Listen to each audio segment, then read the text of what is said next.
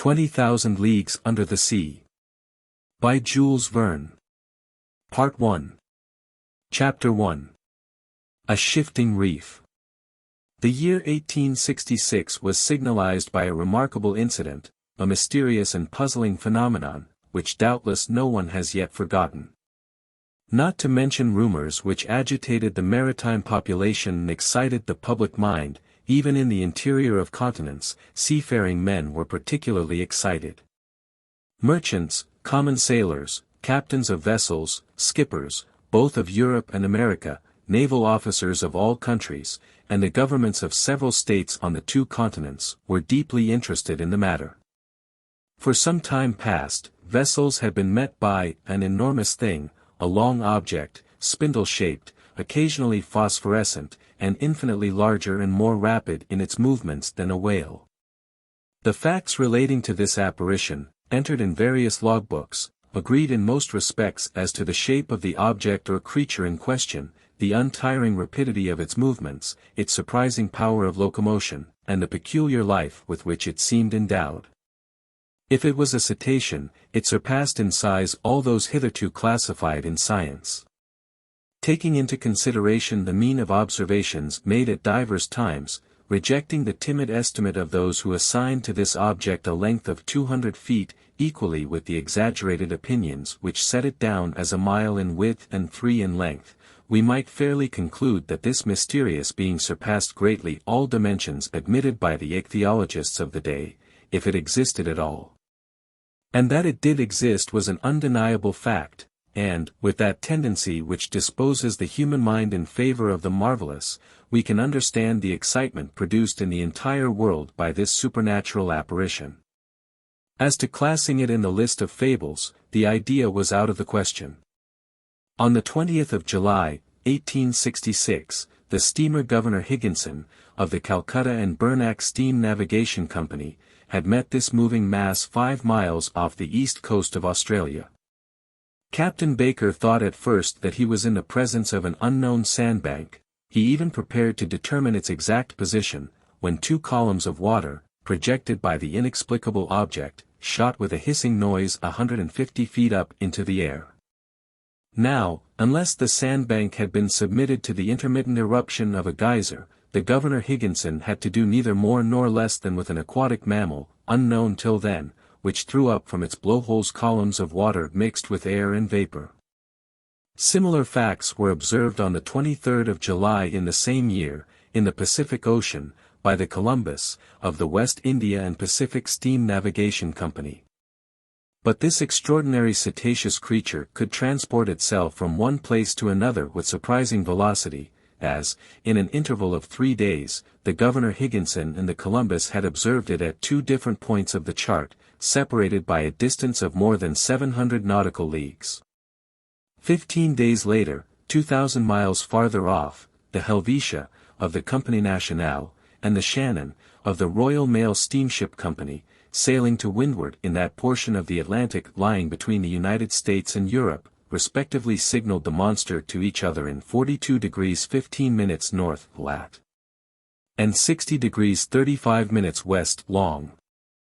In these simultaneous observations they thought themselves justified in estimating the minimum length of the mammal at more than 350 feet, as the Shannon and Helvetia were of smaller dimensions than it, though they measured 300 feet overall.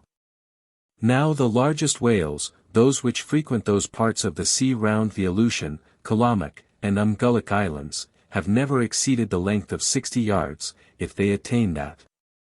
These reports arriving one after the other, with fresh observations made on board the transatlantic ship Pierre, a collision which occurred between the Etna of the Inman line and the monster, a process verbal directed by the officers of the French frigate Normandy, a very accurate survey made by the staff of Commodore Fitzjames on board the Lord Clyde, greatly influenced public opinion. Light-thinking people jested upon the phenomenon, but grave practical countries, such as England, America, and Germany, treated the matter more seriously. In every place of great resort the monster was the fashion. They sang of it in the cafés, ridiculed it in the papers, and represented it on the stage. All kinds of stories were circulated regarding it. There appeared in the papers caricatures of every gigantic and imaginary creature, from the white whale, the terrible Moby Dick of Hyperborean regions, to the immense kraken whose tentacles could entangle a ship of 500 tons, and hurry it into the abyss of the ocean. The legends of ancient times were even resuscitated, and the opinions of Aristotle and Pliny revived, who admitted the existence of these monsters, as well as the Norwegian tales of Bishop Pontoppidan, the accounts of Paul Hegede, and, last of all, the reports of Mr. Harrington, whose good faith no one could suspect, who affirmed that, being on board the Castellan, in 1857, he had seen this enormous serpent, which had never until that time frequented any other seas but those of the ancient Constitutional. Then burst forth the interminable controversy between the credulous and the incredulous in the societies of savants and the scientific journals. The question of the monster inflamed all minds. Editors of scientific journals, quarreling with believers in the supernatural, spilled seas of ink during this memorable campaign, some even drawing blood, from the sea serpent they came to direct personalities. For 6 months war was waged with various fortune in the leading articles of the Geographical Institution of Brazil, the Royal Academy of Science of Berlin, the British Association, the Smithsonian Institution of Washington, in the discussions of the Indian Archipelago, of the cosmos of the Abbé Moigno, in the Mittheilungen of Petermann, in the scientific chronicles of the great journals of France and other countries. The cheaper journals replied keenly and with inexhaustible zest. These satirical writers parroted a remark of Linnaeus, quoted by the adversaries of the monster, maintaining that nature did not make fools, and adjured their contemporaries not to give the lie to nature, by admitting the existence of krakens, sea serpents, Moby Dicks, and other lucubrations of delirious sailors.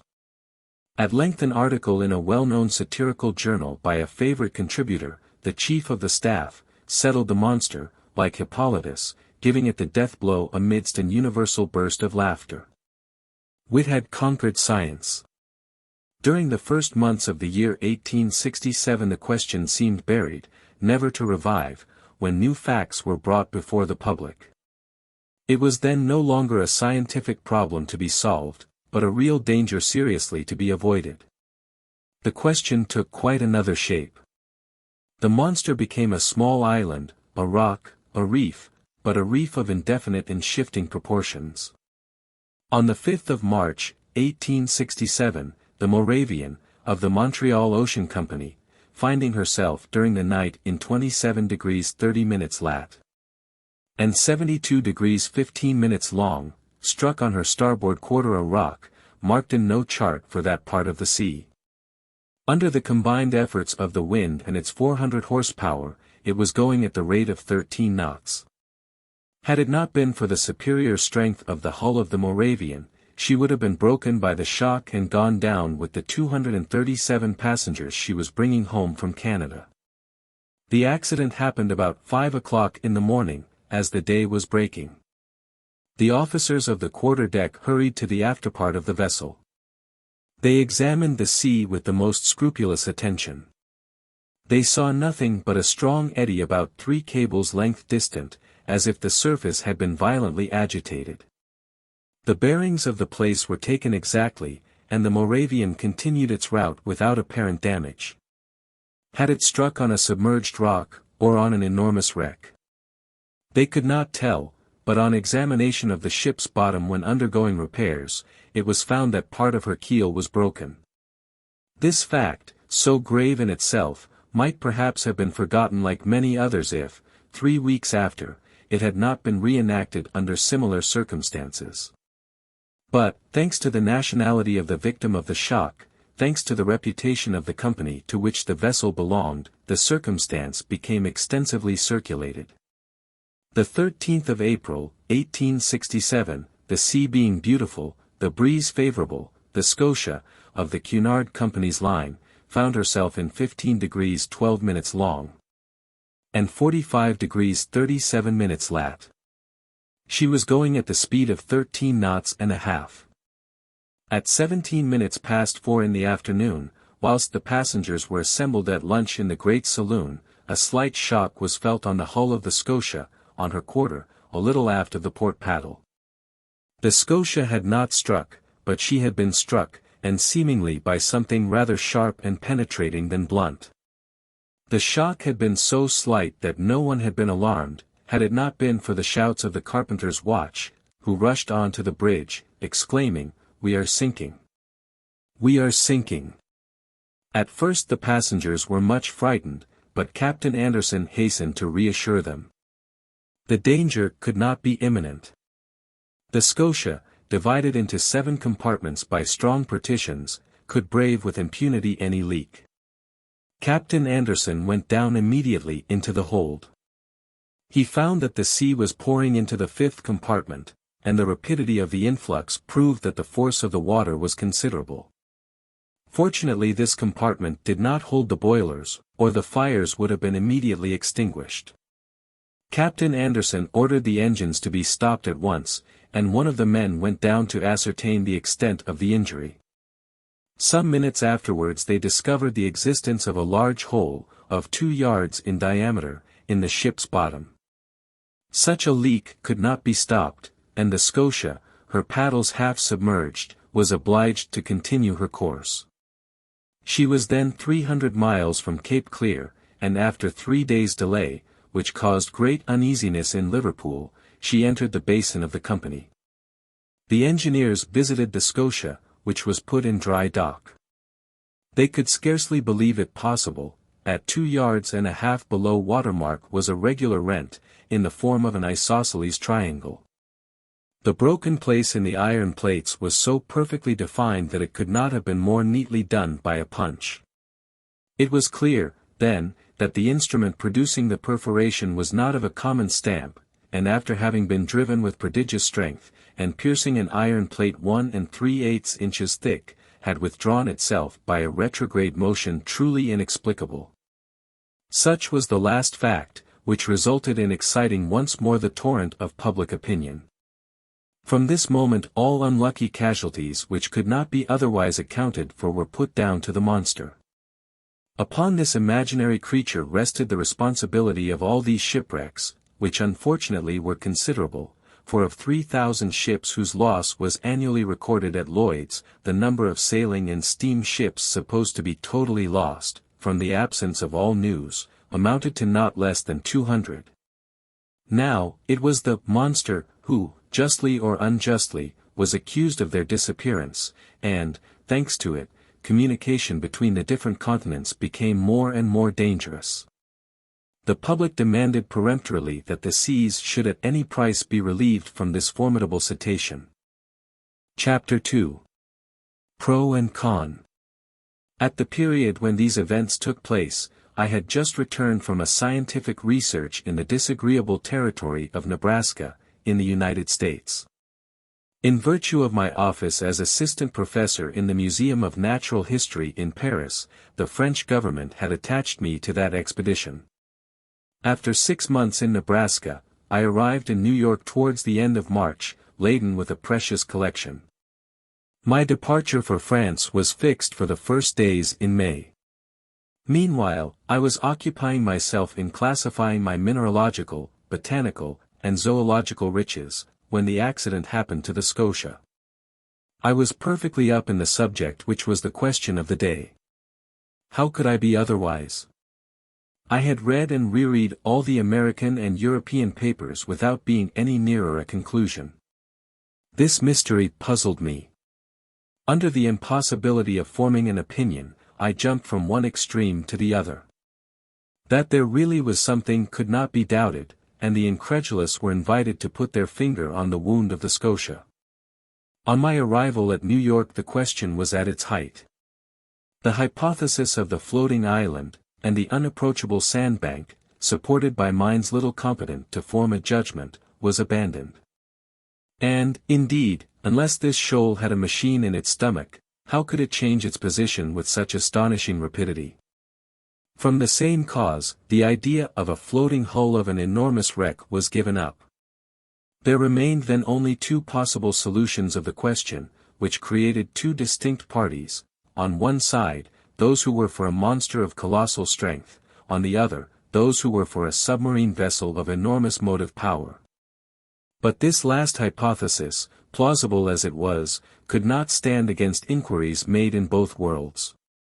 That a private gentleman should have such a machine at his command was not likely.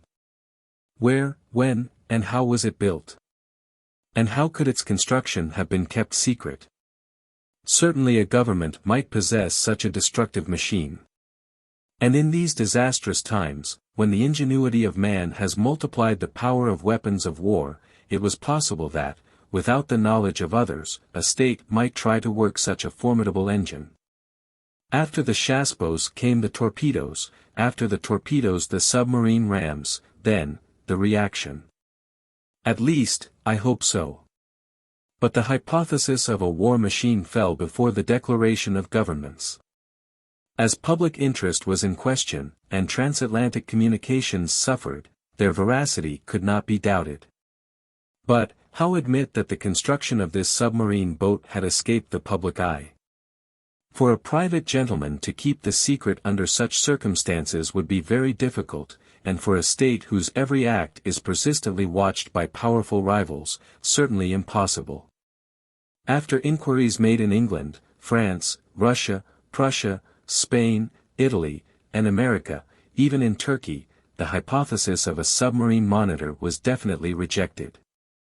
Upon my arrival in New York several persons did me the honor of consulting me on the phenomenon in question. I had published in France a work in quarto, in 2 volumes, entitled Mysteries of the Great Submarine Grounds. This book, highly approved of in the learned world, gained for me a special reputation in this rather obscure branch of natural history. My advice was asked. As long as I could deny the reality of the fact, I confined myself to a decided negative. But soon, finding myself driven into a corner, I was obliged to explain myself categorically. And even, the Honorable Pierre Aronnax, professor in the Museum of Paris, was called upon by the New York Herald to express a definite opinion of some sort. I did something. I spoke, for want of power to hold my tongue. I discussed the question in all its forms, politically and scientifically, and I give here an extract from a carefully studied article which I published in the number of the 30th of April. It ran as follows. After examining one by one the different hypotheses, rejecting all other suggestions, it becomes necessary to admit the existence of a marine animal of enormous power. The great depths of the ocean are entirely unknown to us. Soundings cannot reach them. What passes in those remote depths, what beings live, or can live, 12 or 15 miles beneath the surface of the waters, what is the organization of these animals, we can scarcely conjecture. However, the solution of the problem submitted to me may modify the form of the dilemma. Either we do know all the varieties of beings which people our planet, or we do not. If we do not know them all, if nature has still secrets in ichthyology for us, nothing is more conformable to reason than to admit the existence of fishes, or cetaceans of other kinds, or even of new species, of an organization formed to inhabit the strata inaccessible to soundings, and which an accident of some sort, either fantastical or capricious, has brought at long intervals to the upper level of the ocean.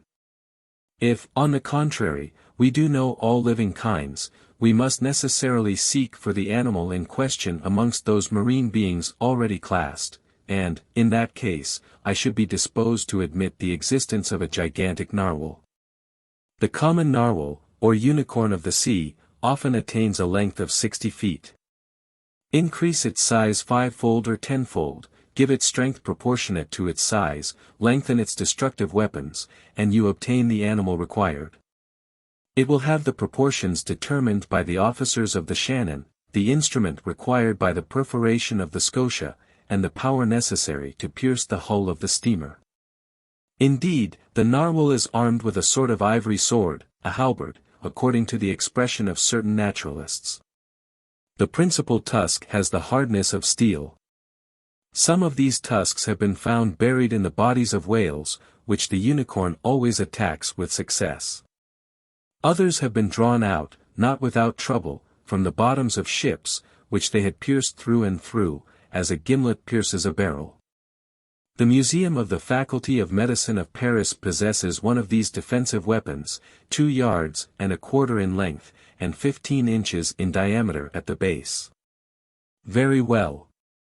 Suppose this weapon to be 6 times stronger and the animal 10 times more powerful, launch it at the rate of 20 miles an hour, and you obtain a shock capable of producing the catastrophe required. Until further information, therefore, I shall maintain it to be a sea unicorn of colossal dimensions, armed not with a halberd, but with a real spur, as the armored frigates, or the rams of war, whose massiveness and motive power it would possess at the same time. Thus may this puzzling phenomenon be explained, unless there be something over and above all that one has ever conjectured, seen, perceived, or experienced, which is just within the bounds of possibility. These last words were cowardly on my part, but, up to a certain point, I wished to shelter my dignity as professor, and not give too much cause for laughter to the Americans, who laugh well when they do laugh. I reserved for myself a way of escape. In effect, however, I admitted the existence of the monster. My article was warmly discussed, which procured it a high reputation. It rallied round it a certain number of partisans. The solution it proposed gave, at least, full liberty to the imagination. The human mind delights in grand conceptions of supernatural beings. And the sea is precisely their best vehicle, the only medium through which these giants, against which terrestrial animals, such as elephants or rhinoceroses, are as nothing, can be produced or developed. The industrial and commercial papers treated the question chiefly from this point of view. The Shipping and Mercantile Gazette, the Lloyd's List, the Packet Boat, and the Maritime and Colonial Review, all papers devoted to insurance companies which threatened to raise their rates of premium, were unanimous on this point. Public opinion had been pronounced. The United States were the first in the field, and in New York they made preparations for an expedition destined to pursue this narwhal. A frigate of great speed, the Abraham Lincoln, was put in commission as soon as possible. The arsenals were opened to Commander Farragut, who hastened the arming of his frigate, but, as it always happens, the moment it was decided to pursue the monster did not appear. For 2 months no one heard it spoken of. No ship met with it. It seemed as if this unicorn knew of the plots weaving around it. It had been so much talked of, even through the Atlantic cable, that jesters pretended that this slender fly had stopped a telegram on its passage and was making the most of it. So when the frigate had been armed for a long campaign, and provided with formidable fishing apparatus, no one could tell what course to pursue. Impatience grew apace, when, on the 2nd of July, they learned that a steamer of the line of San Francisco, from California to Shanghai, had seen the animal 3 weeks before in the North Pacific Ocean. The excitement caused by this news was extreme. The ship was revictualled and well stocked with coal. 3 hours before the Abraham Lincoln left Brooklyn Pier, I received a letter worded as follows. To M. Aronnax, Professor in the Museum of Paris, 5th Avenue Hotel, New York. Sir, if you will consent to join the Abraham Lincoln in this expedition, the government of the United States will with pleasure see France represented in the enterprise. Commander Farragut has a cabin at your disposal. Very cordially yours. J.B. Hobson, Secretary of Marine. Chapter 3. I form my resolution. 3 seconds before the arrival of J.B. Hobson's letter, I no more thought of pursuing the unicorn than of attempting the passage of the North Sea. 3 seconds after reading the letter of the Honorable Secretary of Marine, I felt that my true vocation, the sole end of my life, was to chase this disturbing monster, and purge it from the world. But I had just returned from a fatiguing journey, weary and longing for repose. I aspired to nothing more than again seeing my country, my friends, my little lodging by the Jardin des Plantes, my dear and precious collections. But nothing could keep me back. I forgot all, fatigue, friends and collections, and accepted without hesitation the offer of the American government. Besides, thought I, all roads lead back to Europe, for my particular benefit, and I will not hurry me towards the coast of France. This worthy animal may allow itself to be caught in the seas of Europe, for my particular benefit, and I will not bring back less than half a yard of his ivory halberd to the Museum of Natural History. But in the meanwhile I must seek this narwhal in the North Pacific Ocean, which, to return to France, was taking the road to the Antipodes. Conseil, I called in an impatient voice. Conseil was my servant, a true, devoted Flemish boy, who had accompanied me in all my travels. I liked him, and he returned the liking well. He was phlegmatic by nature, regular from principle, zealous from habit, evincing little disturbance at the different surprises of life, very quick with his hands, and apt at any service required of him, and, despite his name, never giving advice, even when asked for it. Conseil had followed me for the last 10 years wherever science led. Never once did he complain of the length or fatigue of a journey, never make an objection to pack his portmanteau for whatever country it might be, or however far away, whether China or Congo. Besides all this, he had good health, which defied all sickness, and solid muscles, but no nerves. Good morals are understood. This boy was 30 years old, and his age to that of his master as 15 to 20. May I be excused for saying that I was 40 years old? But Conseil had one fault, he was ceremonious to a degree, and would never speak to me but in the third person, which was sometimes provoking. Conseil, said I again, beginning with feverish hands to make preparations for my departure. Certainly I was sure of this devoted boy. As a rule, I never asked him if it were convenient for him or not to follow me in my travels, but this time the expedition in question might be prolonged, and the enterprise might be hazardous in pursuit of an animal capable of sinking a frigate as easily as a nutshell. Here there was matter for reflection even to the most impassive man in the world. What would Conseil say? Conseil, I called a third time. Conseil appeared. Did you call, sir? Said he, entering. Yes, my boy, make preparations for me and yourself too. We leave in 2 hours. As you please, sir, replied Conseil, quietly. Not an instant to lose, lock in my trunk all traveling utensils, coats, shirts, and stockings, without counting, as many as you can, and make haste. And your collections, sir, observed Conseil. We will think of them by and by. What? The Archaeotherium, the Hyracotherium, the Oreodons, the Carapotamus, and the other skins? They will keep them at the hotel. And your live Babirusa, sir? They will feed it during our absence. Besides, I will give orders to forward our menagerie to France. We are not returning to Paris, then, said Conseil. Oh. Certainly, I answered, evasively, by making a curve. Will the curve please you, sir? Oh. It will be nothing, not quite so direct a road, that is all.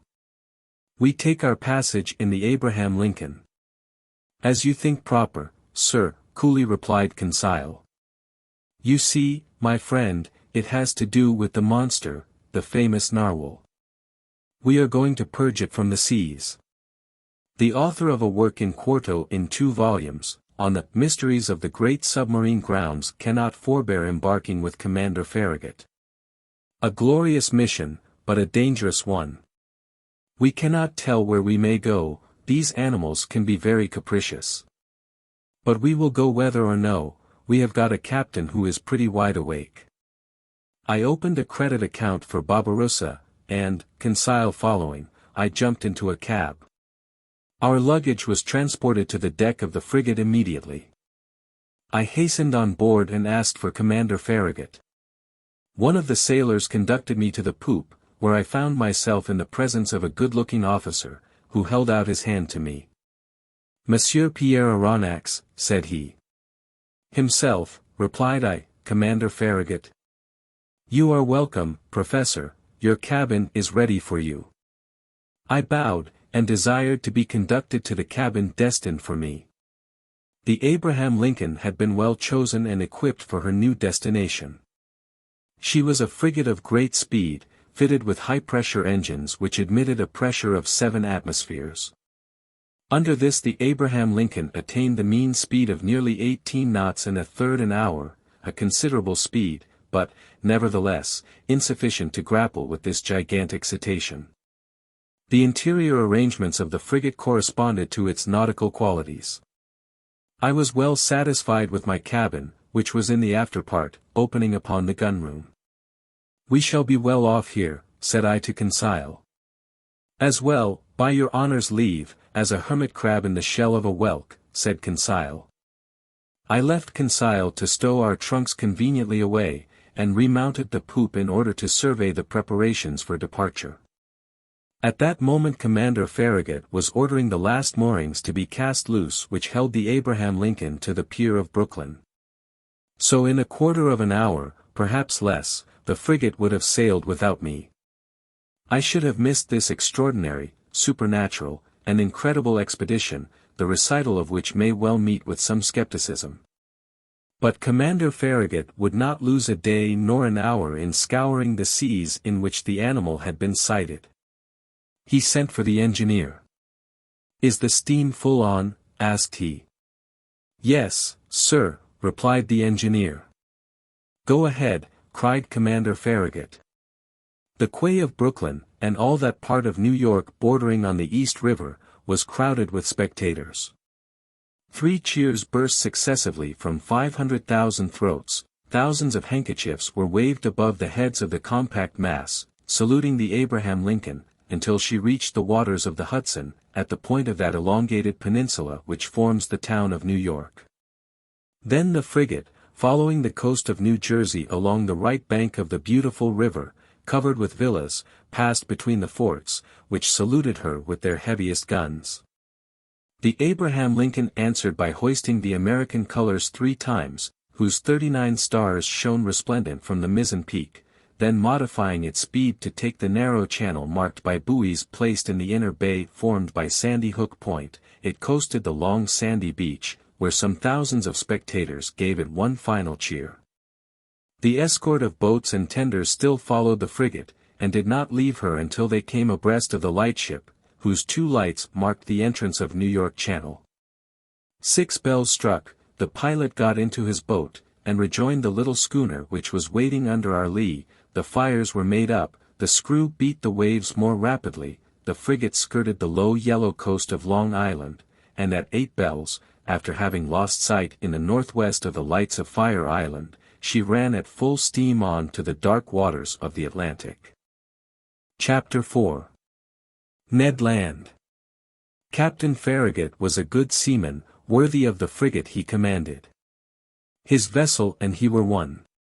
He was the soul of it. On the question of the cetacean there was no doubt in his mind, and he would not allow the existence of the animal to be disputed on board. He believed in it, as certain good women believe in the Leviathan, by faith, not by reason. The monster did exist, and he had sworn to rid the seas of it. He was a kind of Knight of Rhodes, a second Dieudonne de Gozon, going to meet the serpent which desolated the island.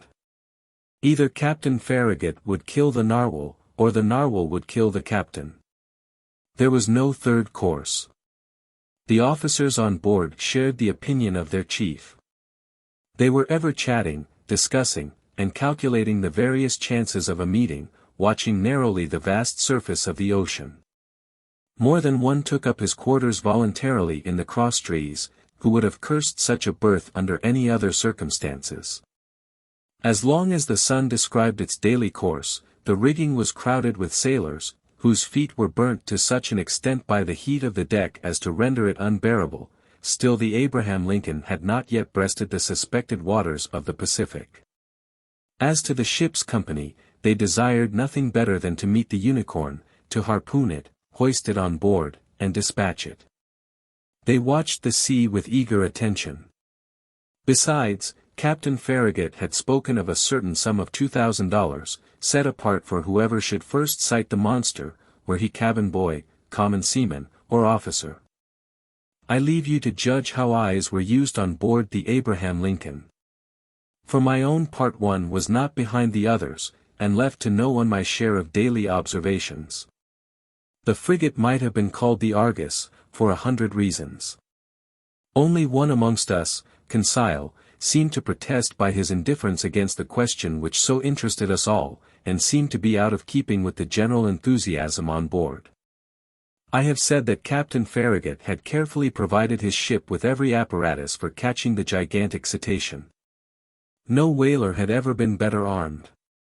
We possessed every known engine, from the harpoon thrown by the hand to the barbed arrows of the blunderbuss, and the explosive balls of the duck gun. On the forecastle lay the perfection of a breech-loading gun, very thick at the breech, and very narrow in the bore, the model of which had been in the exhibition of 1867. This precious weapon of American origin could throw with ease a conical projectile of 9 pounds to a mean distance of 10 miles. Thus the Abraham Lincoln wanted for no means of destruction, and, what was better still, she had on board Ned Land, the prince of harpooners. Ned Land was a Canadian, with an uncommon quickness of hand, and who knew no equal in his dangerous occupation. Skill, coolness, audacity, and cunning he possessed in a superior degree, and it must be a cunning whale or a singularly cute cachalot to escape the stroke of his harpoon. Ned Land was about 40 years of age. He was a tall man, more than 6 feet high, strongly built, grave and taciturn, occasionally violent, and very passionate when contradicted. His person attracted attention, but above all the boldness of his look, which gave a singular expression to his face. Who calls himself Canadian calls himself French, and, little communicative as Ned Land was, I must admit that he took a certain liking for me. My nationality drew him to me, no doubt. It was an opportunity for him to talk, and for me to hear, that old language of Rabelais, which is still in use in some Canadian provinces. The harpooner's family was originally from Quebec, and was already a tribe of hardy fishermen when this town belonged to France. Little by little, Ned Land acquired a taste for chatting, and I loved to hear the recital of his adventures in the polar seas. He related his fishing, and his combats, with natural poetry of expression. His recital took the form of an epic poem, and I seemed to be listening to a Canadian Homer singing the Iliad of the regions of the north. I am portraying this hardy companion as I really knew him. We are old friends now, united in that unchangeable friendship which is born and cemented amidst extreme dangers. Ah, brave Ned! I ask no more than to live 100 years longer, that I may have more time to dwell the longer on your memory. Now, what was Ned Land's opinion upon the question of the marine monster?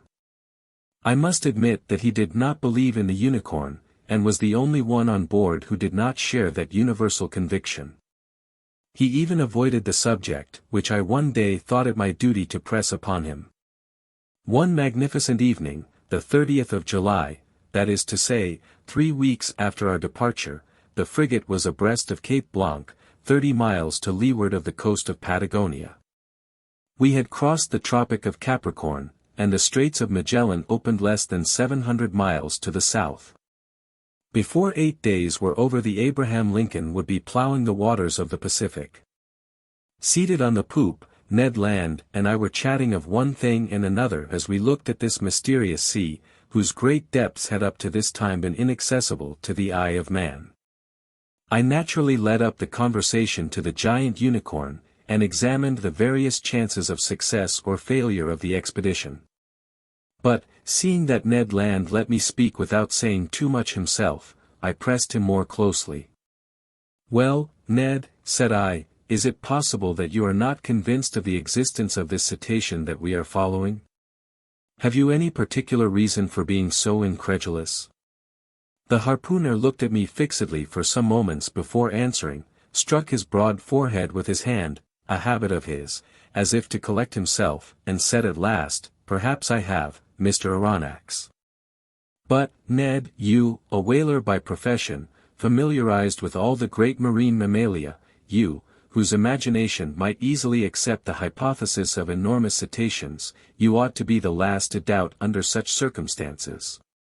That is just what deceives you, Professor, replied Ned. That the vulgar should believe in extraordinary comets traversing space, and in the existence of antediluvian monsters in the heart of the globe, may well be, but neither astronomer nor geologist believes in such chimeras. As a whaler I have followed many a cetacean, harpooned a great number, and killed several, but, however strong or well-armed they may have been, neither their tails nor their weapons would have been able even to scratch the iron plates of a steamer. But, Ned, they tell of ships which the teeth of the narwhal have pierced through and through. Wooden ships, that is possible, replied the Canadian, but I have never seen it done, and, until further proof, I deny that whales, cetaceans, or sea unicorns could ever produce the effect you describe. Well, Ned, I repeat it with a conviction resting on the logic of facts. I believe in the existence of a mammal power fully organized, belonging to the branch of vertebrata, like the whales, the cachalots, or the dolphins, and furnished with a horn of defense of great penetrating power. Said the harpooner, shaking his head with the air of a man who would not be convinced. Notice one thing, my worthy Canadian, I resumed. If such an animal is in existence, if it inhabits the depths of the ocean, if it frequents the strata lying miles below the surface of the water, it must necessarily possess an organization the strength of which would defy all comparison. And why this powerful organization? Demanded Ned. Because it requires incalculable strength to keep oneself in these strata and resist their pressure. Listen to me. Let us admit that the pressure of the atmosphere is represented by the weight of a column of water 32 feet high. In reality the column of water would be shorter, as we are speaking of sea water, the density of which is greater than that of fresh water. Very well, when you dive, Ned, as many times 32 feet of water as there are above you, so many times does your body bear a pressure equal to that of the atmosphere, that is to say, 15 pounds for each square inch of its surface. It follows, then, that at 320 feet this pressure equals that of 10 atmospheres, of 100 atmospheres at 3,200 feet, and of 1,000 atmospheres at 32,000 feet, that is, about 6 miles, which is equivalent to saying that if you could attain this depth in the ocean, each square 3/8 of an inch of the surface of your body would bear a pressure of 5,600 pounds. Ah! My brave Ned, do you know how many square inches you carry on the surface of your body? I have no idea, Mr. Aronnax. About 6,500, and, as in reality the atmospheric pressure is about 15 pounds, to the square inch, your 6,500 square inches bear at this moment a pressure of 97,500 pounds. Without my perceiving it? Without your perceiving it. And if you are not crushed by such a pressure, it is because the air penetrates the interior of your body with equal pressure.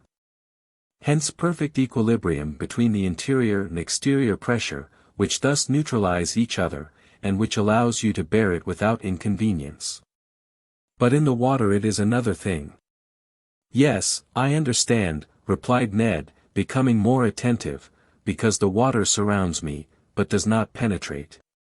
Precisely, Ned, so that at 32 feet beneath the surface of the sea you would undergo a pressure of 97,500 pounds, at 320 feet, 10 times that pressure, at 3,200 feet, 100 times that pressure, lastly, at 32,000 feet, 1,000 times that pressure would be 97,500,000 pounds. That is to say, that you would be flattened as if you had been drawn from the plates of a hydraulic machine. The devil, exclaimed Ned. Very well, my worthy harpooner, if some vertebrate, several hundred yards long, and large in proportion, can maintain itself in such depths, of those whose surface is represented by millions of square inches, that is by tens of millions of pounds, we must estimate the pressure they undergo. Consider, then, what must be the resistance of their bony structure, and the strength of their organization to withstand such pressure. "Why," exclaimed Ned Land, "they must be made of iron plates 8 inches thick, like the armored frigates." "As you say, Ned. And think what destruction such a mass would cause, if hurled with the speed of an express train against the hull of a vessel." "Yes, certainly, perhaps," replied the Canadian, shaken by these figures, but not yet willing to give in. "Well, have I convinced you?" "You have convinced me of one thing, sir, which is that, if such animals do exist at the bottom of the seas, they must necessarily be as strong as you say. But if they do not exist, mine obstinate harpooner, how explain the accident to the Scotia?" Chapter 5. At a Venture. The voyage of the Abraham Lincoln was for a long time marked by no special incident. But one circumstance happened which showed the wonderful dexterity of Ned Land, and proved what confidence we might place in him. The 30th of June, the frigate spoke some American whalers, from whom we learned that they knew nothing about the narwhal. But one of them, the captain of the Monroe, knowing that Ned Land had shipped on board the Abraham Lincoln, begged for his help in chasing a whale they had in sight.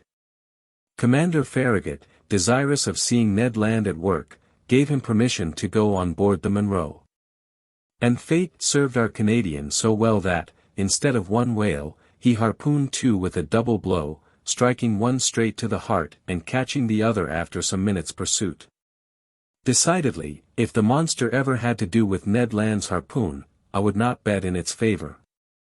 The frigate skirted the southeast coast of America with great rapidity. The 3rd of July we were at the opening of the Straits of Magellan, level with Cape Vierges. But Commander Farragut would not take a tortuous passage, but doubled Cape Horn. The ship's crew agreed with him. And certainly it was possible that they might meet the narwhal in this narrow pass. Many of the sailors affirmed that the monster could not pass there, that he was too big for that. The 6th of July, about 3 o'clock in the afternoon, the Abraham Lincoln, at 15 miles to the south, doubled the solitary island, this lost rock at the extremity of the American continent, to which some Dutch sailors gave the name of their native town, Cape Horn. The course was taken towards the northwest, and the next day the screw of the frigate was at last beating the waters of the Pacific. "Keep your eyes open," called out the sailors. And they were opened widely. Both eyes and glasses, a little dazzled, it is true, by the prospect of $2,000, had not an instant's repose. Day and night they watched the surface of the ocean, and even nyctalopes, whose faculty of seeing in the darkness multiplies their chances 100-fold, would have had enough to do to gain the prize. I myself, for whom money had no charms, was not the least attentive on board. Giving but few minutes to my meals, but a few hours to sleep, indifferent to either rain or sunshine, I did not leave the poop of the vessel. Now leaning on the netting of the forecastle, now on the taffrail, I devoured with eagerness the soft foam which whitened the sea as far as the eye could reach, and how often have I shared the emotion of the majority of the crew, when some capricious whale raised its black back above the waves. The poop of the vessel was crowded in a moment. The cabins poured forth a torrent of sailors and officers, each with heaving breast and troubled eye watching the course of the cetacean. I looked and looked, till I was nearly blind, whilst Conseil, always phlegmatic, kept repeating in a calm voice, "If, sir, you would not squint so much, you would see better." But vain excitement.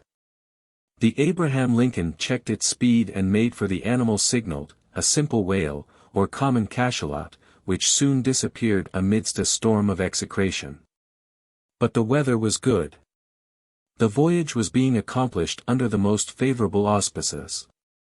It was then the bad season in Australia, the July of that zone corresponding to our January in Europe, but the sea was beautiful and easily scanned round a vast circumference. The 20th of July, the Tropic of Capricorn was cut by 105 degrees of longitude, and the 27th of the same month we crossed the equator on the 110th meridian. This passed, the frigate took a more decided westerly direction, and scoured the central waters of the Pacific. Commander Farragut thought, and with reason, that it was better to remain in deep water, and keep clear of continents or islands, which the beast itself seemed to shun, perhaps because there was not enough water for him. Suggested the greater part of the crew. The frigate passed at some distance from the Marquesas and the Sandwich Islands, crossed the Tropic of Cancer, and made for the China Seas. We were on the theater of the last diversions of the monster, and, to say truth, we no longer lived on board. Hearts palpitated, fearfully preparing themselves for future incurable aneurysm. The entire ship's crew were undergoing a nervous excitement, of which I can give no idea. They could not eat, they could not sleep, 20 times a day. A misconception or an optical illusion of some sailor seated on the taffrail, would cause dreadful perspirations, and these emotions, 20 times repeated, kept us in a state of excitement so violent that a reaction was unavoidable. And truly, reaction soon showed itself.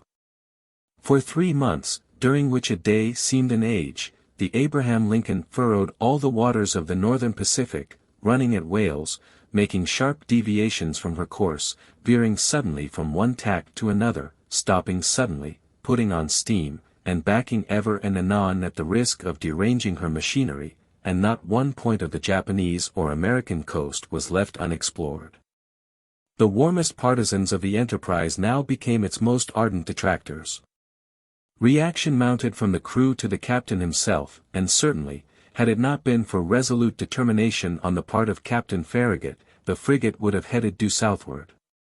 This useless search could not last much longer. The Abraham Lincoln had nothing to reproach herself with, she had done her best to succeed. Never had an American ship's crew shown more zeal or patience. Its failure could not be placed to their charge, there remained nothing but to return. This was represented to the commander. The sailors could not hide their discontent, and the service suffered.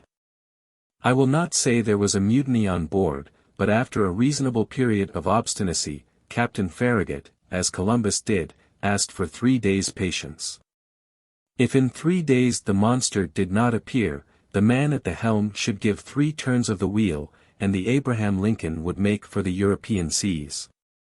This promise was made on the 2nd of November. It had the effect of rallying the ship's crew. The ocean was watched with renewed attention. Each one wished for a last glance in which to sum up his remembrance. Glasses were used with feverish activity. It was a grand defiance given to the giant narwhal, and he could scarcely fail to answer the summons and appear. 2 days passed, the steam was at half pressure, 1,000 schemes were tried to attract the attention and stimulate the apathy of the animal in case it should be met in those parts. Large quantities of bacon were trailed in the wake of the ship, to the great satisfaction, I must say, of the sharks. Small craft radiated in all directions round the Abraham Lincoln as she lay to, and did not leave a spot of the sea unexplored. But the night of the 4th of November arrived without the unveiling of this submarine mystery. The next day, the 5th of November, at 12, the delay would, morally speaking, expire. After that time, Commander Farragut, faithful to his promise, was to turn the course to the southeast and abandon forever the northern regions of the Pacific. The frigate was then in 31 degrees 15 minutes north latitude and 136 degrees 42 minutes east longitude. The coast of Japan still remained less than 200 miles to leeward. Night was approaching. They had just struck 8 bells, large clouds veiled the face of the moon, then in its first quarter. The sea undulated peaceably under the stern of the vessel. At that moment I was leaning forward on the starboard netting. Conseil, standing near me, was looking straight before him. The crew, perched in the ratlins, examined the horizon, which contracted and darkened by degrees. Officers with their night glasses scoured the growing darkness. Sometimes the ocean sparkled under the rays of the moon, which darted between 2 clouds, then all trace of light was lost in the darkness. In looking at Conseil, I could see he was undergoing a little of the general influence. At least I thought so. Perhaps for the first time his nerves vibrated to a sentiment of curiosity. "Come, Conseil," said I, "this is the last chance of pocketing the $2,000. "May I be permitted to say, sir," replied Conseil, "that I never reckoned on getting the prize, and, had the government of the Union offered $100,000, it would have been none the poorer." "You are right, Conseil. It is a foolish affair after all, and one upon which we entered too lightly. What time lost, what useless emotions. We should have been back in France 6 months ago." "In your little room, sir," replied Conseil, "and in your museum, sir, and I should have already classed all your fossils, sir. And the Barbarossa would have been installed in its cage in the Jardin des Plantes, and have drawn all the curious people of the capital. As you say, Conseil. I fancy we shall run a fair chance of being laughed at for our pains." "That's tolerably certain," replied Conseil, quietly. "I think they will make fun of you, sir. And, must I say it? Go on, my good friend." "Well, sir, you will only get your deserts." "Indeed. When one has the honor of being a savant as you are, sir, one should not expose oneself to—" Conseil had not time to finish his compliment. In the midst of general silence a voice had just been heard. It was the voice of Ned Land shouting. "Look out there!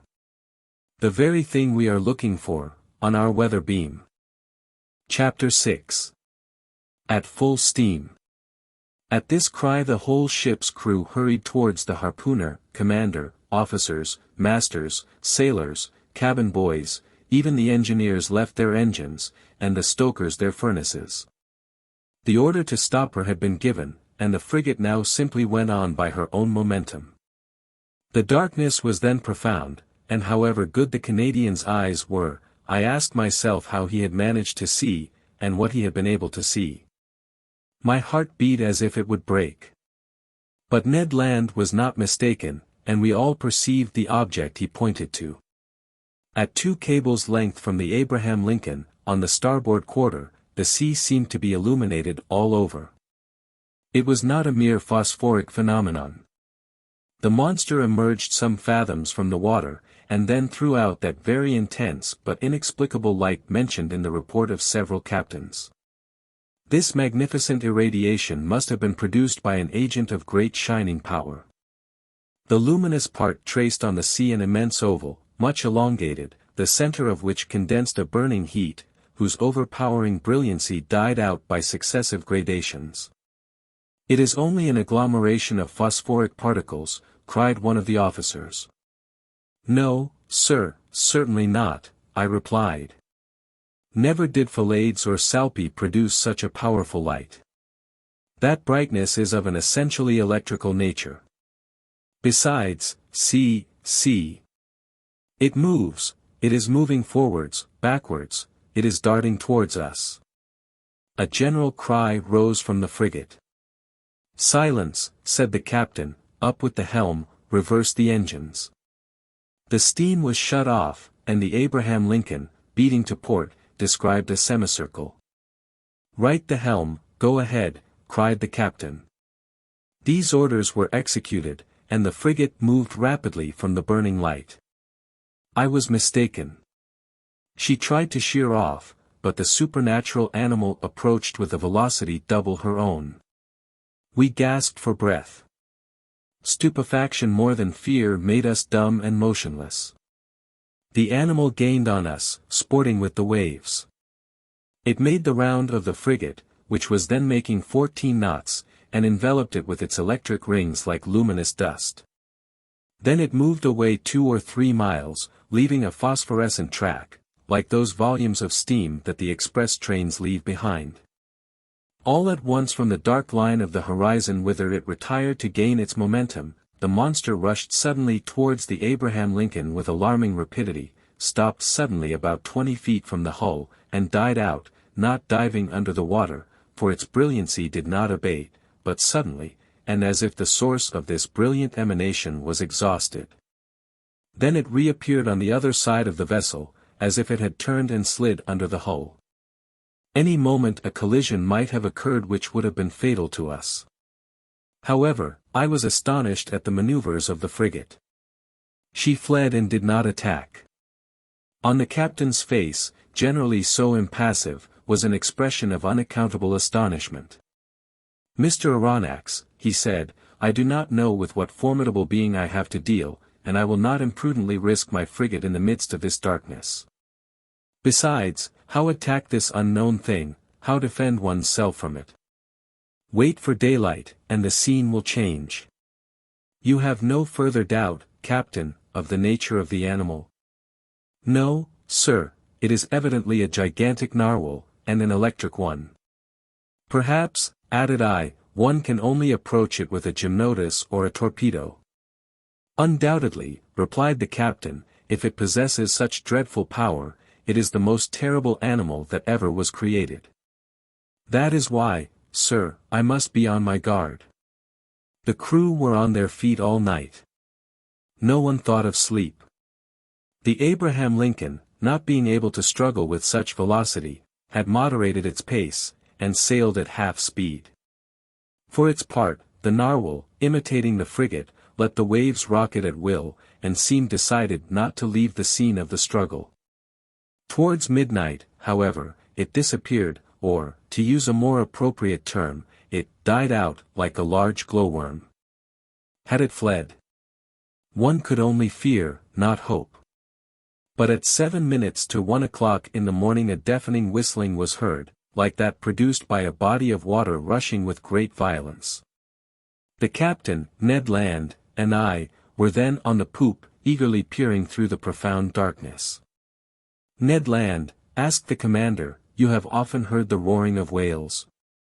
"Often, sir, but never such whales the sight of which brought me in $2,000.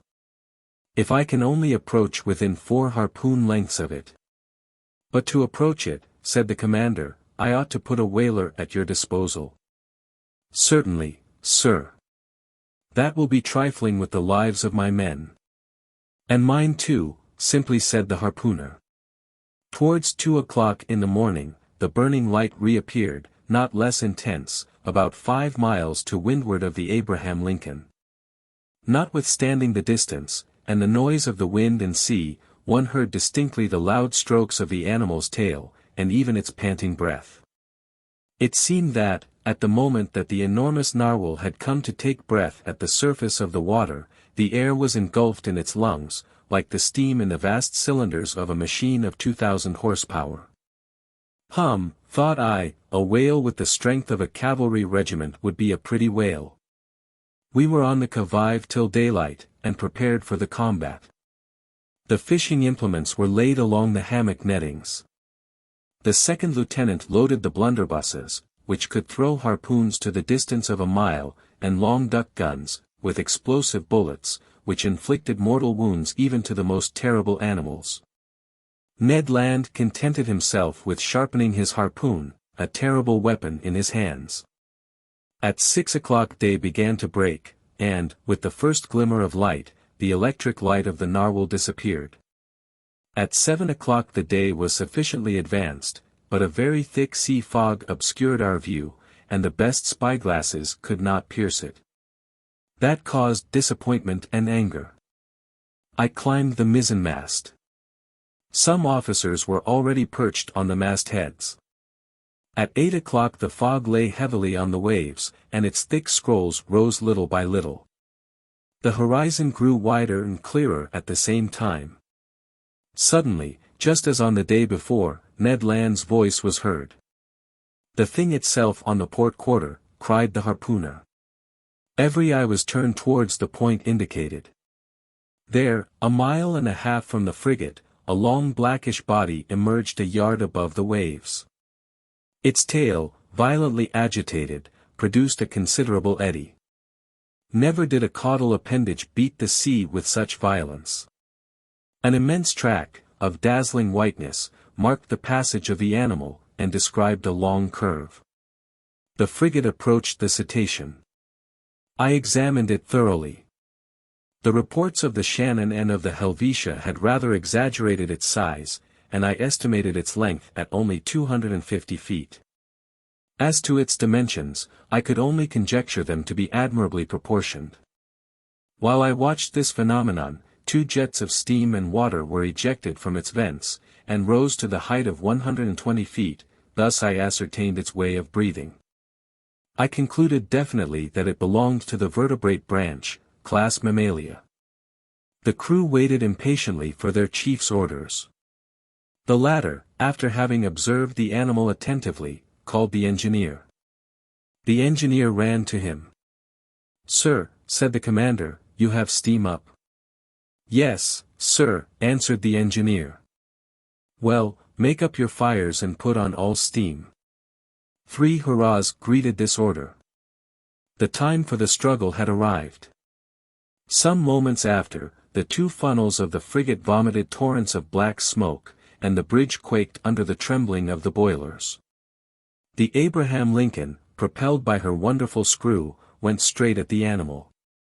The latter allowed it to come within half a cable's length, then, as if disdaining to dive, it took a little turn, and stopped a short distance off. This pursuit lasted nearly 3/4 of an hour, without the frigate gaining 2 yards on the cetacean. It was quite evident that at that rate we should never come up with it. "Well, Mr. Land," asked the captain, "do you advise me to put the boats out to sea?" "No, sir," replied Ned Land, "because we shall not take that beast easily." "What shall we do then?" "Put on more steam if you can, sir." "With your leave, I mean to post myself under the bowsprit, and if we get within harpooning distance, I shall throw my harpoon." "Go, Ned," said the captain. "Engineer, put on more pressure." Ned Land went to his post. The fires were increased, the screw revolved 43 times a minute, and the steam poured out of the valves. We heaved the log, and calculated that the Abraham Lincoln was going at the rate of 18½ miles an hour. But the accursed animal swam too at the rate of 18½ miles an hour. For a whole hour, the frigate kept up this pace, without gaining 6 feet. It was humiliating for one of the swiftest sailors in the American Navy. A stubborn anger seized the crew, the sailors abused the monster, who, as before, disdained to answer them. The captain no longer contented himself with twisting his beard, he gnawed it. The engineer was again called. "You have turned full steam in?" "Yes, sir," replied the engineer. The speed of the Abraham Lincoln increased. Its masts trembled down to their stepping holes, and the clouds of smoke could hardly find way out of the narrow funnels. They heaved the log a second time. "Well?" asked the captain of the man at the wheel. 19 miles and 3/10, sir." "Clap on more steam." The engineer obeyed. The manometer showed 10 degrees. But the cetacean grew warm itself, no doubt, for without straining itself, it made 19 3/10 miles. What a pursuit! No, I cannot describe the emotion that vibrated through me. Ned Land kept his post, harpoon in hand. Several times the animal let us gain upon it. "We shall catch it. We shall catch it," cried the Canadian. But just as he was going to strike, the cetacean stole away with a rapidity that could not be estimated at less than 30 miles an hour, and even during our maximum of speed, it bullied the frigate, going round and round it. A cry of fury broke from everyone. At noon we were no further advanced than at 8 o'clock in the morning. The captain then decided to take more direct means. "Ah," said he, "that animal goes quicker than the Abraham Lincoln. Very well. We will see whether it will escape these conical bullets. Send your men to the forecastle, sir." The forecastle gun was immediately loaded and slewed round. But the shot passed some feet above the cetacean, which was half a mile off. "Another, more to the right," cried the commander, "and $5 to whoever will hit that infernal beast."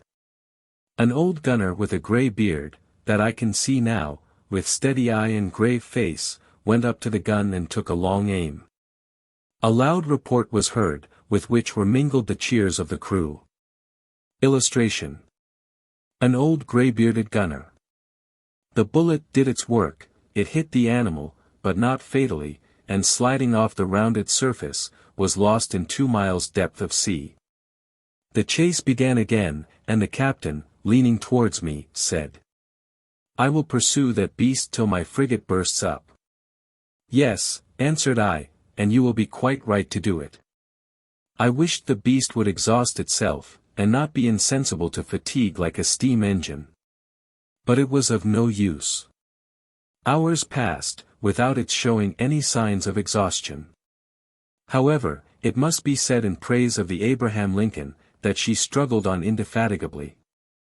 I cannot reckon the distance she made under 300 miles during this unlucky day, November the 6th.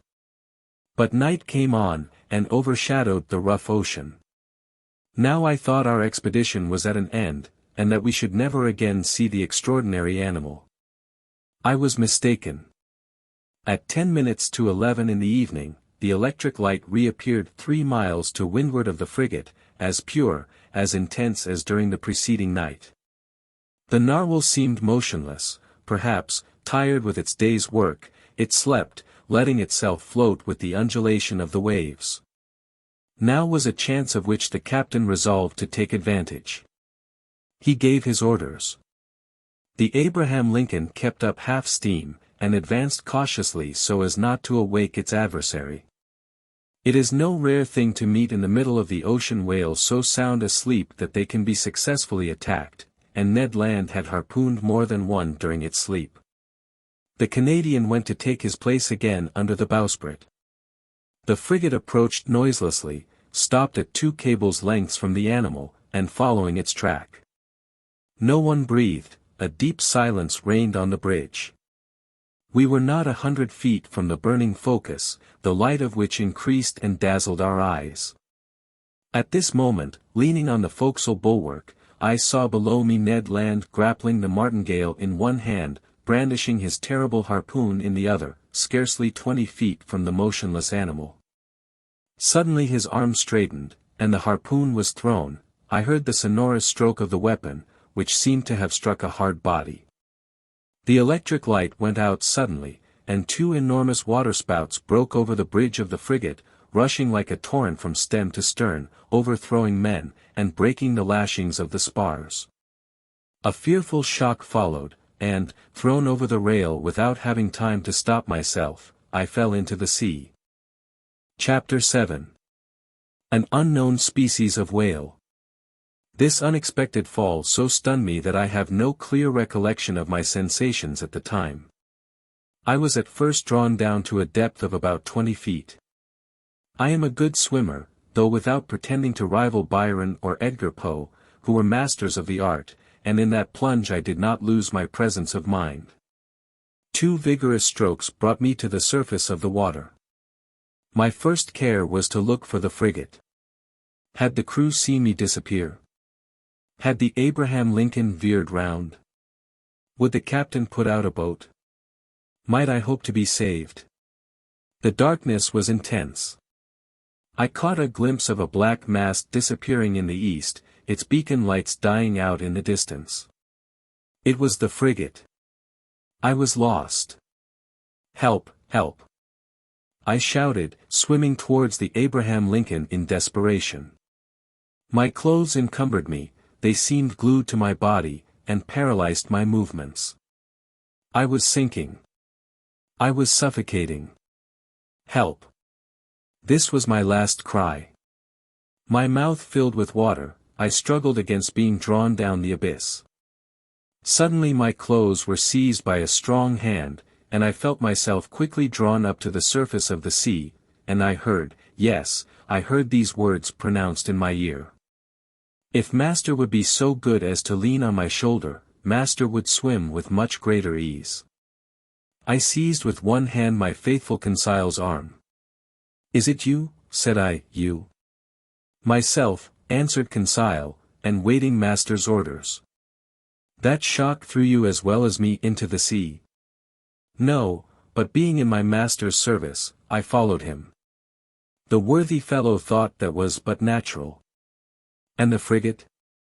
I asked. The frigate, replied Conseil, turning on his back. I think that master had better not count too much on her. You think so?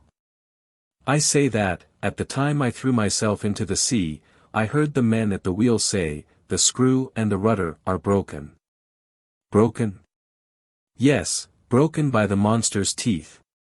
It is the only injury the Abraham Lincoln has sustained. But it is a bad lookout for us, she no longer answers her helm. Then we are lost. Perhaps so, calmly answered Conseil. However, we have still several hours before us, and one can do a good deal in some hours.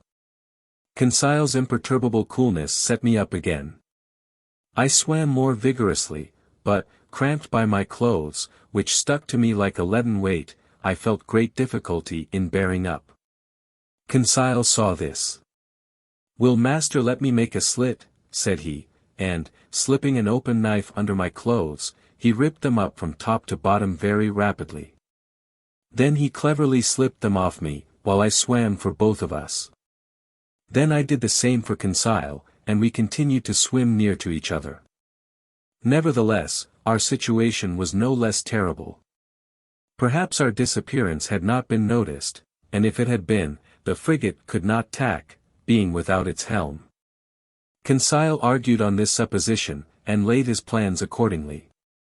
This phlegmatic boy was perfectly self-possessed. We then decided that, as our only chance of safety was being picked up by the Abraham Lincoln's boats, we ought to manage so as to wait for them as long as possible. I resolved then to husband our strength, so that both should not be exhausted at the same time, and this is how we managed, while one of us lay on our back, quite still, with arms crossed, and legs stretched out, the other would swim and push the other on in front. This towing business did not last more than 10 minutes each, and relieving each other thus, we could swim on for some hours, perhaps till daybreak. Poor chance! But hope is so firmly rooted in the heart of man. Moreover, there were two of us. Indeed I declare, though it may seem improbable, if I sought to destroy all hope, if I wished to despair, I could not. The collision of the frigate with the cetacean had occurred about 11 o'clock the evening before. I reckoned then we should have 8 hours to swim before sunrise, an operation quite practicable if we relieved each other. The sea, very calm, was in our favor. Sometimes I tried to pierce the intense darkness that was only dispelled by the phosphorescence caused by our movements. I watched the luminous waves that broke over my hand, whose mirror-like surface was spotted with silvery rings. One might have said that we were in a bath of quicksilver. Near 1 o'clock in the morning, I was seized with dreadful fatigue. My limbs stiffened under the strain of violent cramp. Conseil was obliged to keep me up, and our preservation devolved on him alone. I heard the poor boy pant, his breathing became short and hurried. I found that he could not keep up much longer. "Leave me. Leave me," I said to him. "Leave my master." "Never," replied he. "I would drown first." Just then the moon appeared through the fringes of a thick cloud that the wind was driving to the east. The surface of the sea glittered with its rays. This kindly light reanimated us. My head got better again. I looked at all points of the horizon. I saw the frigate. She was 5 miles from us, and looked like a dark mass, hardly discernible. But no boats. I would have cried out. But what good would it have been at such a distance? My swollen lips could utter no sounds. Conseil could articulate some words, and I heard him repeat at intervals, "Help! Help!" Our movements were suspended for an instant, we listened. It might be only a singing in the ear, but it seemed to me as if a cry answered the cry from Conseil. "Did you hear?" I murmured. "Yes. Yes." And Conseil gave one more despairing call. This time there was no mistake. A human voice responded to ours. Was it the voice of another unfortunate creature, abandoned in the middle of the ocean, some other victim of the shock sustained by the vessel? Or rather was it a boat from the frigate, that was hailing us in the darkness? Conseil made a last effort, and, leaning on my shoulder, while I struck out in a despairing effort, he raised himself half out of the water, then fell back exhausted. "What did you see?" "I saw," murmured he, "I saw, but do not talk, reserve all your strength." What had he seen? Then, I know not why, the thought of the monster came into my head for the first time. But that voice. The time is past for Jonahs to take refuge in whales' bellies. However, Conseil was towing me again. He raised his head sometimes, looked before us, and uttered a cry of recognition, which was responded to by a voice that came nearer and nearer. I scarcely heard it. My strength was exhausted, my fingers stiffened, my hand afforded me support no longer, my mouth, convulsively opening, filled with salt water. Cold crept over me. I raised my head for the last time, then I sank. At this moment a hard body struck me. I clung to it, then I felt that I was being drawn up, that I was brought to the surface of the water, that my chest collapsed, I fainted. It is certain that I soon came to, thanks to the vigorous rubbings that I received. I half opened my eyes. "Conseil," I murmured. "Does master call me?" asked Conseil. Just then, by the waning light of the moon which was sinking down to the horizon, I saw a face which was not Conseil's and which I immediately recognized. "Ned!" I cried. "The same, sir, who is seeking his prize," replied the Canadian. "Were you thrown into the sea by the shock to the frigate?" "Yes, Professor, but more fortunate than you, I was able to find a footing almost directly upon a floating island." "An island?" "Or, more correctly speaking, on our gigantic narwhal." "Explain yourself, Ned." "Only I soon found out why my harpoon had not entered its skin and was blunted." "Why, Ned, why?" "Because, Professor, that beast is made of sheet iron." The Canadian's last words produced a sudden revolution in my brain. I wriggled myself quickly to the top of the being, or object, half out of the water, which served us for a refuge. I kicked it. It was evidently a hard impenetrable body, and not the soft substance that forms the bodies of the great marine mammalia. But this hard body might be a bony carapace, like that of the antediluvian animals, and I should be free to class this monster among amphibious reptiles, such as tortoises or alligators. Well, no. The blackish back that supported me was smooth, polished, without scales. The blow produced a metallic sound, and incredible though it may be, it seemed, I might say, as if it was made of riveted plates. There was no doubt about it. This monster, this natural phenomenon that had puzzled the learned world, and overthrown and misled the imagination of seamen of both hemispheres, it must be owned, a still more astonishing phenomenon, inasmuch as it was a simply human construction. We had no time to lose, however. We were lying upon the back of a sort of submarine boat, which appeared, as far as I could judge, like a huge fish of steel. Ned Land's mind was made up on this point. Conseil and I could only agree with him. Just then a bubbling began at the back of this strange thing, which was evidently propelled by a screw, and it began to move. We had only just time to seize hold of the upper part, which rose about 7 feet out of the water, and happily its speed was not great. "As long as it sails horizontally," muttered Ned Land, "I do not mind, but if it takes a fancy to dive, I would not give 2 straws for my life." The Canadian might have said still less. It became really necessary to communicate with the beings, whatever they were, shut up inside the machine. I searched all over the outside for an aperture, a panel, or a manhole, to use a technical expression, but the lines of the iron rivets, solidly driven into the joints of the iron plates, were clear and uniform. Besides, the moon disappeared then, and left us in total darkness. At last this long night passed. My indistinct remembrance prevents my describing all the impressions it made. I can only recall one circumstance. During some lulls of the wind and sea, I fancied I heard several times vague sounds, a sort of fugitive harmony produced by words of command. What was then the mystery of this submarine craft, of which the whole world vainly sought an explanation? What kind of beings existed in this strange boat? What mechanical agent caused its prodigious speed? Daybreak appeared. The morning mists surrounded us, but they soon cleared off. I was about to examine the hull, which formed on deck a kind of horizontal platform, when I felt it gradually sinking.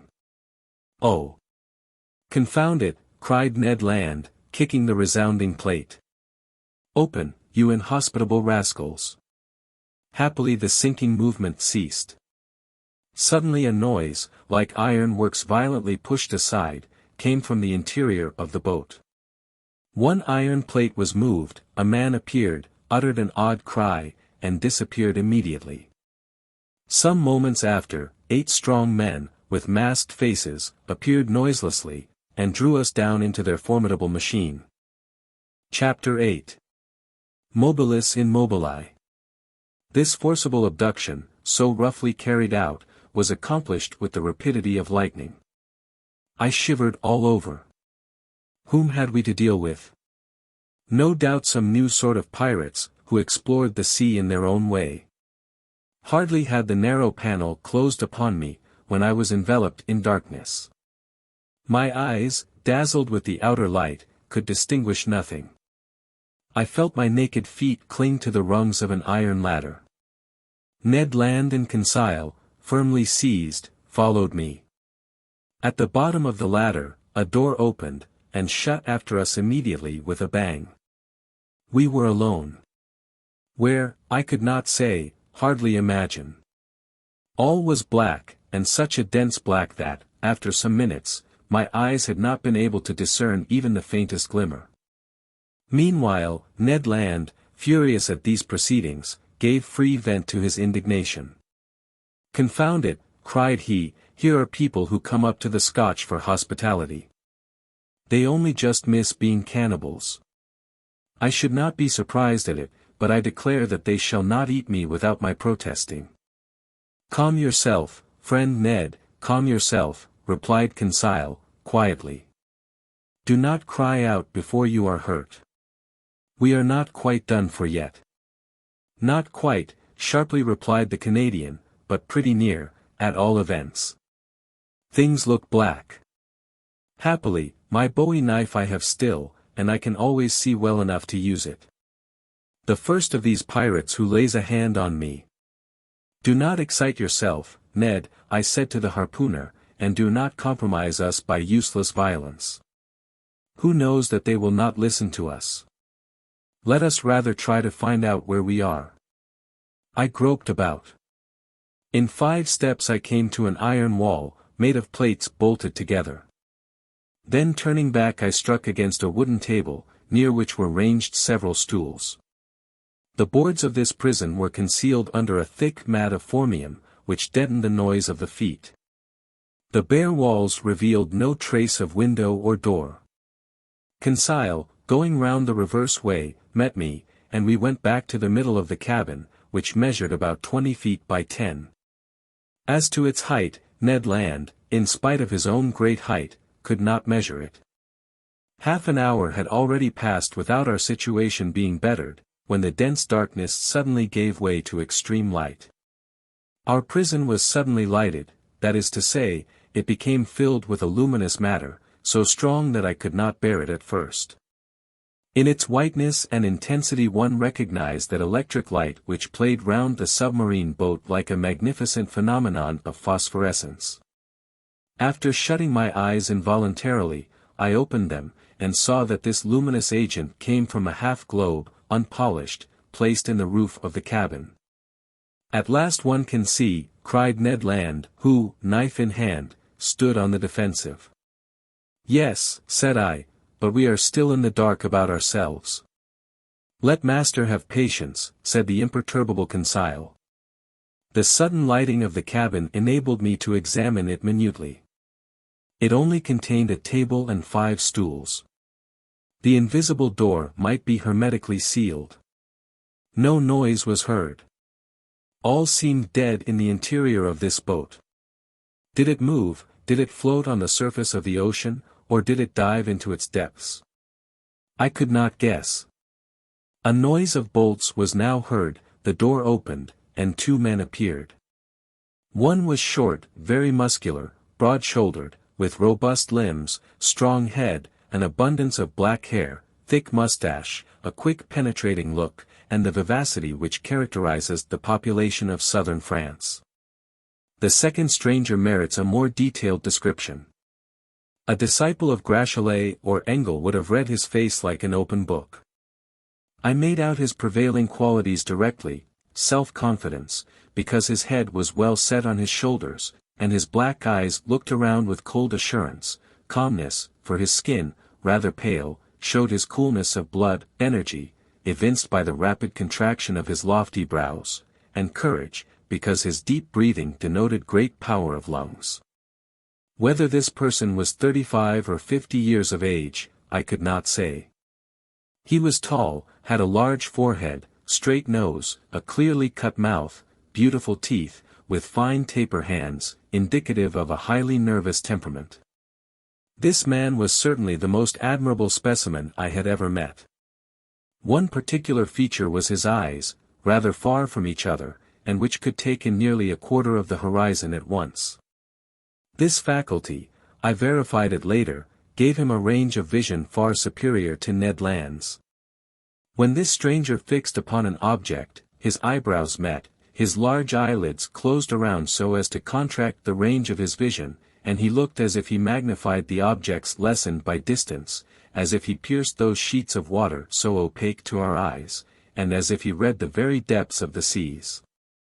The 2 strangers, with caps made from the fur of the sea otter, and shod with sea boots of seal's skin, were dressed in clothes of a particular texture, which allowed free movement of the limbs. The taller of the 2, evidently the chief on board, examined us with great attention, without saying a word, then turning to his companion, talked with him in an unknown tongue. It was a sonorous, harmonious, and flexible dialect, the vowels seeming to admit a very varied accentuation. The other replied by a shake of the head, and added 2 or 3 perfectly incomprehensible words. Then he seemed to question me by a look. I replied in good French that I did not know his language, but he seemed not to understand me, and my situation became more embarrassing. "If master were to tell our story," said Conseil, "perhaps these gentlemen may understand some words." I began to tell our adventures, articulating each syllable clearly, and without omitting one single detail. I announced our names and rank, introducing in person Professor Aronnax, his servant Conseil, and Master Ned Land, the harpooner. The man with the soft calm eyes listened to me quietly, even politely, and with extreme attention, but nothing in his countenance indicated that he had understood my story. When I finished, he said not a word. There remained one resource, to speak English. Perhaps they would know this almost universal language. I knew it, as well as the German language, well enough to read it fluently, but not to speak it correctly. But, anyhow, we must make ourselves understood. "Go on in your turn," I said to the harpooner, "speak your best Anglo-Saxon, and try to do better than I." Ned did not beg off, and recommenced our story. To his great disgust, the harpooner did not seem to have made himself more intelligible than I had. Our visitors did not stir. They evidently understood neither the language of Arago nor of Faraday. Very much embarrassed, after having vainly exhausted our speaking resources, I knew not what part to take, when Conseil said, "If master will permit me, I will relate it in German." But in spite of the elegant terms and good accent of the narrator, the German language had no success. At last, nonplussed, I tried to remember my first lessons, and to narrate our adventures in Latin, but with no better success. This last attempt being of no avail, the two strangers exchanged some words in their unknown language, and retired. The door shut. "It is an infamous shame," cried Ned Land, who broke out for the 20th time. "We speak to those rogues in French, English, German, and Latin, and not one of them has the politeness to answer." "Calm yourself," I said to the impetuous Ned, "anger will do no good." "But do you see, Professor," replied our irascible companion, "that we shall absolutely die of hunger in this iron cage?" "Bah," said Conseil, philosophically, "we can hold out some time yet." "My friends," I said, "we must not despair. We have been worse off than this. Do me the favor to wait a little before forming an opinion upon the commander and crew of this boat." "My opinion is formed," replied Ned Land, sharply. "They are rascals." "Good. And from what country?" "From the land of rogues." "My brave Ned, that country is not clearly indicated on the map of the world, but I admit that the nationality of the two strangers is hard to determine. Neither English, French, nor German, that is quite certain.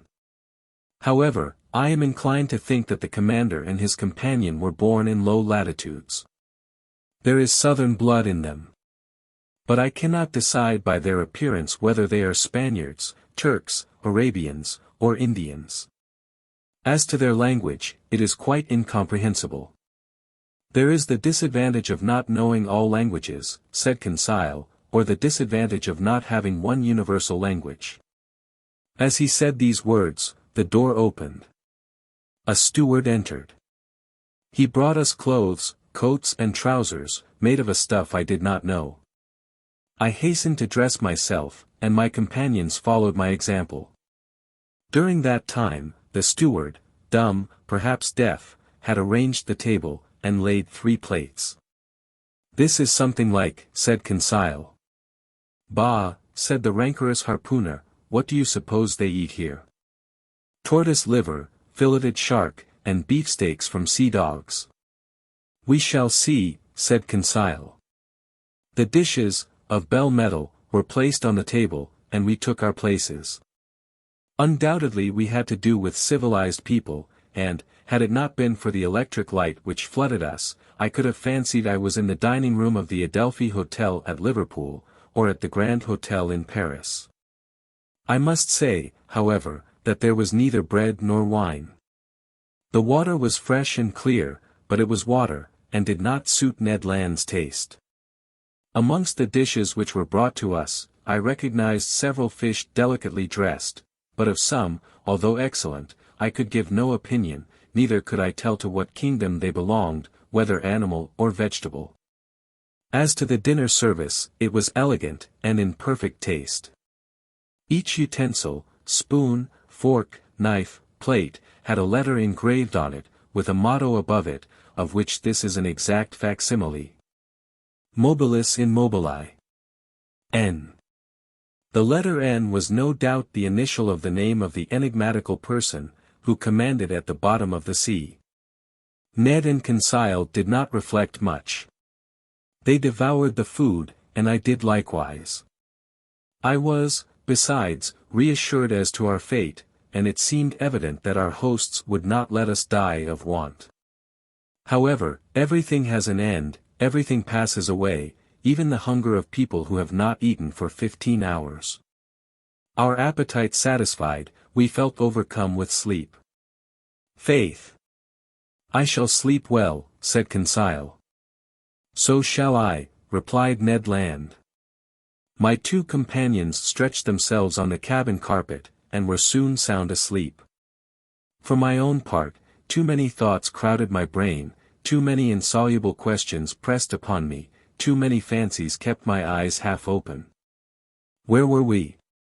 What strange power carried us on? I felt, or rather fancied I felt, the machine sinking down to the lowest beds of the sea. Dreadful nightmares beset me.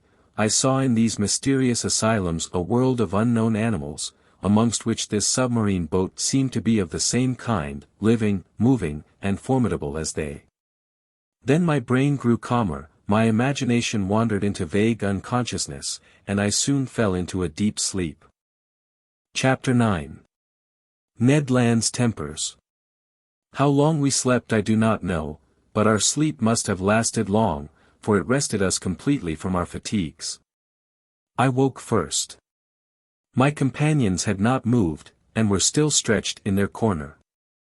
Hardly roused from my somewhat hard couch, I felt my brain freed, my mind clear.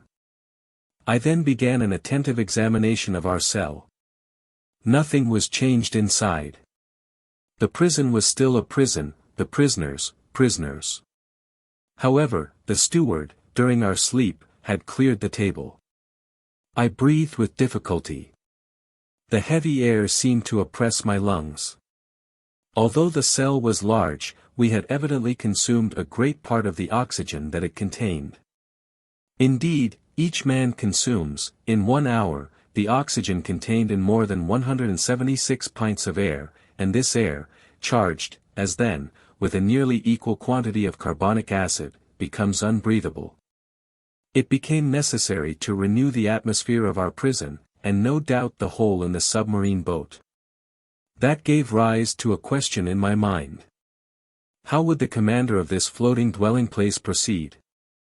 Would he obtain air by chemical means, in getting by heat the oxygen contained in chloride of potash, and in absorbing carbonic acid by caustic potash? Or, a more convenient, economical, and consequently more probable alternative, would he be satisfied to rise and take breath at the surface of the water, like a cetacean, and so renew for 24 hours the atmospheric provision? In fact, I was already obliged to increase my respirations to eke out of this cell the little oxygen it contained, when suddenly I was refreshed by a current of pure air, and perfumed with saline emanations. It was an invigorating sea breeze, charged with iodine. I opened my mouth wide, and my lungs saturated themselves with fresh particles. At the same time I felt the boat rolling. The iron-plated monster had evidently just risen to the surface of the ocean to breathe, after the fashion of whales. I found out from that the mode of ventilating the boat. When I had inhaled this air freely, I sought the conduit pipe, which conveyed to us the beneficial whiff, and I was not long in finding it. Above the door was a ventilator, through which volumes of fresh air renewed the impoverished atmosphere of the cell. I was making my observations, when Ned and Conseil awoke almost at the same time, under the influence of this reviving air. They rubbed their eyes, stretched themselves, and were on their feet in an instant. "Did master sleep well?" asked Conseil, with his usual politeness. "Very well, my brave boy." "And you, Mr. Land?" "Soundly, Professor. But I don't know if I am right or not, there seems to be a sea breeze." A seaman could not be mistaken, and I told the Canadian all that had passed during his sleep. "Good," said he, "that accounts for those roarings we heard, when the supposed narwhal sighted the Abraham Lincoln." "Quite so, Master Land, it was taking breath. Only, Mr. Aronnax, I have no idea what o'clock it is, unless it is dinner time." "Dinner time? My good fellow. Say rather breakfast time, for we certainly have begun another day." "So," said Conseil, "we have slept 24 hours. "That is my opinion." "I will not contradict you," replied Ned Land. "But dinner or breakfast, the steward will be welcome, whichever he brings. Master Land, we must conform to the rules on board, and I suppose our appetites are in advance of the dinner hour." "That is just like you, friend Conseil," said Ned, impatiently. "You are never out of temper, always calm, you would return thanks before grace, and die of hunger rather than complain." Time was getting on, and we were fearfully hungry, and this time the steward did not appear. It was rather too long to leave us, if they really had good intentions towards us. Ned Land, tormented by the cravings of hunger, got still more angry, and, notwithstanding his promise, I dreaded an explosion when he found himself with one of the crew. For 2 hours more Ned Land's temper increased, he cried, he shouted, but in vain. The walls were deaf. There was no sound to be heard in the boat, all was still as death. It did not move, for I should have felt the trembling motion of the hull under the influence of the screw. Plunged in the depths of the waters, it belonged no longer to earth, this silence was dreadful. I felt terrified, Conseil was calm, Ned Land roared. Just then a noise was heard outside. Steps sounded on the metal flags. The locks were turned, the door opened, and the steward appeared. Before I could rush forward to stop him, the Canadian had thrown him down, and held him by the throat. The steward was choking under the grip of his powerful hand. Conseil was already trying to unclasp the harpooner's hand from his half-suffocated victim, and I was going to fly to the rescue, when suddenly I was nailed to the spot by hearing these words in French. "Be quiet, Master Land, and you, Professor, will you be so good as to listen to me?" Chapter 10. The Man of the Seas. It was the commander of the vessel who thus spoke. At these words, Ned Land rose suddenly. The steward, nearly strangled, tottered out on a sign from his master, but such was the power of the commander on board, that not a gesture betrayed the resentment which this man must have felt towards the Canadian. Conseil, interested in spite of himself, I stupefied, awaited in silence the result of this scene. The commander, leaning against the corner of a table with his arms folded, scanned us with profound attention. Did he hesitate to speak? Did he regret the words which he had just spoken in French? One might almost think so. After some moments of silence, which not one of us dreamed of breaking, "Gentlemen," said he, in a calm and penetrating voice, "I speak French, English, German, and Latin equally well. I could, therefore, have answered you at our first interview, but I wish to know you first, then to reflect. The story told by each one, entirely agreeing in the main points, convinced me of your identity. I know now that chance has brought before me Pierre Aronnax, Professor of Natural History at the Museum of Paris, entrusted with a scientific mission abroad, Conseil, his servant, and Ned Land, of Canadian origin, harpooner on board the frigate Abraham Lincoln of the Navy of the United States of America." I bowed assent. It was not a question that the commander put to me. Therefore there was no answer to be made. This man expressed himself with perfect ease, without any accent. His sentences were well turned, his words clear, and his fluency of speech remarkable. Yet, I did not recognize in him a fellow countryman. He continued the conversation in these terms. "You have doubtless thought, sir, that I have delayed long in paying you this second visit. The reason is that, your identity recognized, I wish to weigh maturely what part to act towards you.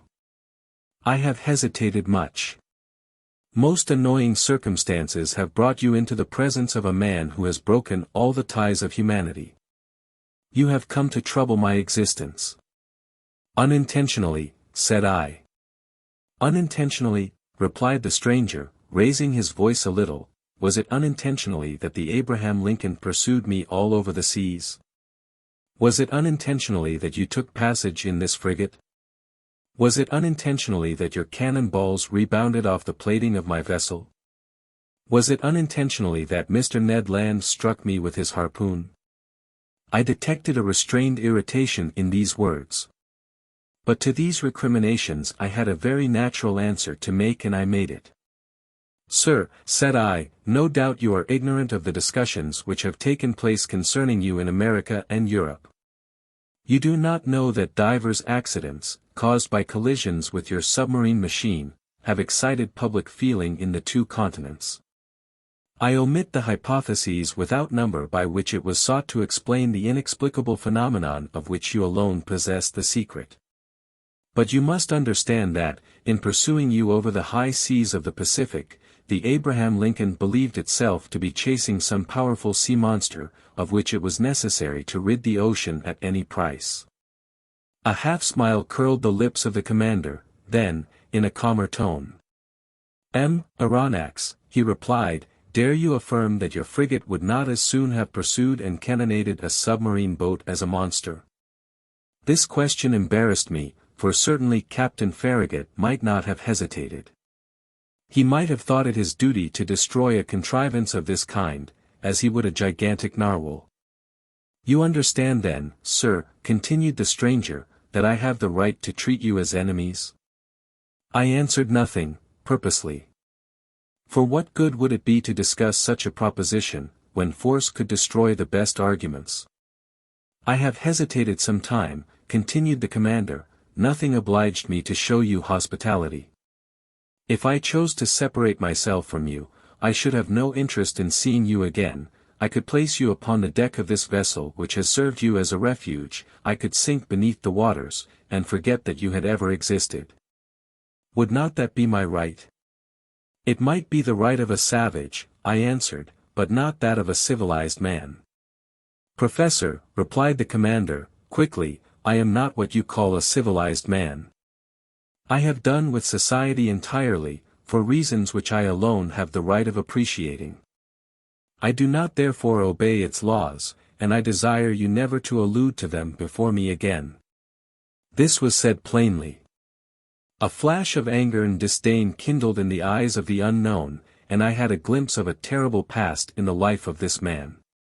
Not only had he put himself beyond the pale of human laws, but he had made himself independent of them, free in the strictest acceptation of the word, quite beyond their reach. Who then would dare to pursue him at the bottom of the sea, when, on its surface, he defied all attempts made against him? What vessel could resist the shock of his submarine monitor? What cuirass, however thick, could withstand the blows of his spur? No man could demand from him an account of his actions. God, if he believed in one, his conscience, if he had one, were the sole judges to whom he was answerable. These reflections crossed my mind rapidly, whilst the stranger personage was silent, absorbed, and as if wrapped up in himself. I regarded him with fear mingled with interest, as doubtless Oedipus regarded the Sphinx. After rather a long silence, the commander resumed the conversation. I have hesitated, said he, but I have thought that my interest might be reconciled with that pity to which every human being has a right. You will remain on board my vessel, since fate has cast you there. You will be free, and, in exchange for this liberty, I shall only impose one single condition. Your word of honor to submit to it will suffice. Speak, sir, I answered. I suppose this condition is one which a man of honor may accept. Yes, sir, it is this. It is possible that certain events, unforeseen, may oblige me to consign you to your cabins for some hours or some days, as the case may be. As I desire never to use violence, I expect from you, more than all the others, a passive obedience. In thus acting, I take all the responsibility, I acquit you entirely, for I make it an impossibility for you to see what ought not to be seen. Do you accept this condition? Then things took place on board which, to say the least, were singular, and which ought not to be seen by people who were not placed beyond the pale of social laws. Amongst the surprises which the future was preparing for me, this might not be the least. We accept, I answered, only I will ask your permission, sir, to address one question to you, one only. Speak, sir. You said that we should be free on board. Entirely. I ask you, then, what you mean by this liberty? Just the liberty to go, to come, to see, to observe even all that passes here, save under rare circumstances, the liberty, in short, which we enjoy ourselves, my companions and I. It was evident that we did not understand one another. Pardon me, sir, I resumed, but this liberty is only what every prisoner has of pacing his prison. It cannot suffice us.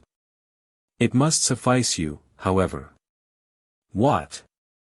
We must renounce for ever seeing our country, our friends, our relations again. Yes, sir. But to renounce that unendurable worldly yoke which men believe to be liberty, is not perhaps so painful as you think. Well, exclaimed Ned Land, never will I give my word of honor not to try to escape." "I did not ask you for your word of honor, Master Land," answered the commander, coldly. "Sir," I replied, beginning to get angry in spite of myself, "you abuse your situation towards us, it is cruelty." "No, sir, it is clemency. You are my prisoners of war. I keep you, when I could, by a word, plunge you into the depths of the ocean. You attacked me.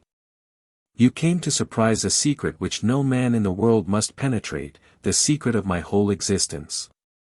And you think that I am going to send you back to that world which must know me no more? Never.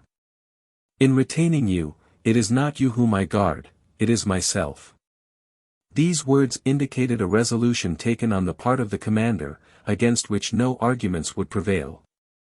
"So, sir," I rejoined, "you give us simply the choice between life and death." "Simply." "My friends," said I, "to a question thus put, there is nothing to answer. But no word of honor binds us to the master of this vessel." "None, sir," answered the unknown. Then, in a gentler tone, he continued. "Now, permit me to finish what I have to say to you. I know you, Aronnax. You and your companions will not, perhaps, have so much to complain of in the chance which has bound you to my fate. You will find amongst the books which are my favorite study the work which you have published on the depths of the sea. I have often read it. You have carried out your work as far as terrestrial science permitted you. But you do not know all, you have not seen all. Let me tell you then, Professor, that you will not regret the time passed on board my vessel. You are going to visit the land of marvels." These words of the commander had a great effect upon me. I cannot deny it. My weak point was touched, and I forgot, for a moment, that the contemplation of these sublime subjects was not worth the loss of liberty. Besides, I trusted to the future to decide this grave question. So I contented myself with saying, "By what name ought I to address you?" "Sir," replied the commander, "I am nothing to you but Captain Nemo, and you and your companions are nothing to me but the passengers of the Nautilus." Captain Nemo called. A steward appeared. The captain gave him his orders in that strange language which I did not understand. Then, turning towards the Canadian and Conseil, "A repast awaits you in your cabin," said he. "Be so good as to follow this man. And now, Aronnax, our breakfast is ready. Permit me to lead the way." "I am at your service, Captain." I followed Captain Nemo, and as soon as I had passed through the door, I found myself in a kind of passage lighted by electricity, similar to the waist of a ship. After we had proceeded a dozen yards, a second door opened before me. I then entered a dining room, decorated and furnished in severe taste. High oaken sideboards, inlaid with ebony, stood at the two extremities of the room, and upon their shelves glittered china, porcelain, and glass of inestimable value. The plate on the table sparkled in the rays which the luminous ceiling shed around, while the light was tempered and softened by exquisite paintings. In the center of the room was a table richly laid out. Captain Nemo indicated the place I was to occupy. The breakfast consisted of a certain number of dishes, the contents of which were furnished by the sea alone, and I was ignorant of the nature and mode of preparation of some of them. I acknowledged that they were good, but they had a peculiar flavor, which I easily became accustomed to. These different elements appeared to me to be rich in phosphorus, and I thought they must have a marine origin. Captain Nemo looked at me. I asked him no questions, but he guessed my thoughts, and answered of his own accord the questions which I was burning to address to him. "The greater part of these dishes are unknown to you," he said to me. "However, you may partake of them without fear. They are wholesome and nourishing. For a long time I have renounced the food of the earth, and am never ill now. My crew, who are healthy, are fed on the same food." "So," said I, "all these eatables are the produce of the sea?" "Yes, Professor, the sea supplies all my wants. Sometimes I cast my nets in tow, and I draw them in ready to break. Sometimes I hunt in the midst of this element, which appears to be inaccessible to man, and quarry the game which dwells in my submarine forests. My flocks, like those of Neptune's old shepherds, graze fearlessly in the immense prairies of the ocean. I have a vast property there, which I cultivate myself, and which is always sown by the hand of the Creator of all things. I can understand perfectly, sir, that your nets furnish excellent fish for your table. I can understand also that you hunt aquatic game in your submarine forests, but I cannot understand at all how a particle of meat, no matter how small, can figure in your bill of fare. This, which you believe to be meat, Professor, is nothing else than fillet of turtle. Here are also some dolphins' livers, which you take to be ragout of pork. My cook is a clever fellow, who excels in dressing these various products of the ocean. Taste all these dishes. Here is a preserve of holothuria, which a Malay would declare to be unrivaled in the world. Here is a cream, of which the milk has been furnished by the cetacea, and the sugar by the great fucus of the North Sea, and lastly, permit me to offer you some preserve of anemones, which is equal to that of the most delicious fruits. I tasted, more from curiosity than as a connoisseur, whilst Captain Nemo enchanted me with his extraordinary stories. You like the sea, Captain? Yes, I love it. The sea is everything. It covers 7/10 of the terrestrial globe. Its breath is pure and healthy. It is an immense desert, where man is never lonely, for he feels life stirring on all sides. The sea is only the embodiment of a supernatural and wonderful existence. It is nothing but love and emotion, it is the living infinite, as one of your poets has said. In fact, Professor, nature manifests herself in it by her three kingdoms, mineral, vegetable, and animal.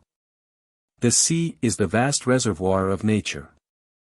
The globe began with sea, so to speak, and who knows if it will not end with it. In it is supreme tranquility. The sea does not belong to despots.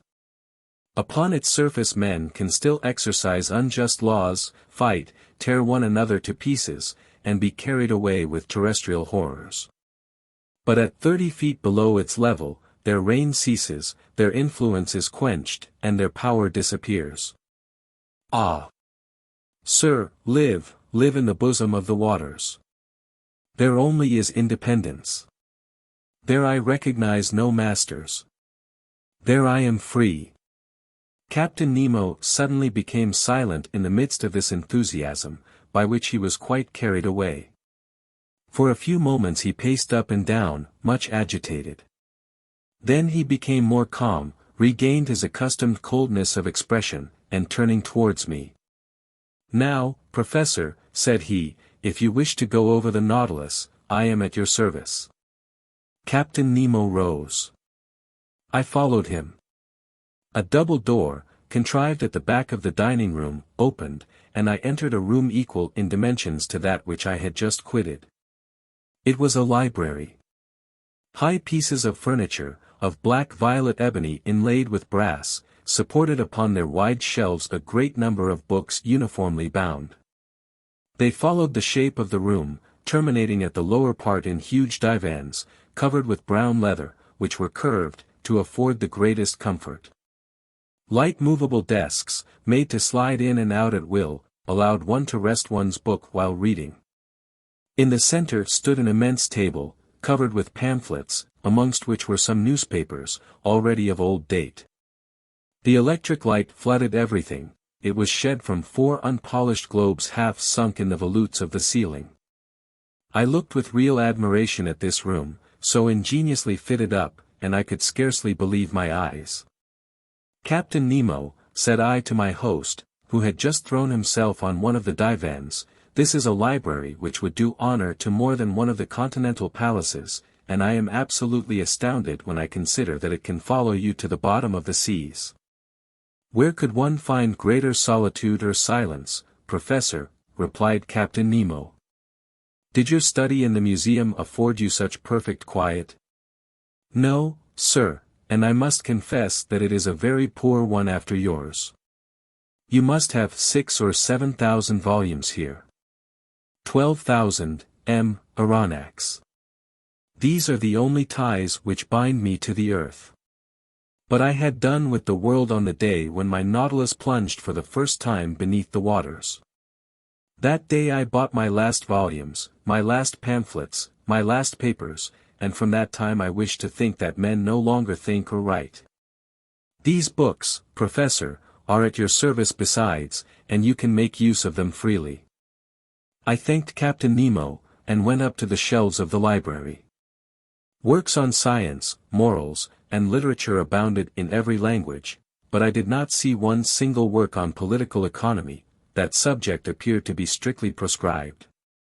Strange to say, all these books were irregularly arranged, in whatever language they were written, and this medley proved that the captain of the Nautilus must have read indiscriminately the books which he took up by chance. Sir, said I to the captain, I thank you for having placed this library at my disposal. It contains treasures of science, and I shall profit by them. This room is not only a library, said Captain Nemo, it is also a smoking room. A smoking room? I cried. Then one may smoke on board? Certainly. Then, sir, I am forced to believe that you have kept up a communication with Havana. Not any, answered the captain. Accept this cigar, Aronnax, and, though it does not come from Havana, you will be pleased with it, if you are a connoisseur. I took the cigar which was offered me, its shape recalled the London ones, but it seemed to be made of leaves of gold. I lighted it at a little brazier, which was supported upon an elegant bronze stem, and drew the first whiffs with the delight of a lover of smoking who has not smoked for 2 days. It is excellent, but it is not tobacco. No, answered the captain, this tobacco comes neither from Havana nor from the East. It is a kind of seaweed, rich in nicotine, with which the sea provides me, but somewhat sparingly. At that moment Captain Nemo opened a door which stood opposite to that by which I had entered the library, and I passed into an immense drawing room splendidly lighted. It was a vast 4-sided room, 30 feet long, 18 wide, and 15 high. A luminous ceiling, decorated with light arabesques, shed a soft clear light over all the marvels accumulated in this museum. For it was in fact a museum, in which an intelligent and prodigal hand had gathered all the treasures of nature and art, with the artistic confusion which distinguishes a painter's studio. 30 first-rate pictures, uniformly framed, separated by bright drapery, ornamented the walls, which were hung with tapestry of severe design. I saw works of great value, the greater part of which I had admired in the special collections of Europe, and in the exhibitions of paintings. The several schools of the old masters were represented by a Madonna of Raphael, a Virgin of Leonardo da Vinci, a Nymph of Correggio, a Woman of Titan, an Adoration of Veronese, an Assumption of Murillo, a Portrait of Holbein, a Monk of Velázquez, a Martyr of Ribera, a Fair of Rubens, 2 Flemish landscapes of Teniers, 3 little genre pictures of Gerard Dow, Metsu, and Paul Potter, 2 specimens of Géricault and Prudhon, and some sea pieces of Bakhuyzen and Vernet. Amongst the works of modern painters were pictures with the signatures of Delacroix, Ingres, Decamps, Troyat, Meissonier, Daubigny, etc., and some admirable statues in marble and bronze, after the finest antique models, stood upon pedestals in the corners of this magnificent museum. Amazement, as the captain of the Nautilus had predicted, had already begun to take possession of me. Professor, said this strange man, you must excuse the unceremonious way in which I receive you, and the disorder of this room. Sir, I answered, without seeking to know who you are, I recognize in you an artist. An amateur, nothing more, sir. Formerly I loved to collect these beautiful works created by the hand of man. I sought them greedily, and ferreted them out indefatigably, and I have been able to bring together some objects of great value. These are my last souvenirs of that world which is dead to me. In my eyes, your modern artists are already old, they have 2,000 or 3,000 years of existence, I can found them in my own mind. Masters have no age.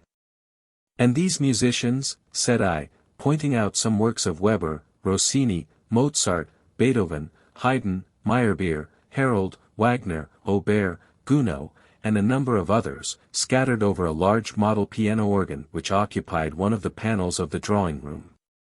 These musicians, replied Captain Nemo, are the contemporaries of Orpheus, for in the memory of the dead all chronological differences are effaced, and I am dead, Professor, as much dead as those of your friends who are sleeping 6 feet under the earth. Captain Nemo was silent, and seemed lost in a profound reverie. I contemplated him with deep interest, analyzing in silence the strange expression of his countenance. Leaning on his elbow against an angle of a costly mosaic table, he no longer saw me, he had forgotten my presence. I did not disturb this reverie, and continued my observation of the curiosities which enriched this drawing room. Under elegant glass cases, fixed by copper rivets, were classed and labeled the most precious productions of the sea which had ever been presented to the eye of a naturalist. My delight as a professor may be conceived.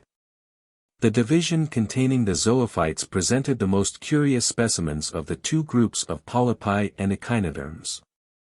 In the first group, the tubipores, were gorgons arranged like a fan, soft sponges of Syria, ices of the Moluccas, penicills, an admirable Virgularia of the Norwegian seas, variegated Unbellulari, Alcyonarii, a whole series of madrepores, which my master Milne Edwards has so cleverly classified, amongst which I remark some wonderful Flabellini oculini of the island of Bourbon, the Neptune's car, of the Antilles, superb varieties of corals, in short, every species of those curious polypi of which entire islands are formed, which will one day become continents. Of the echinoderms, remarkable for their coating of spines, asteri, sea stars, pantocrini, camachulls, astrophons, echini, holothuri, etc., represented individually a complete collection of this group. A somewhat nervous conchiliologist would certainly have fainted before other more numerous cases, in which were classified the specimens of mollusks. It was a collection of inestimable value, which time fails me to describe minutely. Amongst these specimens I will quote from memory only the elegant royal hammerfish of the Indian Ocean, whose regular white spots stood out brightly on a red and brown ground, an imperial spondyle, bright-colored, bristling with spines, a rare specimen in the European museums. I estimated its value at not less than £1,000, a common hammerfish of the seas of New Holland, which is only procured with difficulty, exotic Bacardia of Senegal, fragile white bivalve shells, which a breath might shatter like a soap bubble, several varieties of the Aspergillum of Java, a kind of calcareous tube, edged with leafy folds, and much debated by amateurs, a whole series of trochee, some a greenish-yellow, found in the American seas, others a reddish-brown, natives of Australian waters, others from the Gulf of Mexico, remarkable for their imbricated shell, stellari found in the southern seas, and last, the rarest of all,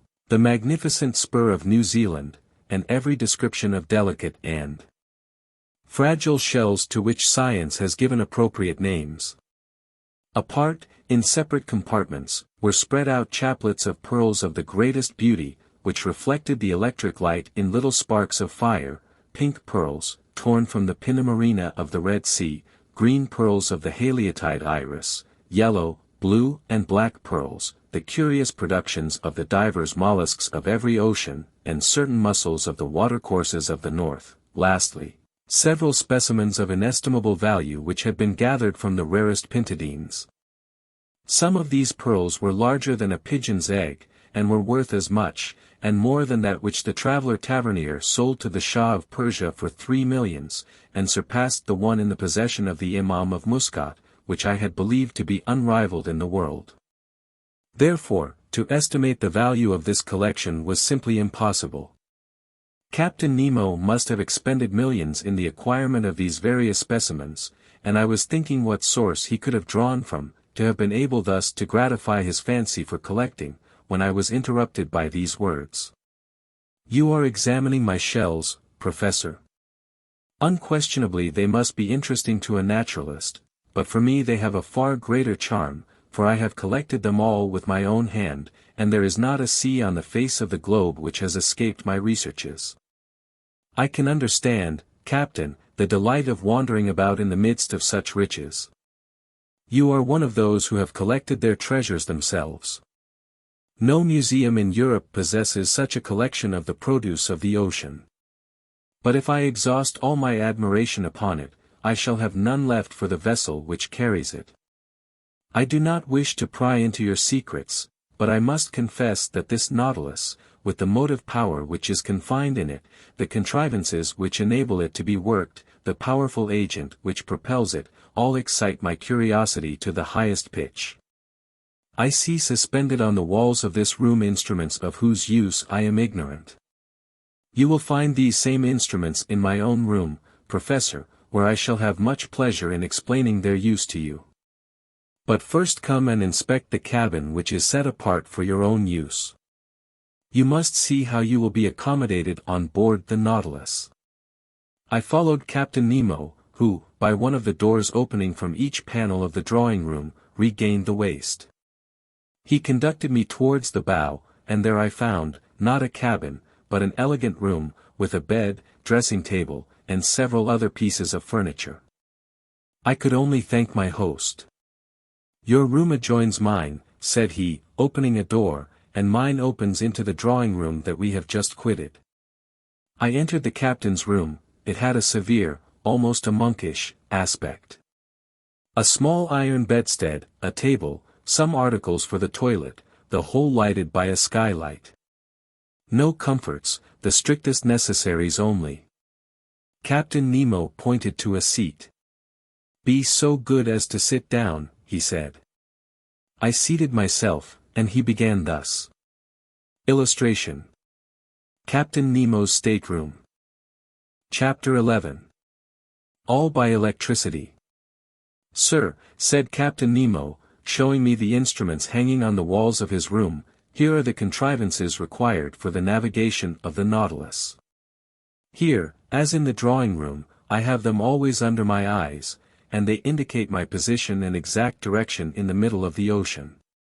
Some are known to you, such as the thermometer, which gives the internal temperature of the Nautilus, the barometer, which indicates the weight of the air and foretells the changes of the weather, the hygrometer, which marks the dryness of the atmosphere, the storm glass, the contents of which, by decomposing, announce the approach of tempests, the compass, which guides my course, the sextant, which shows the latitude by the altitude of the sun, chronometers, by which I calculate the longitude, and glasses for day and night, which I use to examine the points of the horizon, when the Nautilus rises to the surface of the waves. These are the usual nautical instruments, I replied, and I know the use of them. But these others, no doubt, answer to the particular requirements of the Nautilus. This dial with the movable needle is a manometer, is it not? It is actually a manometer. But by communication with the water, whose external pressure it indicates, it gives our depth at the same time. And these other instruments, the use of which I cannot guess. Here, Professor, I ought to give you some explanations. Will you be kind enough to listen to me? He was silent for a few moments, then he said. There is a powerful agent, obedient, rapid, easy, which conforms to every use, and reigns supreme on board my vessel. Everything is done by means of it. It lights it, warms it, and is the soul of my mechanical apparatus. This agent is electricity. Electricity? I cried in surprise. Yes, sir. Nevertheless, Captain, you possess an extreme rapidity of movement, which does not agree with the power of electricity. Until now, its dynamic force has remained under restraint, and has only been able to produce a small amount of power. Professor, said Captain Nemo, my electricity is not everybody's. You know what seawater is composed of.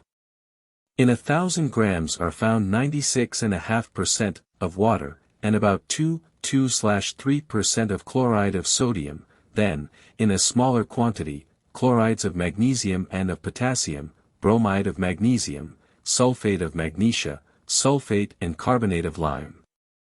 You see, then, that chloride of sodium forms a large part of it. So it is this sodium that I extract from seawater, and of which I compose my ingredients.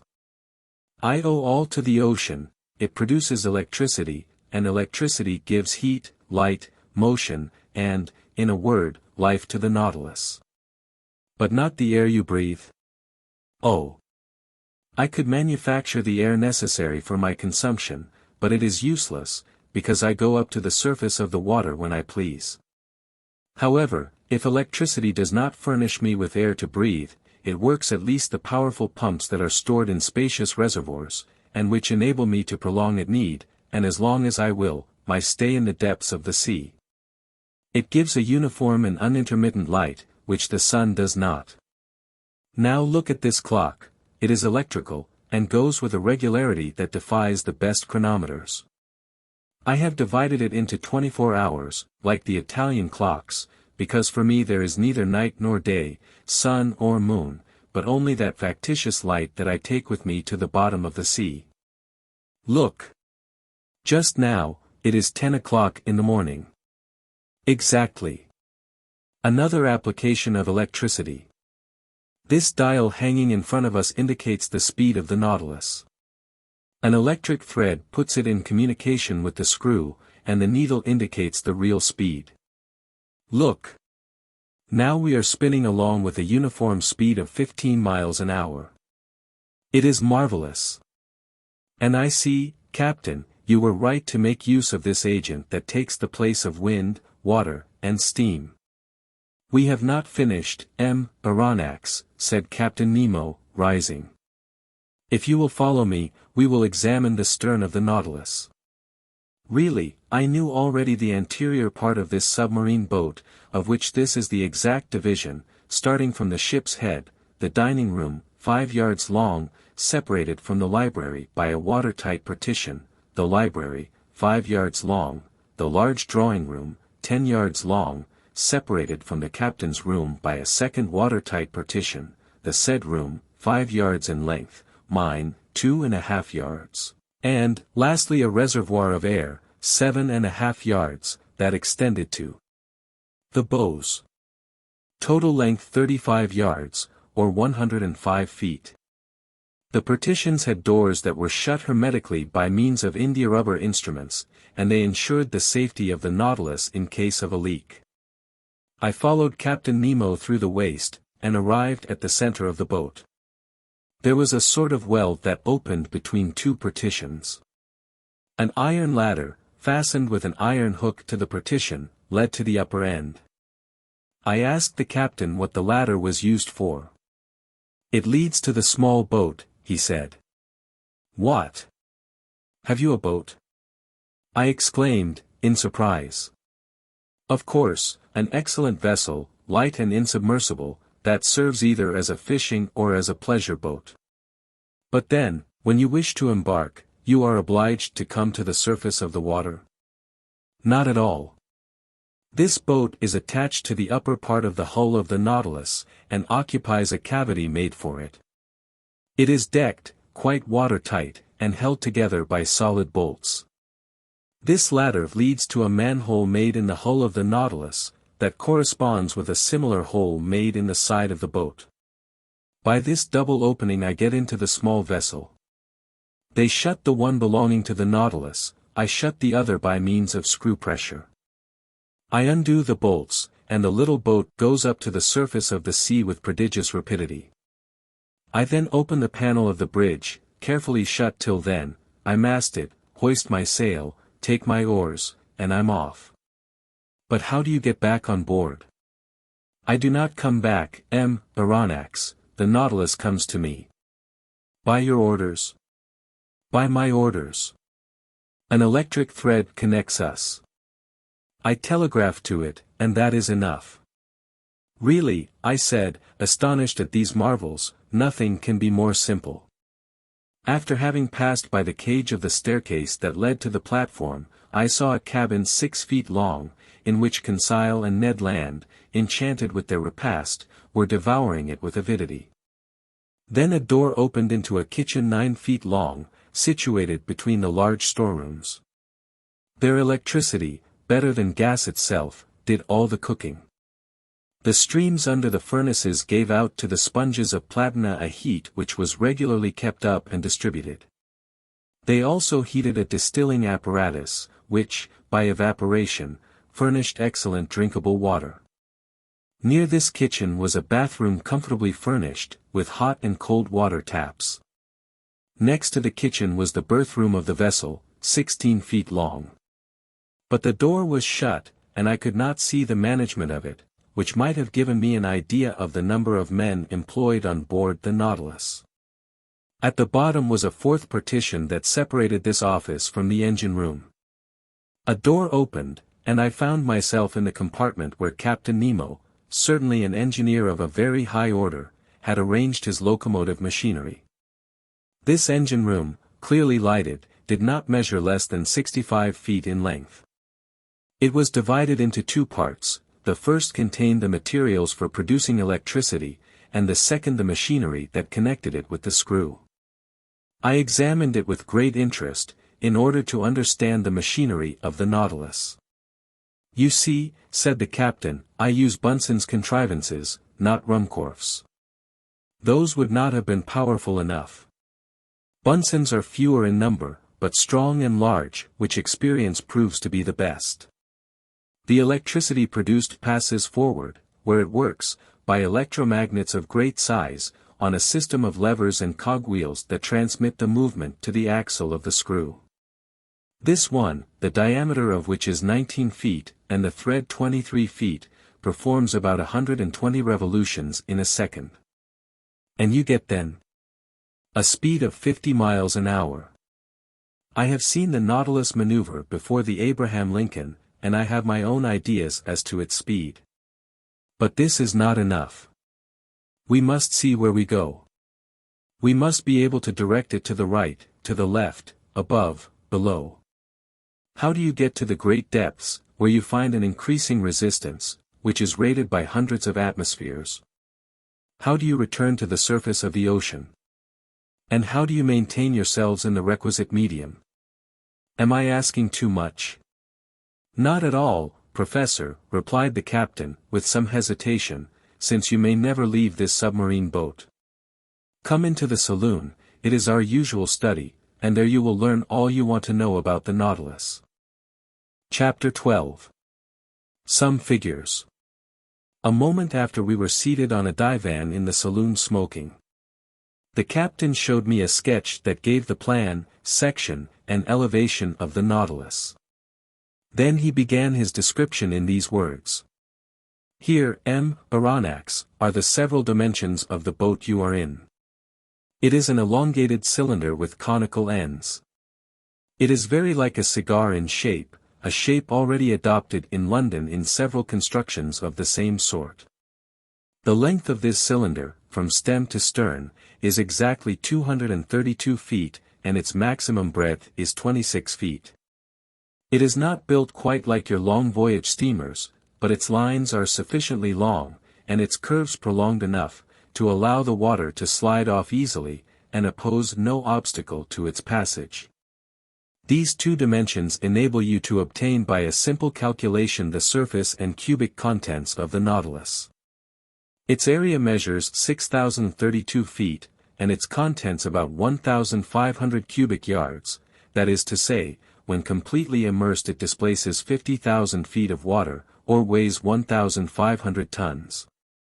When I made the plans for this submarine vessel, I meant that 9/10 should be submerged, consequently, it ought only to displace 9/10 of its bulk, that is to say, only to weigh that number of tons. I ought not, therefore, to have exceeded that weight, constructing it on the aforesaid dimensions. The Nautilus is composed of 2 hulls, one inside, the other outside, joined by T-shaped irons, which render it very strong. Indeed, owing to this cellular arrangement it resists like a block, as if it were solid. Its sides cannot yield, it coheres spontaneously, and not by the closeness of its rivets, and the homogeneity of its construction, due to the perfect union of the materials, enables it to defy the roughest seas. These two hulls are composed of steel plates, whose density is from 0.7 to 0.8 that of water. The first is not less than 2 inches and a half thick and weighs 394 tons. The second envelope, the keel, 20 inches high and 10 thick, weighs alone 62 tons. The engine, the ballast, the several accessories and apparatus appendages, the partitions and bulkheads, weigh 961.62 tons. Do you follow all this? I do.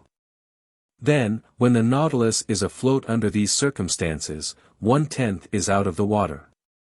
Now, if I have made reservoirs of a size equal to this tenth, or capable of holding 150 tons, and if I fill them with water, the boat, weighing then 1507 tons, will be completely immersed. That would happen, Professor. These reservoirs are in the lower parts of the Nautilus. I turn on taps and they fill, and the vessel sinks that had just been level with the surface. Well, Captain, but now we come to the real difficulty. I can understand your rising to the surface, but diving below the surface, does not your submarine contrivance encounter a pressure, and consequently undergo an upward thrust of 1 atmosphere for every 30 feet of water, just about 15 pounds per square inch? Just so, sir. Then, unless you quite fill the Nautilus, I do not see how you can draw it down to those depths.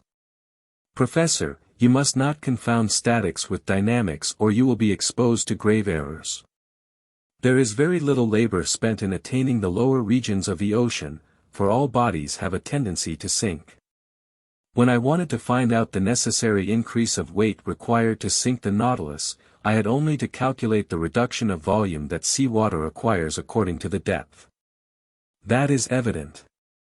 Now, if water is not absolutely incompressible, it is at least capable of very slight compression. Indeed, after the most recent calculations this reduction is only 0.000436 of an atmosphere for each 30 feet of depth. If we want to sink 3,000 feet, I should keep account of the reduction of bulk under a pressure equal to that of a column of water of 1,000 feet. The calculation is easily verified. Now, I have supplementary reservoirs capable of holding 100 tons. Therefore I can sink to a considerable depth. When I wish to rise to the level of the sea, I only let off the water, and empty all the reservoirs if I want the Nautilus to emerge from the 10th part of her total capacity.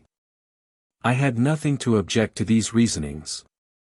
I admit your calculations, Captain, I replied. I should be wrong to dispute them since daily experience confirms them, but I foresee a real difficulty in the way. What, sir?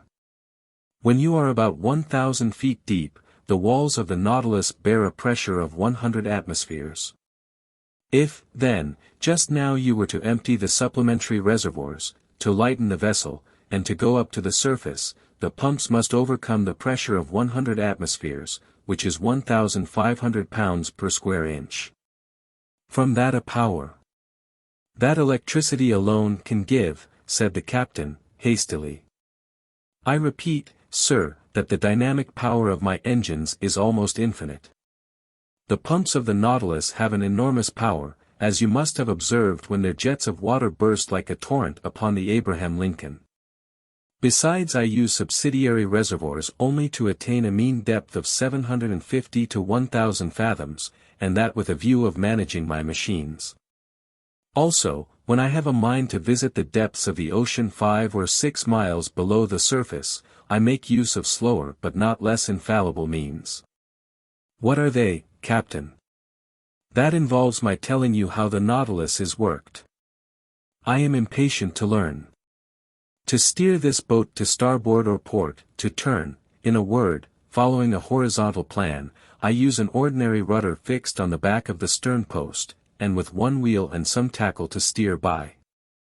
But I can also make the Nautilus rise and sink and rise, by a vertical movement by means of 2 inclined planes fastened to its sides, opposite the center of flotation, planes that move in every direction, and that are worked by powerful levers from the interior.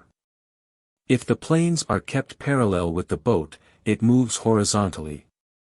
If slanted, the Nautilus, according to this inclination, and under the influence of the screw, either sinks diagonally or rises diagonally as it suits me.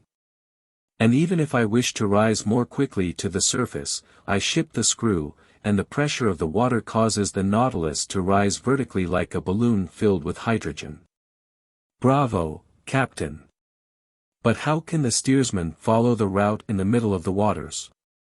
The steersman is placed in a glazed box, that is raised about the hull of the Nautilus, and furnished with lenses. Are these lenses capable of resisting such pressure? Perfectly. Glass, which breaks at a blow, is, nevertheless, capable of offering considerable resistance. During some experiments of fishing by electric light in 1864 in the northern seas, we saw plates less than a third of an inch thick resist a pressure of 16 atmospheres. Now, the glass that I use is not less than 30 times thicker. Granted. But, after all, in order to see, the light must exceed the darkness, and in the midst of the darkness in the water, how can you see? Behind the steersman's cage is placed a powerful electric reflector, the rays from which light up the sea for half a mile in front. Ah! Bravo, bravo, Captain! Now I can account for this phosphorescence in the supposed narwhal that puzzled us so. I now ask you if the boarding of the Nautilus and of the Scotia, that has made such a noise, has been the result of a chance rencontre. Quite accidental, sir. I was sailing only 1 fathom below the surface of the water, when the shock came. It had no bad result. None, sir. But now, about your rencontre with the Abraham Lincoln. Professor, I am sorry for one of the best vessels in the American Navy, but they attacked me, and I was bound to defend myself. I contented myself, however, with putting the frigate hors de combat. She will not have any difficulty in getting repaired at the next port. Ah, Commander! Your Nautilus is certainly a marvelous boat. Yes, Professor, and I love it as if it were part of myself. If danger threatens one of your vessels on the ocean, the first impression is the feeling of an abyss above and below. On the Nautilus men's hearts never fail them. No defects to be afraid of, for the double shell is as firm as iron, no rigging to attend to, no sails for the wind to carry away, no boilers to burst, no fire to fear, for the vessel is made of iron, not of wood, no coal to run short, for electricity is the only mechanical agent, no collision to fear, for it alone swims in deep water, no tempest to brave, for when it dives below the water, it reaches absolute tranquility. There, sir. That is the perfection of vessels. And if it is true that the engineer has more confidence in the vessel than the builder, and the builder than the captain himself, you understand the trust one repose in my Nautilus, for I am at once captain, builder, and engineer. But how could you construct this wonderful Nautilus in secret? Each separate portion, Aronnax, was brought from different parts of the globe. The keel was forged at Cruzat, the shaft of the screw at Penn & Company's, London, the iron plates of the hull at Laird's of Liverpool, the screw itself at Scott's at Glasgow. The reservoirs were made by Kale & Company at Paris, the engine by Krupp in Prussia, its beak in Motala's workshop in Sweden, its mathematical instruments by Hart Brothers, of New York, etc., and each of these people had my orders under different names. But these parts had to be put together and arranged. Professor, I had set up my workshops upon a desert island in the ocean. There my workmen, that is to say, the brave men that I instructed and educated, and myself have put together our Nautilus. Then when the work was finished, fire destroyed all trace of our proceedings on this island, that I could have jumped over if I had liked. Then the cost of this vessel is great. Aronnax, an iron vessel costs £145 per ton. Now the Nautilus weighed 1,500. It came therefore to £67,500, and £80,000 more for fitting it up, and about £200,000 with the works of art and the collections it contains. One last question, Captain Nemo. Ask it, Professor. You are rich? Immensely rich, sir, and I could, without missing it, pay the national debt of France.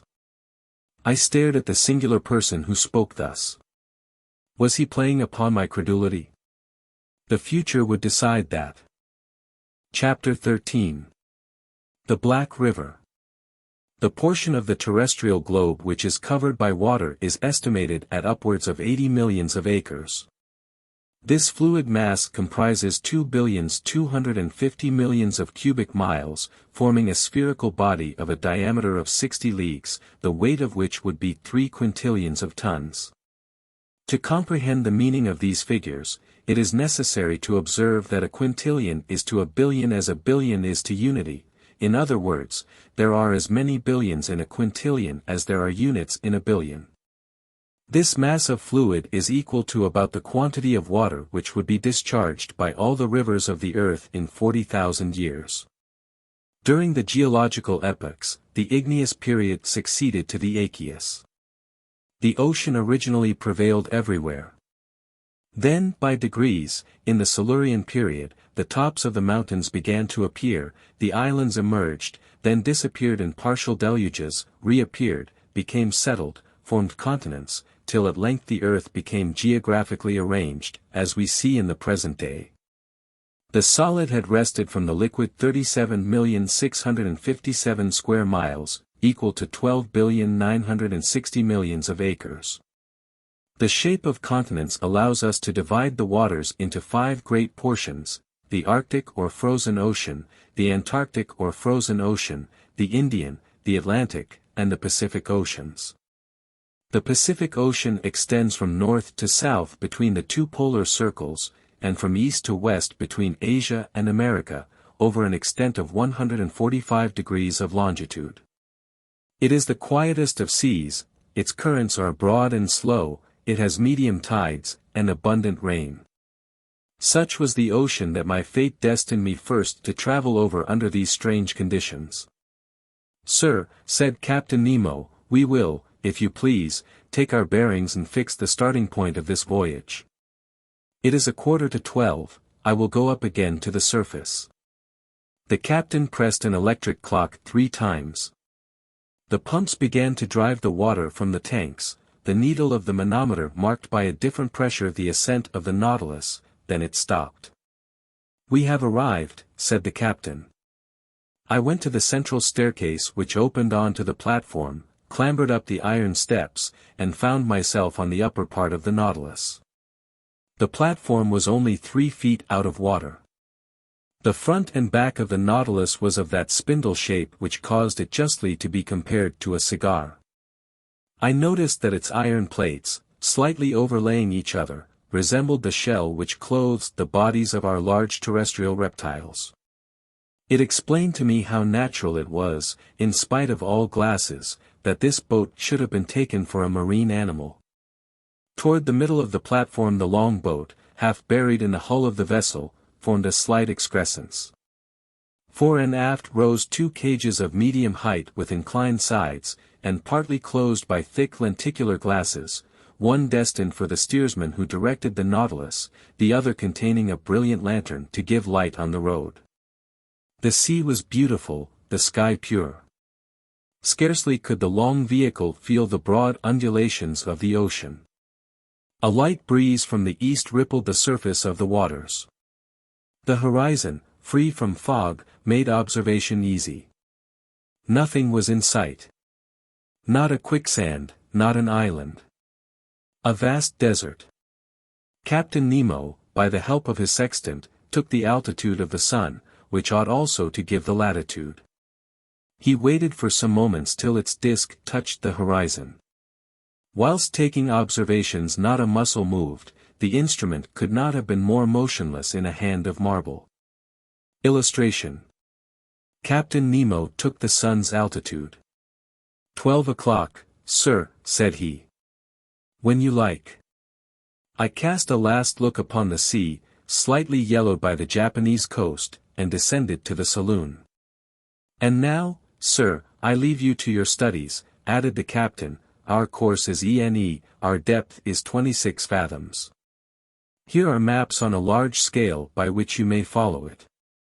The saloon is at your disposal, and with your permission, I will retire." Captain Nemo bowed, and I remained alone, lost in thoughts all bearing on the commander of the Nautilus. For a whole hour was I deep in these reflections, seeking to pierce this mystery so interesting to me. Then my eyes fell upon the vast planisphere spread upon the table, and I placed my finger on the very spot where the given latitude and longitude crossed. The sea has its large rivers like the continents. They are special currents known by their temperature and their color. The most remarkable of these is known by the name of the Gulf Stream. Science has decided on the globe the direction of 5 principal currents, one in the North Atlantic, a second in the South, a third in the North Pacific, a fourth in the South, and a fifth in the Southern Indian Ocean. It is even probable that a 6th current existed at one time or another in the Northern Indian Ocean, when the Caspian and Aral seas formed but one vast sheet of water. At this point indicated on the planisphere one of these currents was rolling, the Kurosivo of the Japanese, the Black River, which, leaving the Gulf of Bengal, where it is warmed by the perpendicular rays of a tropical sun, crosses the Straits of Malacca along the coast of Asia, turns into the North Pacific to the Aleutian Islands, carrying with it trunks of camphor trees and other indigenous productions, and edging the waves of the ocean with the pure indigo of its warm water. It was this current that the Nautilus was to follow. I followed it with my eye, saw it lose itself in the vastness of the Pacific, and felt myself drawn with it, when Ned Land and Conseil appeared at the door of the saloon. My 2 brave companions remained petrified at the sight of the wonders spread before them. "Where are we, where are we?" exclaimed the Canadian. "In the museum at Quebec." "My friends," I answered, making a sign for them to enter, "you are not in Canada, but on board the Nautilus, 50 yards below the level of the sea." "But, Aronnax," said Ned Land, "can you tell me how many men there are on board?" 10, 20, 50, 100. "I cannot answer you, Mr. Land. It is better to abandon for a time all idea of seizing the Nautilus or escaping from it. This ship is a masterpiece of modern industry, and I should be sorry not to have seen it. Many people would accept the situation forced upon us, if only to move amongst such wonders. So be quiet and let us try and see what passes around us." "See," exclaimed the harpooner, "but we can see nothing in this iron prison. We are walking, we are sailing, blindly." Ned Land had scarcely pronounced these words when all was suddenly darkness. The luminous ceiling was gone, and so rapidly that my eyes received a painful impression. We remained mute, not stirring, and not knowing what surprise awaited us, whether agreeable or disagreeable. A sliding noise was heard. One would have said that panels were working at the sides of the Nautilus. "It is the end of the end," said Ned Land. Suddenly light broke at each side of the saloon, through 2 oblong openings. The liquid mass appeared vividly lit up by the electric gleam. 2 crystal plates separated us from the sea. At first I trembled at the thought that this frail partition might break, but strong bands of copper bound them, giving an almost infinite power of resistance. The sea was distinctly visible for a mile all round the Nautilus. What a spectacle! What pen can describe it? Who could paint the effects of the light through those transparent sheets of water, and the softness of the successive gradations from the lower to the superior strata of the ocean? We know the transparency of the sea and that its clearness is far beyond that of rock water. The mineral and organic substances which it holds in suspension heightens its transparency. In certain parts of the ocean at the Antilles, under 75 fathoms of water, can be seen with surprising clearness a bed of sand. The penetrating power of the solar rays does not seem to cease for a depth of 150 fathoms. But in this middle fluid traveled over by the Nautilus, the electric brightness was produced even in the bosom of the waves. It was no longer luminous water, but liquid light. On each side a window opened into this unexplored abyss. The obscurity of the saloon showed to advantage the brightness outside, and we looked out as if this pure crystal had been the glass of an immense aquarium. "You wish to see, friend Ned, well, you see now." "Curious." "Curious," muttered the Canadian, who, forgetting his ill temper, seemed to submit to some irresistible attraction, and one would come further than this to admire such a sight. "Ah," thought I to myself, "I understand the life of this man, he has made a world apart for himself, in which he treasures all his greatest wonders." For 2 whole hours an aquatic army escorted the Nautilus. During their games, their bounds, while rivaling each other in beauty, brightness, and velocity, I distinguished the green labri, the banded mullet, marked by a double line of black, the round-tailed goby, of a white color, with violet spots on the back, the Japanese scombrus, a beautiful mackerel of those seas, with a blue body and silvery head, the brilliant azures, whose name alone defies description, some banded spares, with variegated fins of blue and yellow, the woodcocks of the seas. Some specimens of which attain a yard in length, Japanese salamanders, spider lampreys, serpents 6 feet long, with eyes small and lively, and a huge mouth bristling with teeth, with many other species. Our imagination was kept at its height, interjections followed quickly on each other. Ned named the fish, and Conseil classed them. I was in ecstasies with the vivacity of their movements and the beauty of their forms. Never had it been given to me to surprise these animals, alive and at liberty, in their natural element.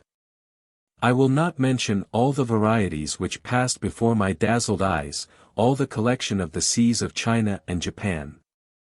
These fish, more numerous than the birds of the air, came, attracted, no doubt, by the brilliant focus of the electric light. Suddenly there was daylight in the saloon, the iron panels closed again, and the enchanting vision disappeared. But for a long time I dreamt until my eyes fell on the instruments hanging on the partition. The compass still showed the course to be ENE, the manometer indicated a pressure of 5 atmospheres, equivalent to a depth of 25 fathoms, and the electric log gave a speed of 15 miles an hour. I expected Captain Nemo, but he did not appear. The clock marked the hour of 5. Ned Land and Conseil returned to their cabin, and I retired to my chamber. My dinner was ready. It was composed of turtle soup made of the most delicate hawksbills, of a surmullet served with puff paste, the liver of which, prepared by itself, was most delicious, and fillets of the emperor holocanthus, the savor of which seemed to me superior even to salmon. I passed the evening reading, writing, and thinking. Then sleep overpowered me, and I stretched myself on my couch of zostera, and slept profoundly, whilst the Nautilus was gliding rapidly through the current of the Black River. Chapter 14. A Note of Invitation. The next day was the 9th of November. I awoke after a long sleep of 12 hours. Conseil came, according to custom, to know how I had passed the night, and to offer his services. He had left his friend the Canadian sleeping like a man who had never done anything else all his life. I let the worthy fellow chatter as he pleased, without caring to answer him. I was preoccupied by the absence of the captain during our sitting of the day before, and hoping to see him today. As soon as I was dressed I went into the saloon. It was deserted. I plunged into the study of the shell treasures hidden behind the glasses. I reveled also in great herbals filled with the rarest marine plants, which, although dried up, retained their lovely colors. Amongst these precious hydrophytes I remarked some vorticelli, pavonarii, delicate charamis with scarlet tints, some fan-shaped Ægri, and some netabuli like flat mushrooms, which at one time used to be classed as zoophytes, in short, a perfect series of algae. The whole day passed without my being honored by a visit from Captain Nemo. The panels of the saloon did not open. Perhaps they did not wish us to tire of these beautiful things. The course of the Nautilus was ENE, her speed 12 knots, the depth below the surface between 25 and 30 fathoms. The next day, 10th of November, the same desertion, the same solitude. I did not see one of the ship's crew. Ned and Conseil spent the greater part of the day with me. They were astonished at the inexplicable absence of the captain. Was this singular man ill? Had he altered his intentions with regard to us? After all, as Conseil said, we enjoyed perfect liberty, we were delicately and abundantly fed. Our host kept to his terms of the treaty. We could not complain, and, indeed, the singularity of our fate reserved such wonderful compensation for us, that we had no right to accuse it as yet. That day I commenced the journal of these adventures which has enabled me to relate them with more scrupulous exactitude and minute detail.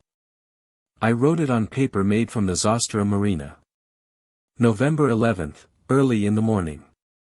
The fresh air spreading over the interior of the Nautilus told me that we had come to the surface of the ocean to renew our supply of oxygen. I directed my steps to the central staircase, and mounted the platform. It was 6 o'clock, the weather was cloudy, the sea grey but calm. Scarcely a billow. Captain Nemo, whom I hoped to meet, would he be there? I saw no one but the steersman imprisoned in his glass cage. Seated upon the projection formed by the hull of the pinnace, I inhaled the salt breeze with delight. By degrees the fog disappeared under the action of the sun's rays, the radiant orb rose from behind the eastern horizon. The sea flamed under its glance like a train of gunpowder. The clouds scattered in the heights were colored with lively tints of beautiful shades, and numerous mare's tails, which betokened wind for that day. But what was wind to this Nautilus which tempests could not frighten? I was admiring this joyous rising of the sun, so gay, and so life-giving, when I heard steps approaching the platform. I was prepared to salute Captain Nemo, but it was his second, whom I had already seen on the captain's first visit, who appeared. He advanced on the platform, not seeming to see me. With his powerful glass to his eye he scanned every point of the horizon with great attention. This examination over, he approached the panel and pronounced a sentence in exactly these terms. I have remembered it, for every morning it was repeated under exactly the same conditions. It was thus worded. Nautron respok lorni virch. What it meant I could not say. These words pronounced, the second descended. I thought that the Nautilus was about to return to its submarine navigation. I regained the panel and returned to my chamber. 5 days sped thus, without any change in our situation. Every morning I mounted the platform. The same phrase was pronounced by the same individual. But Captain Nemo did not appear. I had made up my mind that I should never see him again, when, on the November 16th, on returning to my room with Ned and Conseil, I found upon my table a note addressed to me. I opened it impatiently. It was written in a bold, clear hand, the characters rather pointed, recalling the German type. The note was worded as follows. 16th of November, 1867. To Professor Aronnax, on board the Nautilus. Captain Nemo invites Professor Aronnax to a hunting party, which will take place tomorrow morning in the forests of the island of Crespo. He hopes that nothing will prevent the professor from being present, and he will with pleasure see him joined by his companions. Captain Nemo, commander of the Nautilus. A hunt, exclaimed Ned. And in the forests of the island of Crespo, added Conseil. Oh. Then the gentleman is going on terra firma, replied Ned Land. That seems to me to be clearly indicated, said I, reading the letter once more. Well, we must accept, said the Canadian. But once more on dry ground, we shall know what to do. Indeed, I shall not be sorry to eat a piece of fresh venison. Without seeking to reconcile what was contradictory between Captain Nemo's manifest aversion to islands and continents, and his invitation to hunt in a forest, I contented myself with replying. Let us first see where the island of Crespo is. I consulted the planisphere, and in 32 degrees 40 minutes north lat. And 157 degrees 50 minutes west long, I found a small island, recognized in 1801 by Captain Crespo, and marked in the ancient Spanish maps as Roca de la Plata, the meaning of which is, the Silver Rock. We were then about 1800 miles from our starting point, and the course of the Nautilus, a little changed, was bringing it back towards the southeast. I showed this little rock lost in the midst of the North Pacific to my companions. If Captain Nemo does sometimes go on dry ground, said I, he at least chooses desert islands. Ned Land shrugged his shoulders without speaking, and Conseil and he left me. After supper, which was served by the steward mute and impassive, I went to bed, not without some anxiety. The next morning, the 17th of November, on awakening, I felt that the Nautilus was perfectly still. I dressed quickly and entered the saloon. Captain Nemo was there, waiting for me. He rose, bowed, and asked me if it was convenient for me to accompany him. As he made no allusion to his absence during the last 8 days, I did not mention it, and simply answered that my companions and myself were ready to follow him. We entered the dining room, where breakfast was served.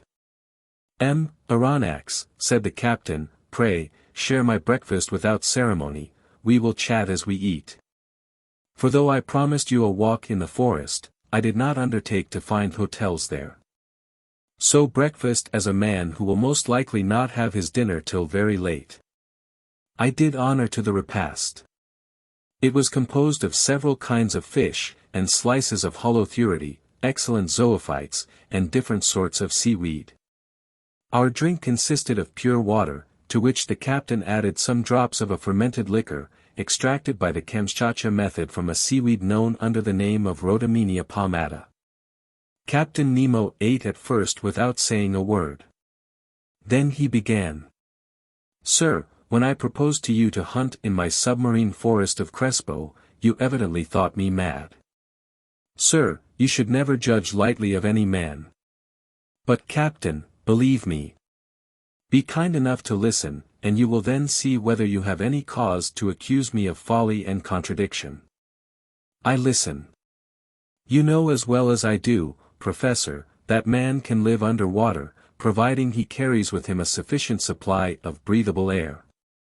In submarine works, the workman, clad in an impervious dress, with his head in a metal helmet, receives air from above by means of forcing pumps and regulators. That is a diving apparatus, said I. Just so, but under these conditions the man is not at liberty, he is attached to the pump which sends him air through an india-rubber tube, and if we were obliged to be thus held to the Nautilus, we could not go far. And the means of getting free? I asked. It is to use the Rouquayrol apparatus, invented by 2 of your own countrymen, which I have brought to perfection for my own use, and which will allow you to risk yourself under these new physiological conditions without any organ whatever suffering. It consists of a reservoir of thick iron plates, in which I store the air under a pressure of 50 atmospheres. This reservoir is fixed on the back by means of braces, like a soldier's knapsack. Its upper part forms a box in which the air is kept by means of a bellows, and therefore cannot escape unless at its normal tension. In the Rouquayrol apparatus such as we use, 2 india-rubber pipes leave this box and join a sort of tent which holds the nose and mouth. One is to introduce fresh air, the other to let out the foul, and the tongue closes one or the other according to the wants of the respirator. But I, in encountering great pressures at the bottom of the sea, was obliged to shut my head, like that of a diver in a ball of copper, and it is to this ball of copper that the 2 pipes, the inspirator and the expirator, open. Perfectly, Captain Nemo, but the air that you carry with you must soon be used. When it only contains 15% of oxygen it is no longer fit to breathe. Right. But I told you, Aronnax, that the pumps of the Nautilus allow me to store the air under considerable pressure, and on those conditions the reservoir of the apparatus can furnish breathable air for 9 or 10 hours. I have no further objections to make, I answered. I will only ask you one thing, Captain, how can you light your road at the bottom of the sea? With the Ruhmkorff apparatus, Aronnax, one is carried on the back, the other is fastened to the waist. It is composed of a Bunsen pile, which I do not work with bichromate of potash, but with sodium. A wire is introduced which collects the electricity produced, and directs it towards a particularly made lantern. In this lantern is a spiral glass which contains a small quantity of carbonic gas. When the apparatus is at work this gas becomes luminous, giving out a white and continuous light.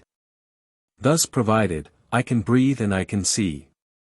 Captain Nemo, to all my objections you make such crushing answers, that I dare no longer doubt. But if I am forced to admit the Rouquayrol and Ruhmkorff apparatus, I must be allowed some reservations with regard to the gun I am to carry. But it is not a gun for powder, answered the captain. Then it is an air gun. Doubtless. How would you have me manufacture gunpowder on board, without either saltpetre, sulfur, or charcoal? Besides, I added, to fire under water in a medium 855 times denser than the air, we must conquer very considerable resistance. That would be no difficulty. There exist guns, according to Fulton, perfected in England by Philip Coles and Burley, in France by Fursey, and in Italy by Landi, which are furnished with a peculiar system of closing, which can fire under these conditions. But I repeat, having no powder, I use air under great pressure, which the pumps of the Nautilus furnish abundantly. But this air must be rapidly used. Well, have I not my Rouquayrol reservoir, which can furnish it at need? A tap is all that is required. Besides, Aronnax, you must see yourself that, during our submarine hunt, we can spend but little air and but few balls. But it seems to me that in this twilight, and in the midst of this fluid, which is very dense compared with the atmosphere, shots could not go far, nor easily prove mortal. Sir, on the contrary, with this gun every blow is mortal, and however lightly the animal is touched, it falls as if struck by a thunderbolt. Why? Because the balls sent by this gun are not ordinary balls, but little cases of glass, invented by Leniebroek, an Austrian chemist, of which I have a large supply. These glass cases are covered with a case of steel, and weighted with a pellet of lead. They are real Leyden bottles, into which the electricity is forced to a very high tension. With the slightest shock they are discharged, and the animal, however strong it may be, falls dead. I must tell you that these cases are size number 4, and that the charge for an ordinary gun would be 10. I will argue no longer, I replied, rising from the table. I have nothing left me but to take my gun. At all events, I will go where you go. Captain Nemo then led me aft, and in passing before Ned's and Conseil's cabin, I called my 2 companions, who followed immediately. We then came to a kind of cell near the machinery room, in which we were to put on our walking dress. Chapter 15. A Walk on the Bottom of the Sea. This cell was, to speak correctly, the arsenal and wardrobe of the Nautilus. A dozen diving apparatuses hung from the partition, waiting our use. Ned Land, on seeing them, showed evident repugnance to dress himself in one. But, my worthy Ned, the forests of the island of Crespo are nothing but submarine forests.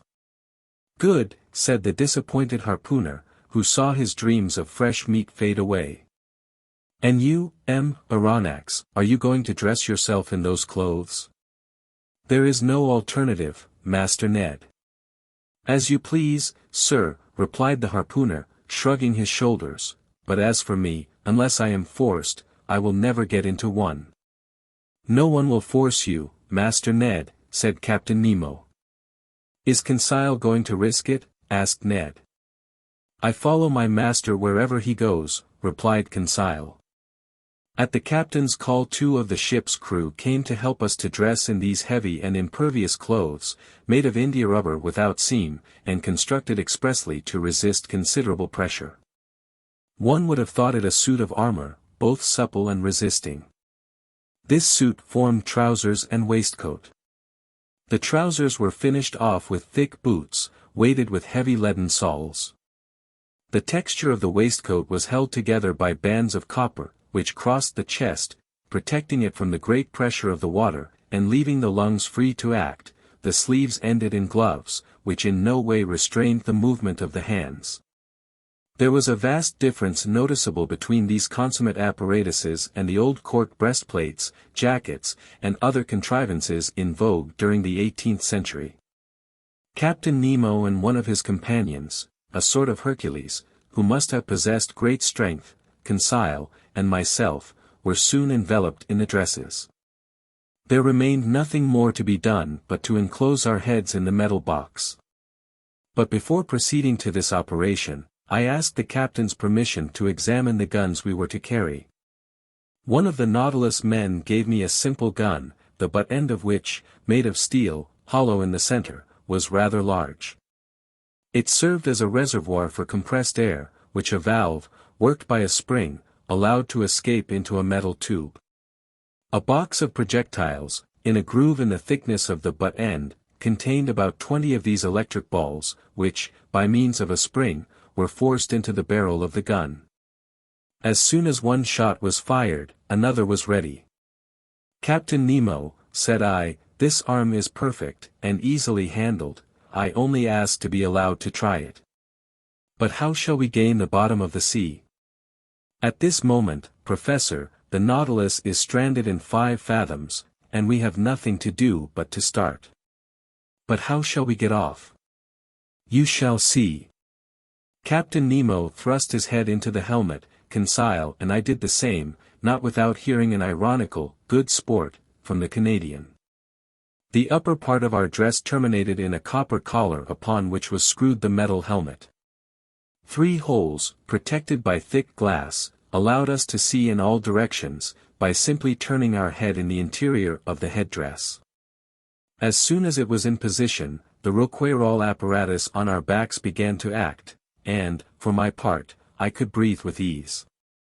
With the Ruhmkorff lamp hanging from my belt and the gun in my hand, I was ready to set out. But to speak the truth, imprisoned in these heavy garments, and glued to the deck by my leaden soles, it was impossible for me to take a step. Illustration. I was ready to set out. But this state of things was provided for. I felt myself being pushed into a little room contiguous to the wardrobe room. My companions followed, towed along in the same way. I heard a watertight door, furnished with stopper plates, close upon us, and we were wrapped in profound darkness. After some minutes, a loud hissing was heard. I felt the cold mount from my feet to my chest. Evidently from some part of the vessel they had, by means of a tap, given entrance to the water, which was invading us, and with which the room was soon filled. A second door cut in the side of the Nautilus then opened. We saw a faint light. In another instant our feet trod the bottom of the sea. And now, how can I retrace the impression left upon me by that walk under the waters? Words are impotent to relate such wonders. Captain Nemo walked in front, his companion followed some steps behind. Conseil and I remained near each other, as if an exchange of words had been possible through our metallic cases. I no longer felt the weight of my clothing, or of my shoes, of my reservoir of air, or my thick helmet, in the midst of which my head rattled like an almond in its shell. The light, which lit the soil 30 feet below the surface of the ocean, astonished me by its power. The solar rays shone through the watery mass easily, and dissipated all color, and I clearly distinguished objects at a distance of 150 yards. Beyond that the tints darkened into fine gradations of ultramarine, and faded into vague obscurity. Truly this water which surrounded me was but another air denser than the terrestrial atmosphere, but almost as transparent. Above me was the calm surface of the sea. We were walking on fine, even sand, not wrinkled, as on a flat shore, which retains the impression of the billows. This dazzling carpet, really a reflector, repelled the rays of the sun with wonderful intensity, which accounted for the vibration which penetrated every atom of liquid. Shall I be believed when I say that, at the depth of 30 feet, I could see as if I was in broad daylight? For a quarter of an hour I trod on this sand, sown with the impalpable dust of shells. The hull of the Nautilus, resembling a long shoal, disappeared by degrees, but its lantern, when darkness should overtake us in the waters, would help to guide us on board by its distinct rays. Soon forms of objects outlined in the distance were discernible. I recognized magnificent rocks, hung with a tapestry of zoophytes of the most beautiful kind, and I was at first struck by the peculiar effect of this medium. It was then 10 in the morning, the rays of the sun struck the surface of the waves at rather an oblique angle, and at the touch of their light, decomposed by refraction as through a prism, flowers, rocks, plants, shells, and polypi were shaded at the edges by the 7 solar colors. It was marvelous, a feast for the eyes, this complication of colored tints, a perfect kaleidoscope of green, yellow, orange, violet, indigo, and blue, in one word, the whole palette of an enthusiastic colorist. Why could I not communicate to Conseil the lively sensations which were mounting to my brain, and rival him in expressions of admiration? For aught I knew, Captain Nemo and his companion might be able to exchange thoughts by means of signs previously agreed upon. So, for want of better, I talked to myself, I declaimed in the copper box which covered my head, thereby expending more air in vain words than was perhaps expedient. Various kinds of isis, clusters of pure tough coral, prickly fungi, and anemones formed a brilliant garden of flowers, enameled with porphyry, decked with their collarets of blue tentacles, sea stars studding the sandy bottom, together with asterophytons like fine lace embroidered by the hands of naiads, whose festoons were waved by the gentle undulations caused by our walk. It was a real grief to me to crush under my feet the brilliant specimens of mollusks which strewed the ground by thousands, of hammerheads, donaceae, veritable bounding shells, of staircases, and red helmet shells, angel wings, and many others produced by this inexhaustible ocean. But we were bound to walk, so we went on, whilst above our heads waved shoals of physalides leaving their tentacles to float in their train, medusae whose umbrellas of opal or rose pink, escalloped with a band of blue, sheltered us from the rays of the sun, and fiery pelagiae, which, in the darkness, would have strewn our path with phosphorescent light. All these wonders I saw in the space of a quarter of a mile, scarcely stopping, and following Captain Nemo, who beckoned me on by signs. Soon the nature of the soil changed, to the sandy plain succeeded an extent of slimy mud, which the Americans call ooze, composed of equal parts of silicious and calcareous shells. We then traveled over a plain of seaweed of wild and luxuriant vegetation. This sward was of close texture, and soft to the feet, and rivaled the softest carpet woven by the hand of man. But whilst verdure was spread at our feet, it did not abandon our heads. A light network of marine plants, of that inexhaustible family of seaweeds of which more than 2,000 kinds are known, grew on the surface of the water. I saw long ribbons of fucus floating, some globular, others tuberous, Lawrencii and Cladistephae of most delicate foliage, and some Rhodomenii palmati, resembling the fan of a cactus. I noticed that the green plants kept nearer the top of the sea, whilst the red were at a greater depth, leaving to the black or brown hydrophytes the care of forming gardens and parterres in the remote beds of the ocean. We had quitted the Nautilus about an hour and a half. It was near noon, I knew by the perpendicularity of the sun's rays, which were no longer refracted. The magical colors disappeared by degrees, and the shades of emerald and sapphire were effaced. We walked with a regular step, which rang upon the ground with astonishing intensity. The slightest noise was transmitted with a quickness to which the ear is unaccustomed on the earth. Indeed, water is a better conductor of sound than air, in the ratio of 4 to 1. At this period the earth sloped downwards, the light took a uniform tint. We were at a depth of 105 yards and 20 inches, undergoing a pressure of 6 atmospheres. At this depth I could still see the rays of the sun, though feebly. To their intense brilliancy had succeeded a reddish twilight, the lowest state between day and night, but we could still see well enough. It was not necessary to resort to the Ruhmkorff apparatus as yet. At this moment Captain Nemo stopped. He waited till I joined him, and then pointed to an obscure mass, looming in the shadow, at a short distance. It is the forest of the island of Crespo, thought I, and I was not mistaken. Chapter 16. A submarine forest. We had at last arrived on the borders of this forest, doubtless one of the finest of Captain Nemo's immense domains. He looked upon it as his own, and considered he had the same right over it that the first men had in the first days of the world. And, indeed, who would have disputed with him the possession of this submarine property? What other hardier pioneer would come, hatchet in hand, to cut down the dark copses? This forest was composed of large tree plants, and the moment we penetrated under its vast arcades, I was struck by the singular position of their branches, a position I had not yet observed. Not a herb which carpeted the ground, not a branch which clothed the trees, was either broken or bent, nor did they extend horizontally, all stretched up to the surface of the ocean. Not a filament, not a ribbon, however thin they might be, but kept as straight as a rod of iron. The fuci and lianas grew in rigid perpendicular lines, due to the density of the element which had produced them. Motionless, yet when bent to one side by the hand, they directly resumed their former position. Truly it was the region of perpendicularity. I soon accustomed myself to this fantastic position, as well as to the comparative darkness which surrounded us. The soil of the forest seemed covered with sharp blocks, difficult to avoid. The submarine flora struck me as being very perfect, and richer even than it would have been in the Arctic or tropical zones, where these productions are not so plentiful. But for some minutes I involuntarily confounded the genera, taking zoophytes for hydrophytes, animals for plants, and who would not have been mistaken. The fauna and the flora are too closely allied in this submarine world.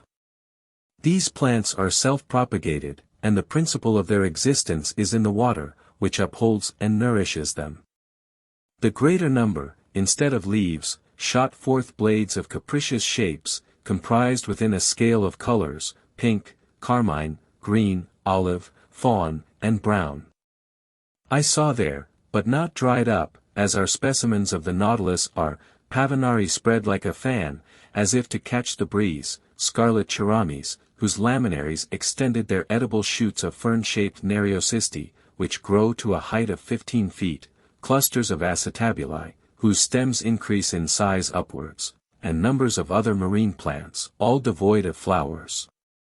Curious anomaly, fantastic element, said an ingenious naturalist, in which the animal kingdom blossoms, and the vegetable does not. Under these numerous shrubs, as large as trees of the temperate zone, and under their damp shadow, were massed together real bushes of living flowers, hedges of zoophytes, on which blossomed some zebrameandrines, with crooked grooves, some yellow caryophyllae, and, to complete the illusion, the fish-flies flew from branch to branch like a swarm of hummingbirds, whilst yellow lepidocanthae, with bristling jaws, dactylopteri, and monocentrides rose at our feet like a flight of snipes.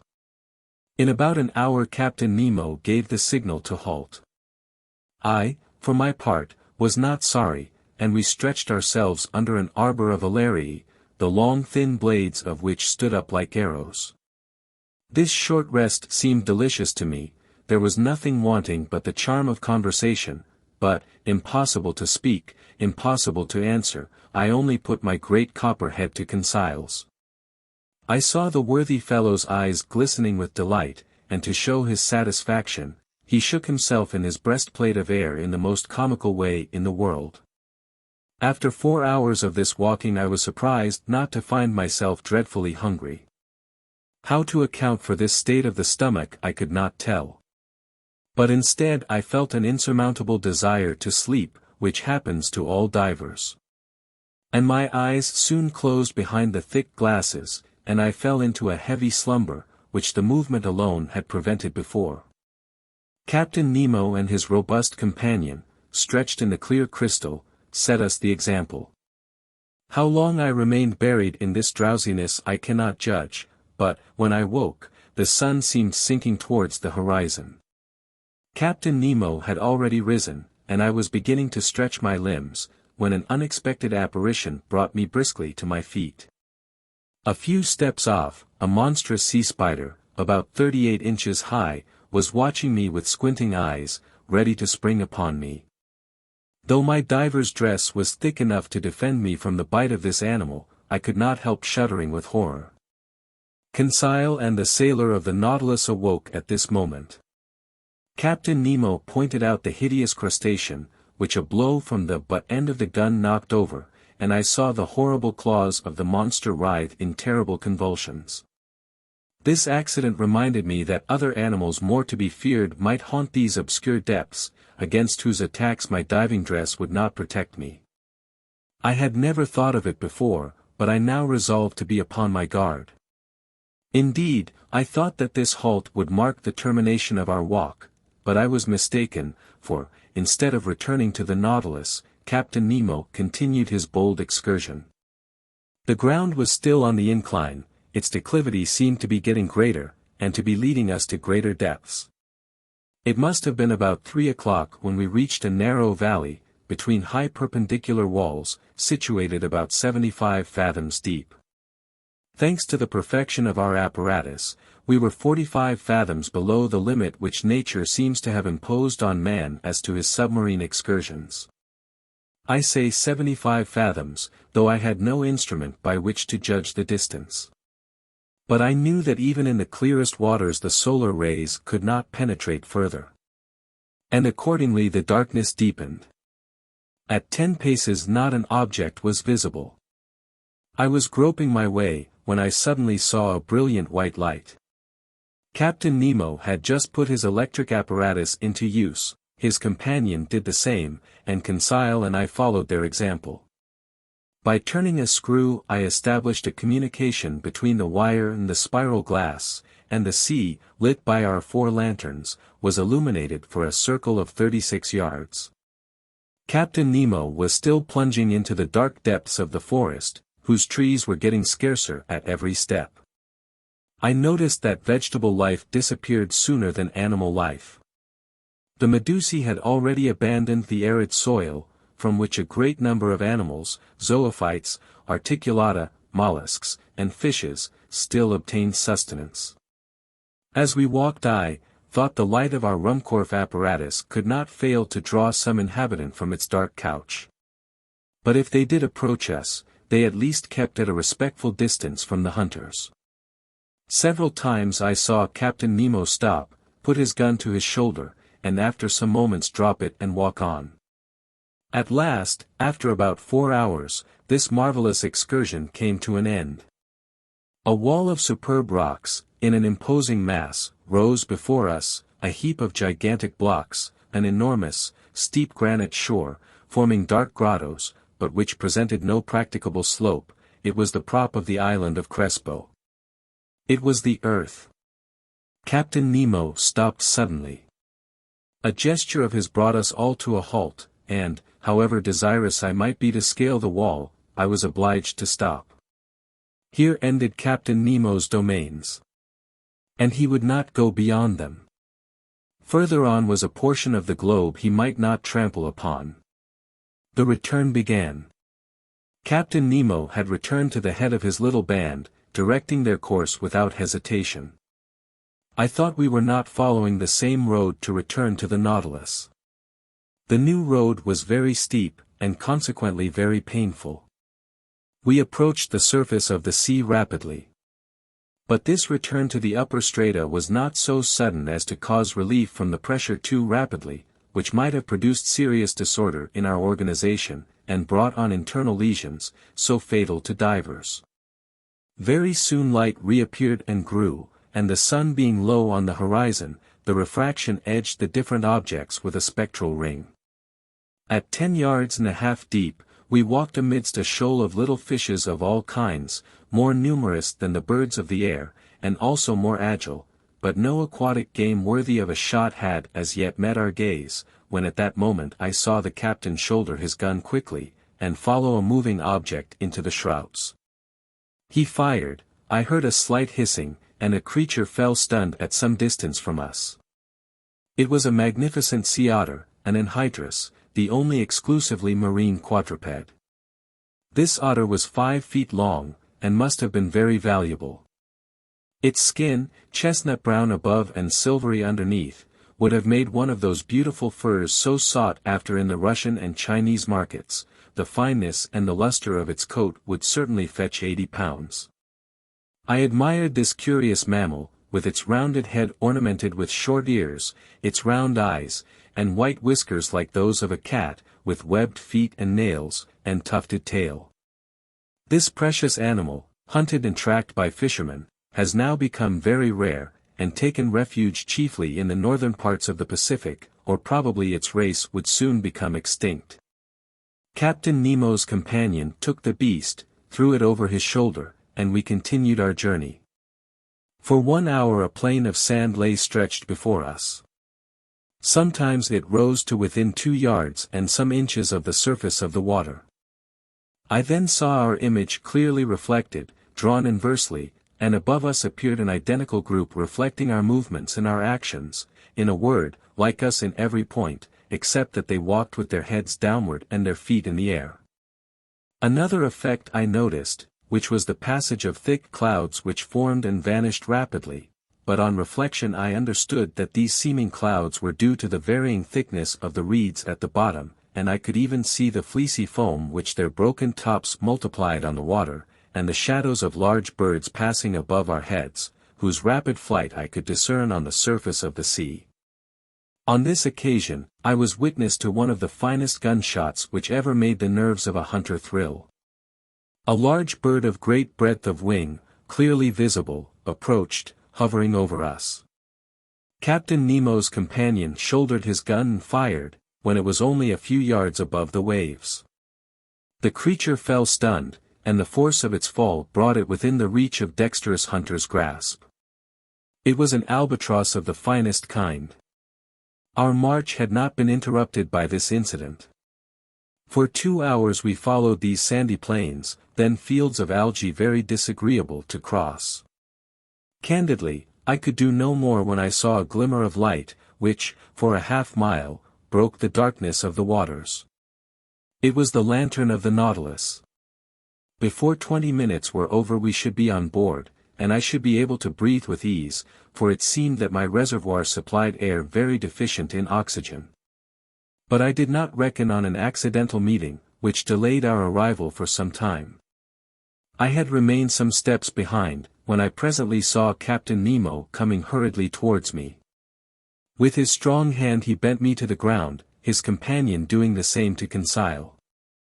At first I knew not what to think of this sudden attack, but I was soon reassured by seeing the captain lie down beside me, and remain immovable. I was stretched on the ground, just under the shelter of a bush of algae, when, raising my head, I saw some enormous mass, casting phosphorescent gleams, pass blusteringly by. My blood froze in my veins as I recognized 2 formidable sharks which threatened us. It was a couple of tintorias, terrible creatures, with enormous tails and a dull glassy stare, the phosphorescent matter ejected from holes pierced around the muzzle. Monstrous brutes, which would crush a whole man in their iron jaws. I did not know whether Conseil stopped to classify them. For my part, I noticed their silver bellies, and their huge mouths bristling with teeth, from a very unscientific point of view, and more as a possible victim than as a naturalist. Happily the voracious creatures do not see well. They passed without seeing us, brushing us with their brownish fins, and we escaped by a miracle from a danger certainly greater than meeting a tiger full face in the forest. Half an hour after, guided by the electric light, we reached the Nautilus. The outside door had been left open, and Captain Nemo closed it as soon as we had entered the first cell. He then pressed a knob. I heard the pumps working in the midst of the vessel, I felt the water sinking from around me, and in a few moments the cell was entirely empty. The inside door then opened, and we entered the vestry.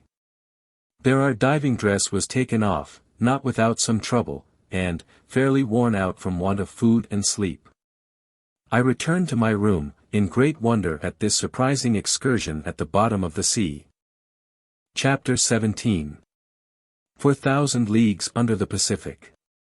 The next morning, the 18th of November, I had quite recovered from my fatigues of the day before, and I went up onto the platform, just as the second lieutenant was uttering his daily phrase. I was admiring the magnificent aspect of the ocean when Captain Nemo appeared. He did not seem to be aware of my presence, and began a series of astronomical observations. Then, when he had finished, he went and leant on the cage of the watchlight, and gazed abstractedly on the ocean. In the meantime, a number of the sailors of the Nautilus, all strong and healthy men, had come up onto the platform. They came to draw up the nets that had been laid all night.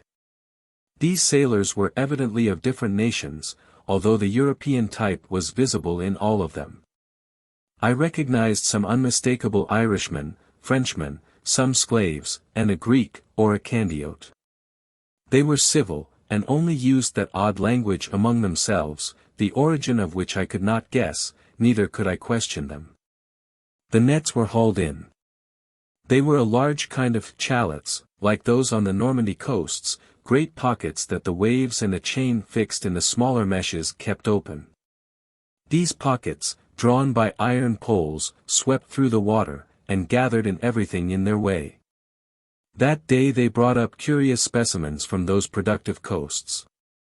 I reckoned that the haul had brought in more than 900 weight of fish. It was a fine haul, but not to be wondered at. Indeed, the nets are let down for several hours, and enclose in their meshes an infinite variety. We had no lack of excellent food, and the rapidity of the Nautilus and the attraction of the electric light could always renew our supply. These several productions of the sea were immediately lowered through the panel to the steward's room, some to be eaten fresh, and others pickled. The fishing ended, the provision of air renewed, I thought that the Nautilus was about to continue its submarine excursion, and was preparing to return to my room, when, without further preamble, the captain turned to me, saying, "Professor, is not this ocean gifted with real life? It has its tempers and its gentle moods. Yesterday it slept as we did, and now it has woke after a quiet night. Look," he continued, "it wakes under the caresses of the sun. It is going to renew its diurnal existence. It is an interesting study to watch the play of its organization. It has a pulse, arteries, spasms, and I agree with the learned Maury, who discovered in it a circulation as real as the circulation of blood in animals. Yes, the ocean has indeed circulation, and to promote it, the Creator has caused things to multiply in it, caloric, salt, and animalculae." When Captain Nemo spoke thus, he seemed altogether changed, and aroused an extraordinary emotion in me. Also, he added, "True existence is there, and I can imagine the foundations of nautical towns, clusters of submarine houses, which, like the Nautilus, would ascend every morning to breathe at the surface of the water, free towns, independent cities. Yet who knows whether some despot—" Captain Nemo finished his sentence with a violent gesture. Then, addressing me as if to chase away some sorrowful thought, "M. Aronnax," he asked, "do you know the depth of the ocean?" "I only know, Captain, what the principal soundings have taught us." "Could you tell me them, so that I can suit them to my purpose?" "These are some," I replied, "that I remember. If I am not mistaken, a depth of 8,000 yards has been found in the North Atlantic, and 2,500 yards in the Mediterranean. The most remarkable soundings have been made in the South Atlantic, near the 35th parallel, and they gave 12,000 yards, 14,000 yards, and 15,000 yards. To sum up all, it is reckoned that if the bottom of the sea were leveled, its mean depth would be about 1 3/4 leagues. "Well, Professor," replied the captain, we shall show you better than that, I hope. As to the mean depth of this part of the Pacific, I tell you it is only 4,000 yards. Having said this, Captain Nemo went towards the panel, and disappeared down the ladder. I followed him, and went into the large drawing room. The screw was immediately put in motion, and the log gave 20 miles an hour. During the days and weeks that passed, Captain Nemo was very sparing of his visits. I seldom saw him. The lieutenant pricked the ship's course regularly on the chart, so I could always tell exactly the route of the Nautilus. Nearly every day, for some time, the panels of the drawing room were opened, and we were never tired of penetrating the mysteries of the submarine world. The general direction of the Nautilus was southeast, and it kept between 100 and 150 yards of depth. One day, however, I do not know why, being drawn diagonally by means of the inclined planes, it touched the bed of the sea. The thermometer indicated a temperature of 4.25, set a temperature that at this depth seemed common to all latitudes. At 3 o'clock in the morning of the 26th of November the Nautilus crossed the Tropic of Cancer at 172 degrees long. On 27th instant it sighted the Sandwich Islands, where Cook died, February 14, 1779. We had then gone 4,860 leagues from our starting point. In the morning, when I went on the platform, I saw 2 miles to windward, Hawaii, the largest of the 7 islands that form the group. I saw clearly the cultivated ranges, and the several mountain chains that run parallel with the side, and the volcanoes that overtop Monterey, which rise 5,000 yards above the level of the sea. Besides other things the nets brought up, were several Flabellarii and graceful polypi, that are peculiar to that part of the ocean. The direction of the Nautilus was still to the southeast. It crossed the equator December 1st, in 142 degrees long, and on the 4th of the same month, after crossing rapidly and without anything in particular occurring, we sighted the Marquesas group. I saw, 3 miles off, Martin's Peak in Nukahiva, the largest of the group that belongs to France. I only saw the woody mountains against the horizon, because Captain Nemo did not wish to bring the ship to the wind. There the nets brought up beautiful specimens of fish, some with azure fins and tails like gold, the flesh of which is unrivaled, some nearly destitute of scales, but of exquisite flavor, others, with bony jaws, and yellow-tinged gills, as good as bonitos, all fish that would be of use to us. After leaving these charming islands protected by the French flag, from the 4th to the 11th of December the Nautilus sailed over about 2,000 miles. During the daytime of the 11th of December I was busy reading in the large drawing room. Ned Land and Conseil watched the luminous water through the half-open panels. The Nautilus was immovable. While its reservoirs were filled, it kept at a depth of 1,000 yards, a region rarely visited in the ocean, and in which large fish were seldom seen. I was then reading a charming book by Jean Mace, The Slaves of the Stomach, and I was learning some valuable lessons from it, when Conseil interrupted me. "Will master come here a moment?" he said, in a curious voice. "What is the matter, Conseil?" "I want master to look." I rose, went, and leaned on my elbows before the panes and watched. In a full electric light, an enormous black mass, quite immovable, was suspended in the midst of the waters. I watched it attentively, seeking to find out the nature of this gigantic cetacean. But a sudden thought crossed my mind. "A vessel," I said, half aloud. "Yes," replied the Canadian, "a disabled ship that has sunk perpendicularly." Ned Land was right, we were close to a vessel of which the tattered shrouds still hung from their chains. The keel seemed to be in good order, and it had been wrecked at most some few hours. 3 stumps of masts, broken off about 2 feet above the bridge, showed that the vessel had had to sacrifice its masts. But, lying on its side, it had filled, and it was heeling over to port. This skeleton of what it had once been was a sad spectacle as it lay lost under the waves, but sadder still was the sight of the bridge, where some corpses, bound with ropes, were still lying. I counted 5, 4 men, one of whom was standing at the helm, and a woman standing by the poop, holding an infant in her arms. She was quite young. I could distinguish her features, which the water had not decomposed, by the brilliant light from the Nautilus. In one despairing effort, she had raised her infant above her head, poor little thing, whose arms encircled its mother's neck. The attitude of the 4 sailors was frightful, distorted as they were by their convulsive movements, whilst making a last effort to free themselves from the cords that bound them to the vessel. The steersman alone, calm, with a grave, clear face, his grey hair glued to his forehead, and his hand clutching the wheel of the helm, seemed even then to be guiding the 3 broken masts through the depths of the ocean. What a scene! We were dumb, our hearts beat fast before this shipwreck, taken as it were from life and photographed in its last moments. And I saw already, coming towards it with hungry eyes, enormous sharks, attracted by the human flesh. However, the Nautilus, turning, went round the submerged vessel, and in one instant I read on the stern, the Florida, Sunderland. Chapter 18. Vanikoro.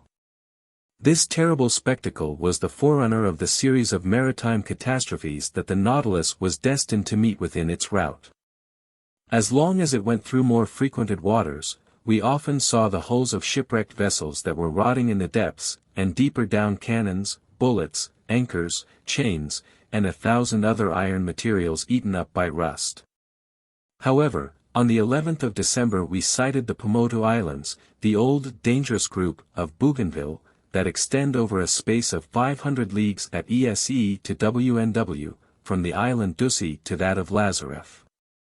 This group covers an area of 370 square leagues, and it is formed of 60 groups of islands, among which the Gambier group is remarkable, over which France exercises sway.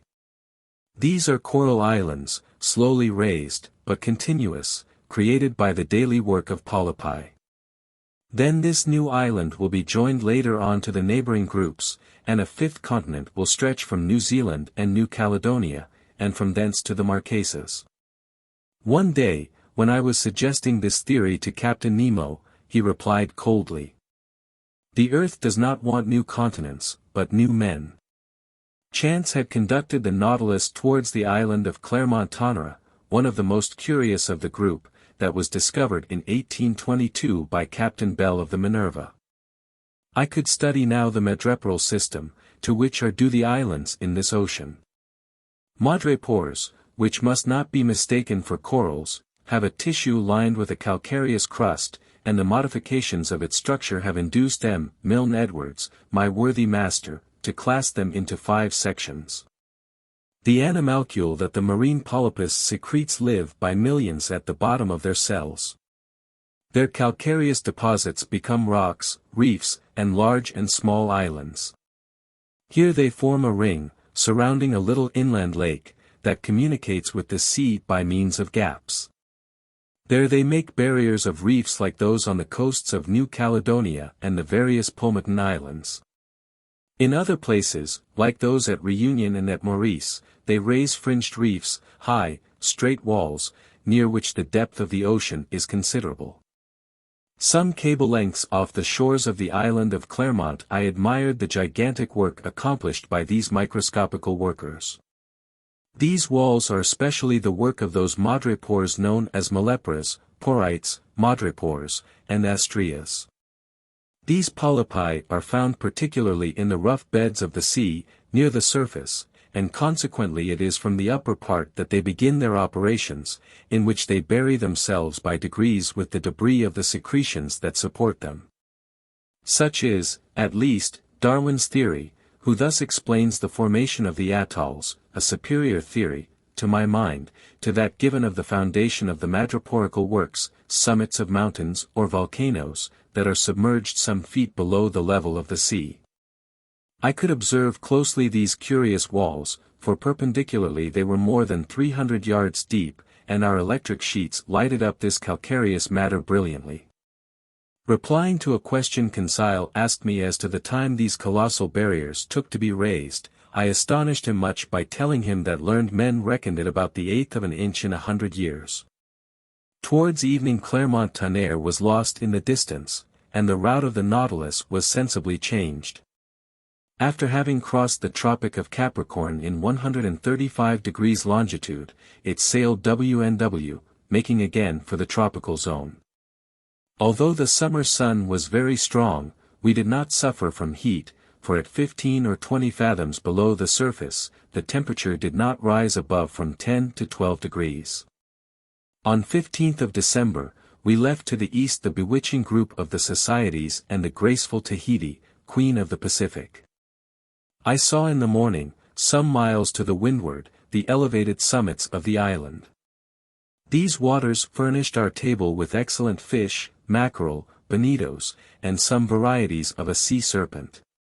On the 25th of December the Nautilus sailed into the midst of the New Hebrides, discovered by Quiros in 1606, and that Bougainville explored in 1768, and to which Cook gave its present name in 1773. This group is composed principally of 9 large islands, that form a band of 120 leagues NNS to SSW, between 15 degrees and 2 degrees south, lat., and 164 degrees and 168 degrees long. We passed tolerably near to the island of Oru, that at noon looked like a mass of green woods, surmounted by a peak of great height. That day being Christmas Day, Ned Land seemed to regret sorely the non-celebration of Christmas, the family fete of which Protestants are so fond. I had not seen Captain Nemo for a week, when, on the morning of the 27th, he came into the large drawing-room, always seeming as if he had seen you 5 minutes before. I was busily tracing the route of the Nautilus on the planisphere. The captain came up to me, put his finger on one spot on the chart, and said this single word. Vanikoro. The effect was magical. It was the name of the islands on which La Perouse had been lost. I rose suddenly. The Nautilus has brought us to Vanikoro? I asked. Yes, Professor, said the captain.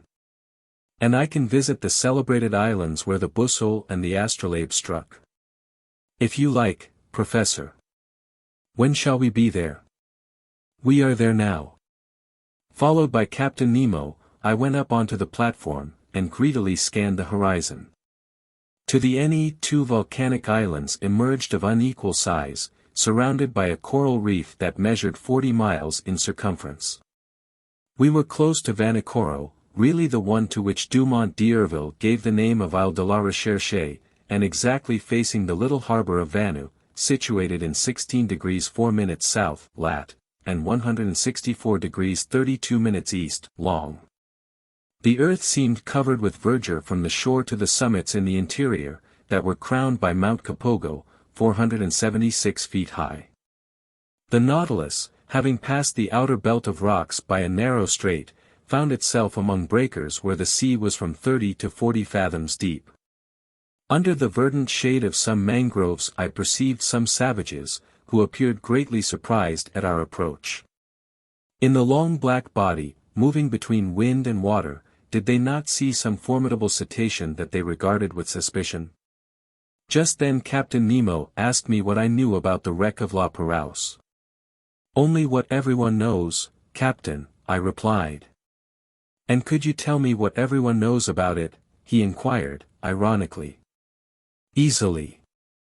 I related to him all that the last works of Dumont d'Urville had made known, works from which the following is a brief account. La Perouse, and his second, Captain de Langley, were sent by Louis XVI, in 1785, on a voyage of circumnavigation. They embarked in the corvettes Boussole and the Astrolabe, neither of which were again heard of. In 1791, the French government, justly uneasy as to the fate of these 2 sloops, manned 2 large merchantmen, the Recherche and the Esperance, which left Brest the 28th of September under the command of Bruni d'Entrecasteaux. 2 months after, they learned from Bowen, commander of the Albemarle, that the debris of shipwrecked vessels had been seen on the coasts of New Georgia. But D'Entrecasteaux, ignoring this communication, rather uncertain, besides, directed his course towards the Admiralty Islands, mentioned in a report of Captain Hunter's as being the place where La Perouse was wrecked. They sought in vain. The Esperance and the Recherche passed before Vanikoro without stopping there, and, in fact, this voyage was most disastrous, as it cost D'Entrecasteaux his life, and those of 2 of his lieutenants, besides several of his crew. Captain Dillon, a shrewd old Pacific sailor, was the first to find unmistakable traces of the wrecks. On the 15th of May, 1824, his vessel, the St. Patrick, passed close to Tikopia, one of the New Hebrides. There a Lascar came alongside in a canoe, sold him the handle of a sword in silver that bore the print of characters engraved on the hilt. The Lascar pretended that 6 years before, during a stay at Vanikoro, he had seen 2 Europeans that belonged to some vessels that had run aground on the reef some years ago. Dillon guessed that he meant La Perouse, whose disappearance had troubled the whole world. He tried to get on to Vanikoro, where, according to the Lascar, he would find numerous debris of the wreck, but winds and tides prevented him. Dillon returned to Calcutta. There he interested the Asiatic Society and the Indian Company in his discovery. A vessel, to which was given the name of the Recherche, was put at his disposal, and he set out, January 23, 1827, accompanied by a French agent. The Recherche, after touching at several points in the Pacific, cast anchor before Vanikoro, July 7, 1827, in that same harbor of Vanu where the Nautilus was at this time.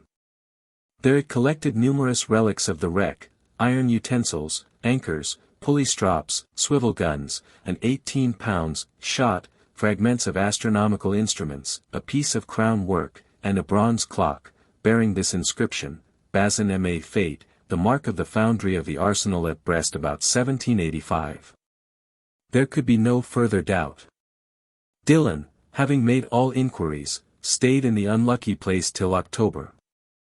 Then he quitted Vanikoro, and directed his course towards New Zealand, put into Calcutta, April 7, 1828, and returned to France, where he was warmly welcomed by Charles X. But at the same time, without knowing Dillon's movements, Dumont d'Urville had already set out to find the scene of the wreck. And they had learned from a whaler that some medals and the cross of St. Louis had been found in the hands of some savages of Louisiade and New Caledonia. Dumont d'Urville, commander of the Astrolabe, had then sailed, and 2 months after Dillon had left Vanikoro he put into Hobart Town. There he learned the results of Dillon's inquiries, and found that a certain James Hobbs, second lieutenant of the Union of Calcutta, after landing on an island situated 8 degrees 18 minutes south, lat., and 156 degrees 30 minutes east, long, had seen some iron bars and red stuffs used by the natives of these parts. Dumont d'Urville, much perplexed, and not knowing how to credit the reports of low-class journals, decided to follow Dillon's track. On the 10th of February, 1828, the Astrolabe appeared off Tikopia, and took as guide and interpreter a deserter found on the island, made his way to Vanikoro, sighted it on the 12th inst, lay among the reefs until the 14th, and not until the 20th did he cast anchor within the barrier in the harbor of Vanu. On the 23rd, several officers went round the island and brought back some unimportant trifles. The natives, adopting a system of denials and evasions, refused to take them to the unlucky place. This ambiguous conduct led them to believe that the natives had ill-treated the castaways, and indeed they seemed to fear that Dumont d'Urville had come to avenge La Perouse and his unfortunate crew. However, on the 26th, appeased by some presents, and understanding that they had no reprisals to fear, they led Jequiriot to the scene of the wreck. There, in 3 or 4 fathoms of water, between the reefs of Pakua and Vanu, lay anchors, cannons, pigs of lead and iron, embedded in the limy concretions. The large boat and the whaler belonging to the Astrolabe were sent to this place, and, not without some difficulty, their crews hauled up an anchor weighing 1,800 pounds, a brass gun, some pigs of iron, and 2 copper swivel guns. Dumont d'Urville, questioning the natives, learned too that La Perouse, after losing both his vessels on the reefs of this island, had constructed a smaller boat, only to be lost a second time. Where, no one knew. But the French government, fearing that Dumont d'Urville was not acquainted with Dillon's movements, had sent the sloop Bayonnaise, commanded by Legourant de Tromelin, to Vanikoro, which had been stationed on the west coast of America. The Bayonnaise cast her anchor before Vanikoro some months after the departure of the Astrolabe, but found no new document, but stated that the savages had respected the monument to La Perouse. That is the substance of what I told Captain Nemo. So, he said, no one knows now where the third vessel perished that was constructed by the castaways on the island of Vanikoro? No one knows. Captain Nemo said nothing, but signed to me to follow him into the large saloon. The Nautilus sank several yards below the waves, and the panels were opened. I hastened to the aperture, and under the crustaceans of coral, covered with fungi, siphonals, alcyons, madrepores, through myriads of charming fish, girelles, glyphysodri, pomphorides, diacopes, and holocenters, I recognized certain debris that the drags had not been able to tear up, iron stirrups, anchors, cannons, bullets, capstan fittings, the stem of a ship, all objects clearly proving the wreck of some vessel, and now carpeted with living flowers. While I was looking on this desolate scene, Captain Nemo said, in a sad voice. Commander La Perouse set out December 7, 1785, with his vessels La Boussole and the Astrolabe. He first cast anchor at Botany Bay, visited the Friendly Isles, New Caledonia, then directed his course towards Santa Cruz, and put into Nemo'S, one of the Hapai group. Then his vessels struck on the unknown reefs of Vanikoro. The Boussole, which went first, ran aground on the southerly coast. The Astrolabe went to its help, and ran aground too. The first vessel was destroyed almost immediately. The second, stranded under the wind, resisted some days. The natives made the castaways welcome. They installed themselves in the island, and constructed a smaller boat with the debris of the two large ones. Some sailors stayed willingly at Vanikoro, the others, weak and ill, set out with La Perouse. They directed their course towards the Solomon Islands, and there perished, with everything, on the westerly coast of the chief island of the group, between Capes Deception and Satisfaction. How do you know that? By this, that I found on the spot where was the last wreck. Captain Nemo showed me a tin plate box, stamped with the French arms, and corroded by the salt water. He opened it, and I saw a bundle of papers, yellow but still readable. They were the instructions of the naval minister to Commander La Perouse, annotated in the margin in Louis XVI's handwriting. Ah!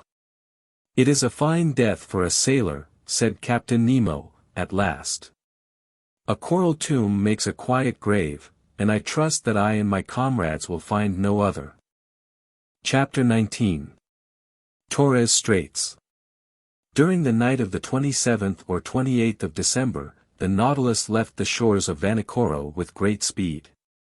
Her course was southwesterly, and in 3 days she had gone over the 750 leagues that separated it from La Perouse's group and the southeast point of Papua. Early on the 1st of January, 1863, Conseil joined me on the platform. Master, will you permit me to wish you a happy new year? What? Conseil, exactly as if I was at Paris in my study at the Jardin des Plantes. Well, I accept your good wishes, and thank you for them. Only, I will ask you what you mean by a happy new year under our circumstances. Do you mean the year that will bring us to the end of our imprisonment, or the year that sees us continue this strange voyage? Really, I do not know how to answer, master. We are sure to see curious things, and for the last 2 months we have not had time for dullness. The last marvel is always the most astonishing, and, if we continue this progression, I do not know how it will end. It is my opinion that we shall never again see the like. I think then, with no offense to master, that a happy year would be one in which we could see everything. On January 2nd we had made 11,340 miles, or 5,250 French leagues, since our starting point in the Japan seas. Before the ship's head stretched the dangerous shores of the Coral Sea, on the northeast coast of Australia. Our boat lay along some miles from the redoubtable bank on which Cook's vessel was lost, June 10, 1770. The boat in which Cook was struck on a rock, and, if it did not sink, it was owing to a piece of coral that was broken by the shock, and fixed itself in the broken keel. I had wished to visit the reef, 360 leagues long, against which the sea, always rough, broke with great violence, with a noise like thunder. But just then the inclined planes drew the Nautilus down to a great depth, and I could see nothing of the high coral walls. I had to content myself with the different specimens of fish brought up by the nets.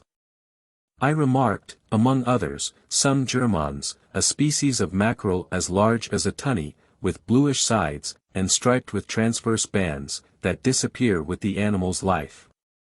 These fish followed us in shoals, and furnished us with very delicate food. We took also a large number of gilt heads, about 1½ inches long, tasting like dories, and flying pyropeds like submarine swallows, which, in dark nights, light alternately the air and water with their phosphorescent light. Among the mollusks and zoophytes, I found in the meshes of the net several species of alcyanarians, echini, hammers, spurs, dials, cerites, and hyalae.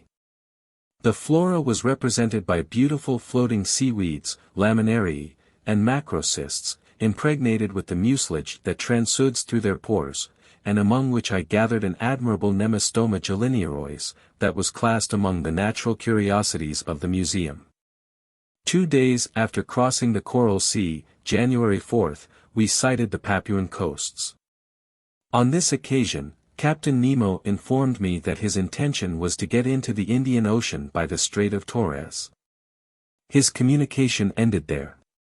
The Torres Straits are nearly 34 leagues wide, but they are obstructed by an innumerable quantity of islands, islets, breakers, and rocks, that make its navigation almost impracticable, so that Captain Nemo took all needful precautions to cross them. The Nautilus, floating betwixt wind and water, went at a moderate pace. Her screw, like a cetacean's tail, beat the waves slowly. Profiting by this, I and my 2 companions went up onto the deserted platform.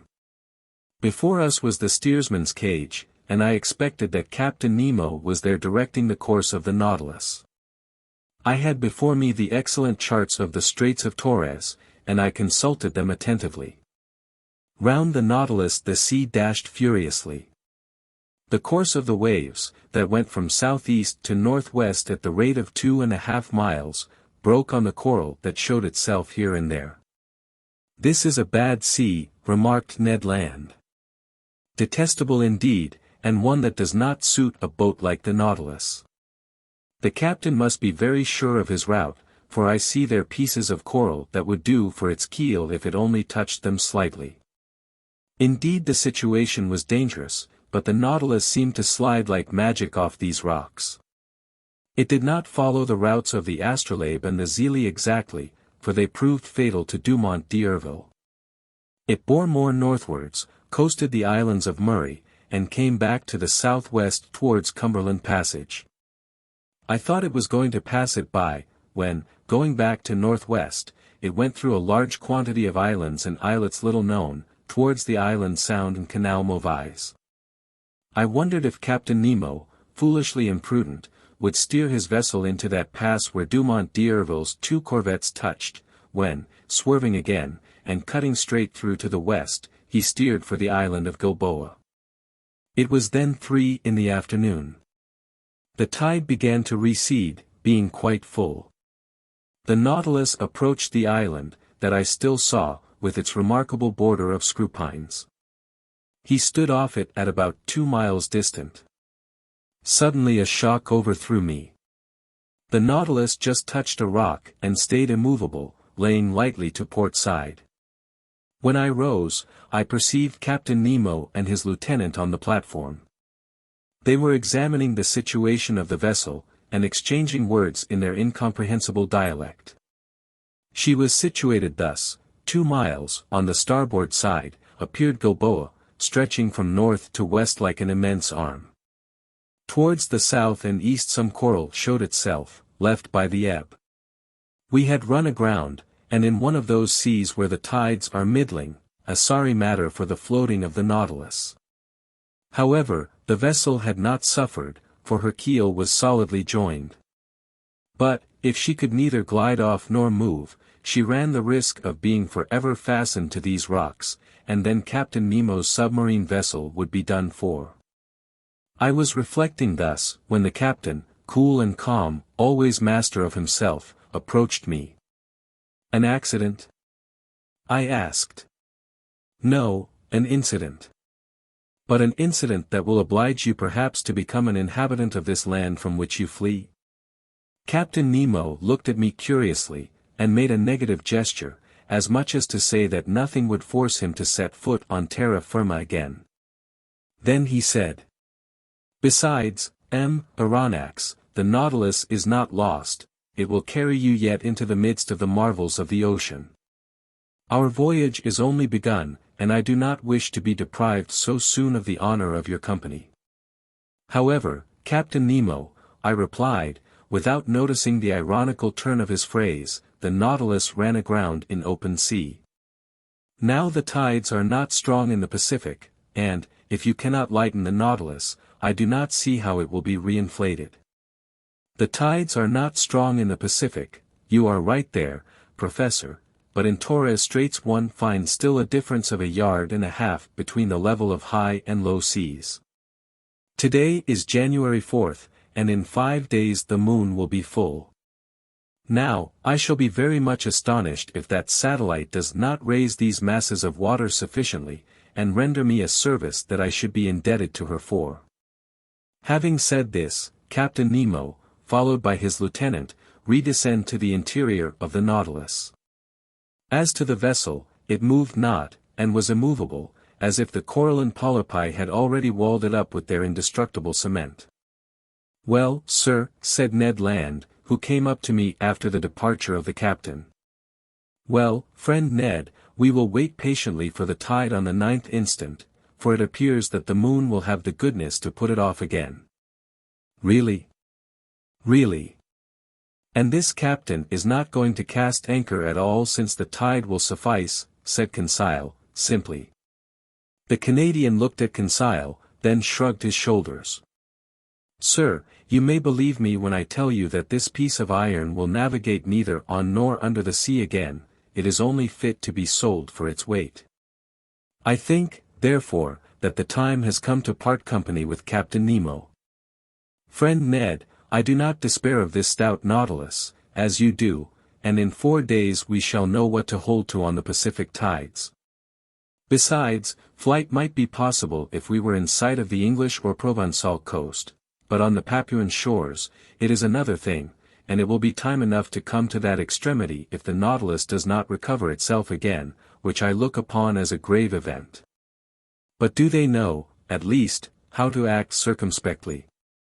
There is an island, on that island there are trees, under those trees, terrestrial animals, bearers of cutlets and roast beef, to which I would willingly give a trial." "In this, friend Ned is right," said Conseil, "and I agree with him. Could not master obtain permission from his friend Captain Nemo to put us on land, if only so as not to lose the habit of treading on the solid parts of our planet? I can ask him, but he will refuse." "Will master risk it?" asked Conseil, "and we shall know how to rely upon the captain's amiability."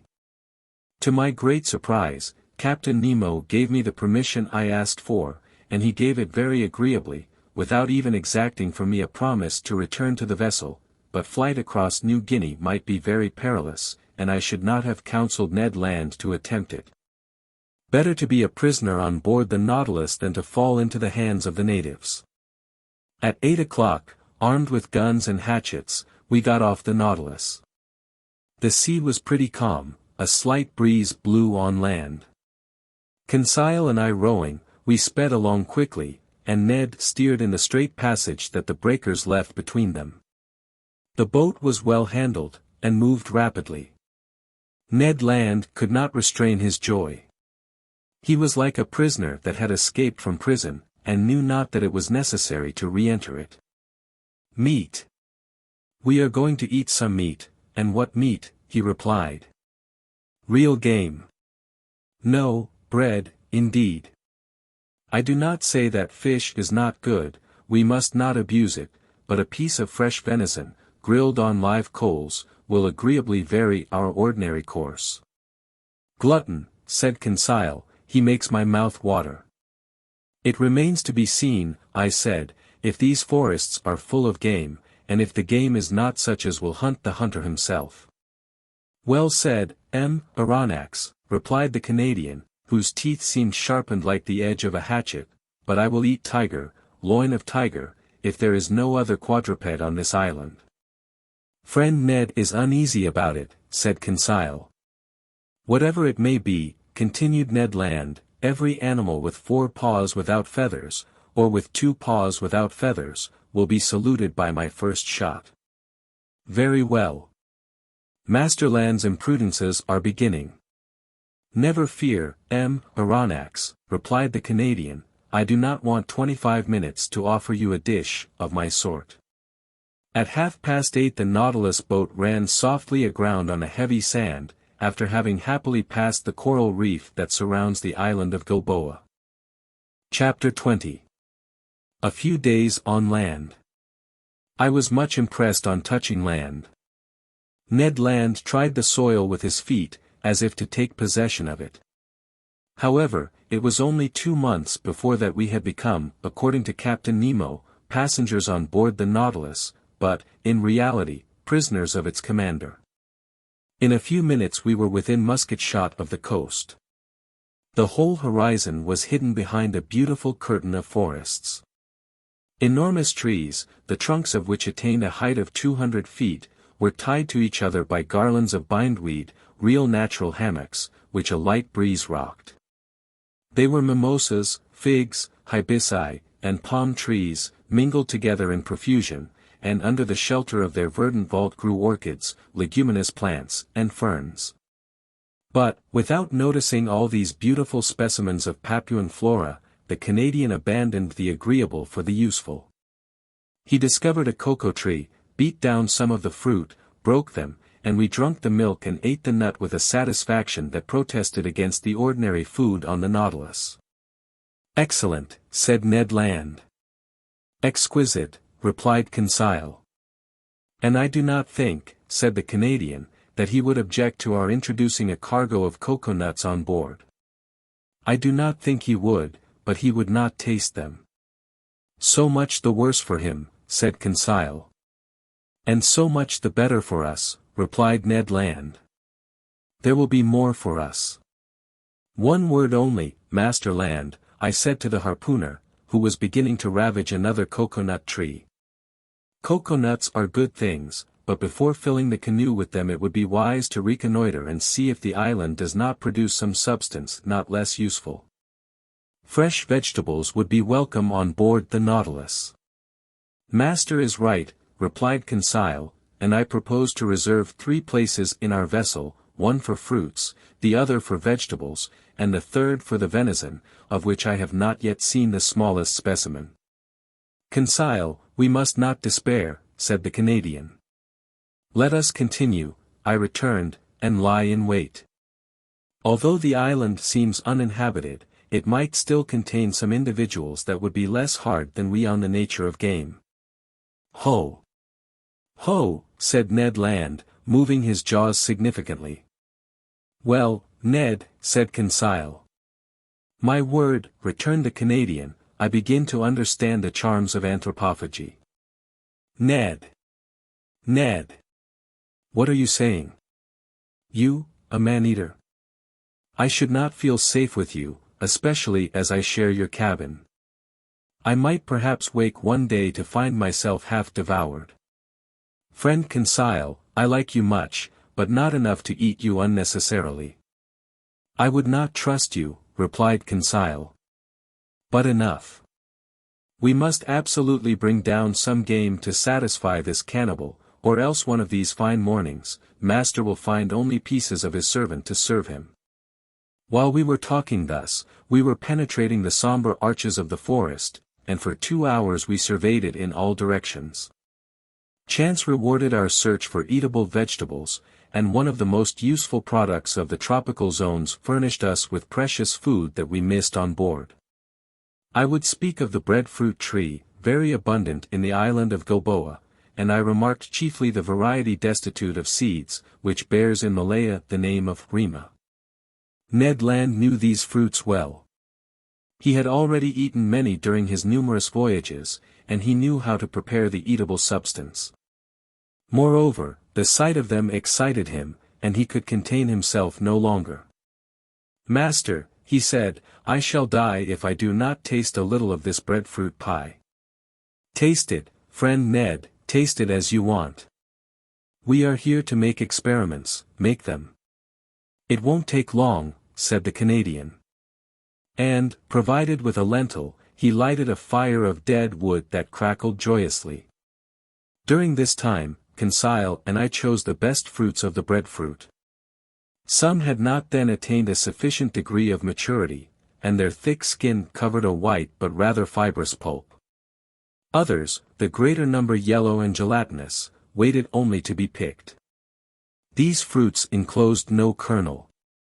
Conseil brought a dozen to Ned Land, who placed them on a coal fire, after having cut them in thick slices, and while doing this repeating, "You will see, master, how good this bread is. More so when one has been deprived of it so long. It is not even bread," added he, "but a delicate pastry. You have eaten none, master?" "No, Ned." "Very well, prepare yourself for a juicy thing. If you do not come for more, I am no longer the king of harpooners." After some minutes, the part of the fruits that was exposed to the fire was completely roasted. The interior looked like a white pasty, a sort of soft crumb, the flavor of which was like that of an artichoke. It must be confessed this bread was excellent, and I ate of it with great relish. "What time is it now?" asked the Canadian. 2 o'clock at least," replied Conseil. "How time flies on firm ground," sighed Ned Land. "Let us be off," replied Conseil. We returned through the forest, and completed our collection by a raid upon the cabbage palms, that we gathered from the tops of the trees, little beans that I recognized as the bro of the Malays, and yams of a superior quality. We were loaded when we reached the boat. But Ned Land did not find his provisions sufficient. Fate, however, favored us. Just as we were pushing off, he perceived several trees, from 25 to 30 feet high, a species of palm tree. At last, at 5 o'clock in the evening, loaded with our riches, we quitted the shore, and half an hour after we hailed the Nautilus. No one appeared on our arrival. The enormous iron-plated cylinder seemed deserted. The provisions embarked, I descended to my chamber, and after supper slept soundly. The next day, January 6th, nothing new on board. Not a sound inside, not a sign of life. The boat rested along the edge, in the same place in which we had left it. We resolved to return to the island. Ned Land hoped to be more fortunate than on the day before with regard to the hunt, and wished to visit another part of the forest. At dawn we set off. The boat, carried on by the waves that flowed to shore, reached the island in a few minutes. We landed, and, thinking that it was better to give in to the Canadian, we followed Ned Land, whose long limbs threatened to distance us. He wound up the coast towards the west, then, fording some torrents, he gained the high plain that was bordered with admirable forests. Some kingfishers were rambling along the watercourses, but they would not let themselves be approached. Their circumspection proved to me that these birds knew what to expect from bipeds of our species, and I concluded that, if the island was not inhabited, at least human beings occasionally frequented it. After crossing a rather large prairie, we arrived at the skirts of a little wood that was enlivened by the songs and flight of a large number of birds. "There are only birds," said Conseil. "But they are eatable," replied the harpooner. "I do not agree with you, friend Ned, for I see only parrots there." "Friend Conseil," said Ned, gravely, "the parrot is like pheasant to those who have nothing else." "And," I added, "this bird, suitably prepared, is worth knife and fork." Indeed, under the thick foliage of this wood, a world of parrots were flying from branch to branch, only needing a careful education to speak the human language. For the moment, they were chattering with parrots of all colors, and grave cockatoos, who seemed to meditate upon some philosophical problem, whilst brilliant red lories passed like a piece of bunting carried away by the breeze, Papuans, with the finest azure colors, and in all a variety of winged things most charming to behold, but few eatable. However, a bird peculiar to these lands, and which has never passed the limits of the Aero and Papuan Islands, was wanting in this collection. But fortune reserved it for me before long. After passing through a moderately thick copse, we found a plain obstructed with bushes. I saw then those magnificent birds, the disposition of whose long feathers obliges them to fly against the wind. Their undulating flight, graceful aerial curves, and the shading of their colors, attracted and charmed one's looks. I had no trouble in recognizing them. "Birds of paradise!" I exclaimed. The Malays, who carry on a great trade in these birds with the Chinese, have several means that we could not employ for taking them. Sometimes they put snares on the top of high trees that the birds of paradise prefer to frequent. Sometimes they catch them with a viscous birdlime that paralyzes their movements. They even go so far as to poison the fountains that the birds generally drink from. But we were obliged to fire at them during flight, which gave us few chances to bring them down, and, indeed, we vainly exhausted one half our ammunition. About 11 o'clock in the morning, the first range of mountains that formed the center of the island was traversed, and we had killed nothing. Hunger drove us on. The hunters had relied on the products of the chase, and they were wrong. Happily Conseil, to his great surprise, made a double shot and secured breakfast. He brought down a white pigeon and a wood pigeon, which, cleverly plucked and suspended from a skewer, was roasted before a red fire of dead wood. While these interesting birds were cooking, Ned prepared the fruit of the bread tree. Then the wood pigeons were devoured to the bones, and declared excellent. The nutmeg, with which they are in the habit of stuffing their crops, flavors their flesh and renders it delicious eating. Now, Ned, what do you miss now? Some four-footed game, Aronnax. All these pigeons are only side dishes and trifles, and until I have killed an animal with cutlets I shall not be content. Nor I, Ned, if I do not catch a bird of paradise. Let us continue hunting, replied Conseil. Let us go towards the sea. We have arrived at the first declivities of the mountains, and I think we had better regain the region of forests. That was sensible advice, and was followed out. After walking for 1 hour we had attained a forest of sago trees. Some inoffensive serpents glided away from us. The birds of paradise fled at our approach, and truly I despaired of getting near one when Conseil, who was walking in front, suddenly bent down, uttered a triumphal cry, and came back to me bringing a magnificent specimen. Ah! Bravo, Conseil! Master is very good. No, my boy, you have made an excellent stroke. Take one of these living birds, and carry it in your hand. If master will examine it, he will see that I have not deserved great merit. Why, Conseil? Because this bird is as drunk as a quail. Drunk? Yes, sir, drunk with the nutmegs that it devoured under the nutmeg tree, under which I found it.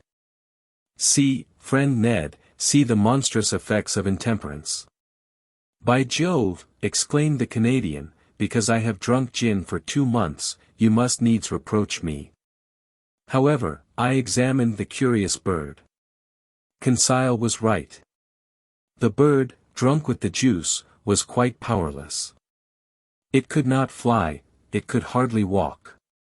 This bird belonged to the most beautiful of the 8 species that are found in Papua and in the neighboring islands. It was the large emerald bird, the most rare kind. It measured 3 feet in length. Its head was comparatively small, its eyes placed near the opening of the beak, and also small. But the shades of color were beautiful, having a yellow beak, brown feet and claws, nut-colored wings with purple tips, pale yellow at the back of the neck and head, and emerald color at the throat, chestnut on the breast and belly. 2 horned, downy nets rose from below the tail, that prolonged the long light feathers of admirable fineness, and they completed the whole of this marvelous bird, that the natives have poetically named the bird of the sun. But if my wishes were satisfied by the possession of the bird of paradise, the Canadians were not yet. Happily, about 2 o'clock, Ned Land brought down a magnificent hog, from the brood of those the natives call bariotang. The animal came in time for us to procure real quadruped meat, and he was well received. Ned Land was very proud of his shot. The hog, hit by the electric ball, fell stone dead. The Canadian skinned and cleaned it properly, after having taken half a dozen cutlets, destined to furnish us with a grilled repast in the evening. Then the hunt was resumed, which was still more marked by Ned and Conseil's exploits. Indeed, the 2 friends, beating the bushes, roused a herd of kangaroos that fled and bounded along on their elastic paws.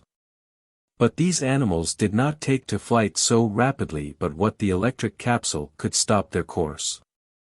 "Ah, Professor," cried Ned Land, who was carried away by the delights of the chase, "what excellent game, and stewed, too.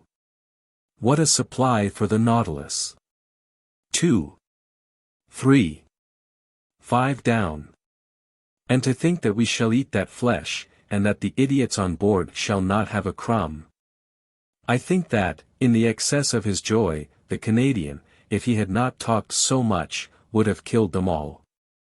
But he contented himself with a single dozen of these interesting marsupials. These animals were small. They were a species of those kangaroo rabbits that live habitually in the hollows of trees, and whose speed is extreme, but they are moderately fat and furnish, at least, estimable food. We were very satisfied with the results of the hunt. Happy Ned proposed to return to this enchanting island the next day, for he wished to depopulate it of all the eatable quadrupeds. But he had reckoned without his host. At 6 o'clock in the evening we had regained the shore, our boat was moored to the usual place. The Nautilus, like a long rock, emerged from the waves 2 miles from the beach. Ned Land, without waiting, occupied himself about the important dinner business. He understood all about cooking well. The bariotang, grilled on the coals, soon scented the air with a delicious odor. Indeed, the dinner was excellent. 2 wood pigeons completed this extraordinary menu. The sago pasty, the artocarpus bread, some mangoes, half a dozen pineapples, and the liquor fermented from some coconuts, overjoyed us. I even think that my worthy companion's ideas had not all the plainness desirable. "Suppose we do not return to the Nautilus this evening," said Conseil. "Suppose we never return," added Ned Land. Just then a stone fell at our feet and cut short the harpooner's proposition. Chapter 21. Captain Nemo's Thunderbolt. We looked at the edge of the forest without rising, my hand stopping in the action of putting it to my mouth, Ned Land's completing its office. "Stones do not fall from the sky," remarked Conseil, "or they would merit the name aerolites." A second stone, carefully aimed, that made a savory pigeon's leg fall from Conseil's hand, gave still more weight to his observation. We all 3 arose, shouldered our guns, and were ready to reply to any attack. "Are they apes?" cried Ned Land. "Very nearly, they are savages." "To the boat," I said, hurrying to the sea. It was indeed necessary to beat a retreat, for about 20 natives armed with bows and slings appeared on the skirts of a copse that masked the horizon to the right, hardly 100 steps from us. Our boat was moored about 60 feet from us. The savages approached us, not running, but making hostile demonstrations. Stones and arrows fell thickly. Ned Land had not wished to leave his provisions, and, in spite of his imminent danger, his pig on one side and kangaroos on the other, he went tolerably fast.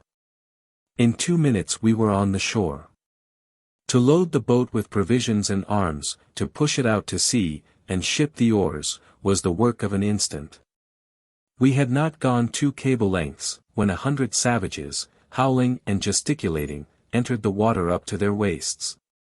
I watched to see if their apparition would attract some men from the Nautilus on to the platform. But no. The enormous machine, lying off, was absolutely deserted. 20 minutes later we were on board. The panels were open. After making the boat fast, we entered into the interior of the Nautilus. I descended to the drawing room, from whence I heard some chords. Captain Nemo was there, bending over his organ, and plunged in a musical ecstasy. "Captain." He did not hear me. "Captain," I said, touching his hand. He shuddered, and, turning round, said, "Ah. It is you, Professor. Well, have you had a good hunt, have you botanized successfully?" "Yes, Captain, but we have unfortunately brought a troop of bipeds, whose vicinity troubles me." "What bipeds?" "Savages." "Savages," he echoed, ironically. "So you are astonished, Professor, at having set foot on a strange land and finding savages?" "Savages. Where are there not any? Besides, are they worse than others, these whom you call savages?" "But Captain, how many have you counted?" "100 at least." Aronnax," replied Captain Nemo, placing his fingers on the organ stops, "when all the natives of Papua are assembled on this shore, the Nautilus will have nothing to fear from their attacks." The captain's fingers were then running over the keys of the instrument, and I remarked that he touched only the black keys, which gave his melodies an essentially Scotch character. Soon he had forgotten my presence, and had plunged into a reverie that I did not disturb.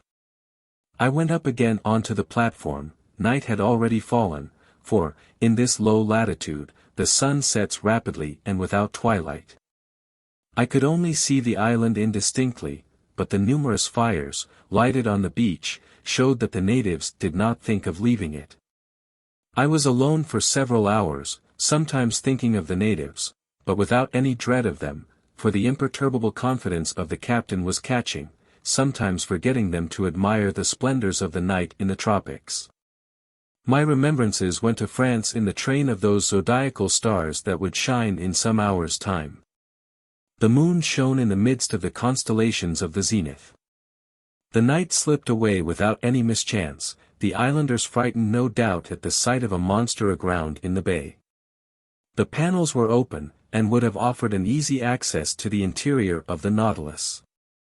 At 6 o'clock in the morning of the January 8th I went up onto the platform. The dawn was breaking. The island soon showed itself through the dissipating fogs, first the shore, then the summits. The natives were there, more numerous than on the day before, 500 or 600 perhaps. Some of them, profiting by the low water, had come on to the coral, at less than 2 cable lengths from the Nautilus. I distinguished them easily. They were true Papuans, with athletic figures, men of good race, large high foreheads, large, but not broad and flat, and white teeth. Their woolly hair, with a reddish tinge, showed off on their black shining bodies like those of the Nubians. From the lobes of their ears, cut and distended, hung chaplets of bones. Most of these savages were naked.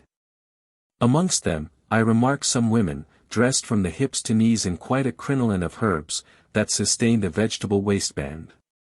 Some chiefs had ornamented their necks with a crescent and collars of glass beads, red and white, Nearly all were armed with bows, arrows, and shields and carried on their shoulders a sort of net containing those round stones which they cast from their slings with great skill. One of these chiefs, rather near to the Nautilus, examined it attentively. He was, perhaps, a motto of high rank, for he was draped in a mat of banana leaves, notched round the edges, and set off with brilliant colors. I could easily have knocked down this native, who was within a short length, but I thought that it was better to wait for real hostile demonstrations. Between Europeans and savages, it is proper for the Europeans to parry sharply, not to attack. During low water the natives roamed about near the Nautilus, but were not troublesome. I heard them frequently repeat the word "asai," and by their gestures I understood that they invited me to go on land, an invitation that I declined. So that, on that day, the boat did not push off, to the great displeasure of Master Land, who could not complete his provisions. This adroit Canadian employed his time in preparing the viands and meat that he had brought off the island. As for the savages, they returned to the shore about 11 o'clock in the morning, as soon as the coral tops began to disappear under the rising tide, but I saw their numbers had increased considerably on the shore. Probably they came from the neighboring islands, or very likely from Papua. However, I had not seen a single native canoe. Having nothing better to do, I thought of dragging these beautiful limpid waters, under which I saw a profusion of shells, zoophytes, and marine plants. Moreover, it was the last day that the Nautilus would pass in these parts, if it float in open sea the next day, according to Captain Nemo's promise. I therefore called Conseil, who brought me a little light drag, very like those for the oyster fishery. Now to work. For 2 hours we fished unceasingly, but without bringing up any rarities. The drag was filled with Midas ears, harps, melames, and particularly the most beautiful hammers I have ever seen. We also brought up some sea slugs, pearl oysters, and a dozen little turtles that were reserved for the pantry on board. But just when I expected it least, I put my hand on a wonder, I might say a natural deformity, very rarely met with. Conseil was just dragging, and his net came up filled with divers ordinary shells, when, all at once, he saw me plunge my arm quickly into the net, to draw out a shell, and heard me utter a cry. "What is the matter, sir?" he asked in surprise. "Has master been bitten?" "No, my boy, but I would willingly have given a finger for my discovery." "What discovery?" "This shell," I said, holding up the object of my triumph. "It is simply an olive porphyry, genus olive, order of the Pectinibranchidae, class of gastropods, subclass mollusca." "Yes, Conseil, but, instead of being rolled from right to left, this olive turns from left to right." "Is it possible?" "Yes, my boy, it is a left shell." Shells are all right-handed, with rare exceptions, and, when by chance their spiral is left, amateurs are ready to pay their weight in gold. Conseil and I were absorbed in the contemplation of our treasure, and I was promising myself to enrich the museum with it, when a stone unfortunately thrown by a native struck against, and broke, the precious object in Conseil's hand. I uttered a cry of despair. Conseil took up his gun, and aimed at a savage who was poising his sling at 10 yards from him. I would have stopped him, but his blow took effect and broke the bracelet of amulets which encircled the arm of the savage. Illustration. Conseil seized his gun. "Conseil," cried I, "Conseil." "Well, sir. Do you not see that the cannibal has commenced the attack?" "A shell is not worth the life of a man," said I. "Ah! The scoundrel," cried Conseil, "I would rather he had broken my shoulder." Conseil was in earnest, but I was not of his opinion. However, the situation had changed some minutes before, and we had not perceived. A score of canoes surrounded the Nautilus. These canoes, scooped out of the trunk of a tree, long, narrow, well adapted for speed, were balanced by means of a long bamboo pole, which floated on the water. They were managed by skillful, half-naked paddlers, and I watched their advance with some uneasiness. It was evident that these Papuans had already had dealings with the Europeans and knew their ships. But this long iron cylinder anchored in the bay, without masts or chimneys, what could they think of it? Nothing good, for at first they kept at a respectful distance. However, seeing it motionless, by degrees they took courage, and sought to familiarize themselves with it. Now this familiarity was precisely what it was necessary to avoid. Our arms, which were noiseless, could only produce a moderate effect on the savages, who have little respect for aught but blustering things. The thunderbolt without the reverberations of thunder would frighten man but little, though the danger lies in the lightning, not in the noise. At this moment the canoes approached the Nautilus, and a shower of arrows alighted on her. I went down to the saloon, but found no one there. I ventured to knock at the door that opened into the captain's room. "Come in," was the answer. I entered, and found Captain Nemo deep in algebraical calculations of x and other quantities. "I am disturbing you," said I, "for courtesy's sake." "That is true, M. Aronnax," replied the captain, "but I think you have serious reasons for wishing to see me." "Very grave ones. The natives are surrounding us in their canoes, and in a few minutes we shall certainly be attacked by many hundreds of savages." "Ah," said Captain Nemo quietly, "they are come with their canoes?" "Yes, sir." "Well, sir, we must close the hatches." "Exactly, and I came to say to you." "Nothing can be more simple," said Captain Nemo. And, pressing an electric button, he transmitted an order to the ship's crew. "It is all done, sir," said he, after some moments. "The pinnace is ready, and the hatches are closed. You do not fear, I imagine, that these gentlemen could stave in walls on which the balls of your frigate have had no effect?" "No, Captain, but a danger still exists." "What is that, sir?" "It is that tomorrow, at about this hour, we must open the hatches to renew the air of the Nautilus. Now, if, at this moment, the Papuans should occupy the platform, I do not see how you could prevent them from entering." "Then, sir, you suppose that they will board us?" "I am certain of it." "Well, sir, let them come. I see no reason for hindering them. After all, these Papuans are poor creatures, and I am unwilling that my visit to the island should cost the life of a single one of these wretches." Upon that I was going away, but Captain Nemo detained me, and asked me to sit down by him. He questioned me with interest about our excursions on shore, and our hunting, and seemed not to understand the craving for meat that possessed the Canadian. Then the conversation turned on various subjects, and, without being more communicative, Captain Nemo showed himself more amiable. Amongst other things, we happened to speak of the situation of the Nautilus, run aground in exactly the same spot in this strait where Dumont d'Urville was nearly lost. "Apropos of this. This d'Urville was one of your great sailors," said the captain to me, "one of your most intelligent navigators. He is the captain cook of you Frenchmen. Unfortunate man of science, after having braved the icebergs of the South Pole, the coral reefs of Oceania, the cannibals of the Pacific, to perish miserably in a railway train. If this energetic man could have reflected during the last moments of his life, what must have been uppermost in his last thoughts, do you suppose?" So speaking, Captain Nemo seemed moved, and his emotion gave me a better opinion of him. Then, chart in hand, we reviewed the travels of the French navigator, his voyages of circumnavigation, his double detention at the South Pole, which led to the discovery of Adelaide and Louis Philippe, and fixing the hydrographical bearings of the principal islands of Oceania.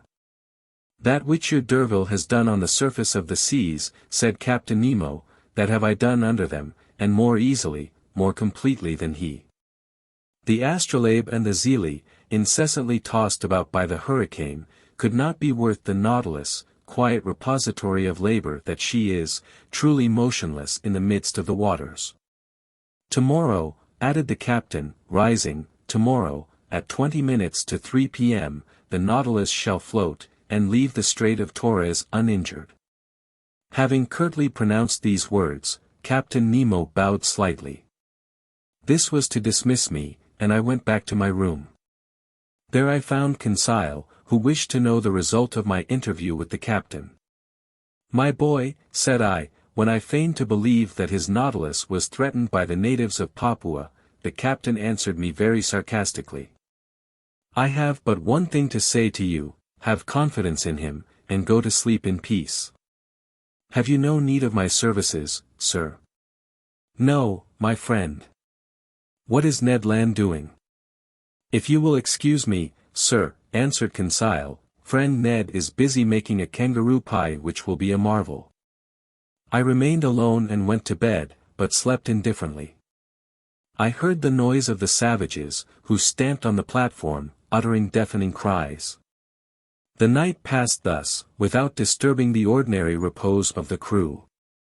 The presence of these cannibals affected them no more than the soldiers of a masked battery care for the ants that crawl over its front. At 6 in the morning I rose. The hatches had not been opened. The inner air was not renewed, but the reservoirs, filled ready for any emergency, were now resorted to, and discharged several cubic feet of oxygen into the exhausted atmosphere of the Nautilus. I worked in my room till noon, without having seen Captain Nemo, even for an instant. On board no preparations for departure were visible. I waited still some time, then went into the large saloon. The clock marked 2:30. In 10 minutes it would be high tide, and, if Captain Nemo had not made a rash promise, the Nautilus would be immediately detached. If not, many months would pass ere she could leave her bed of coral. However, some warning vibrations began to be felt in the vessel. I heard the keel grating against the rough calcareous bottom of the coral reef.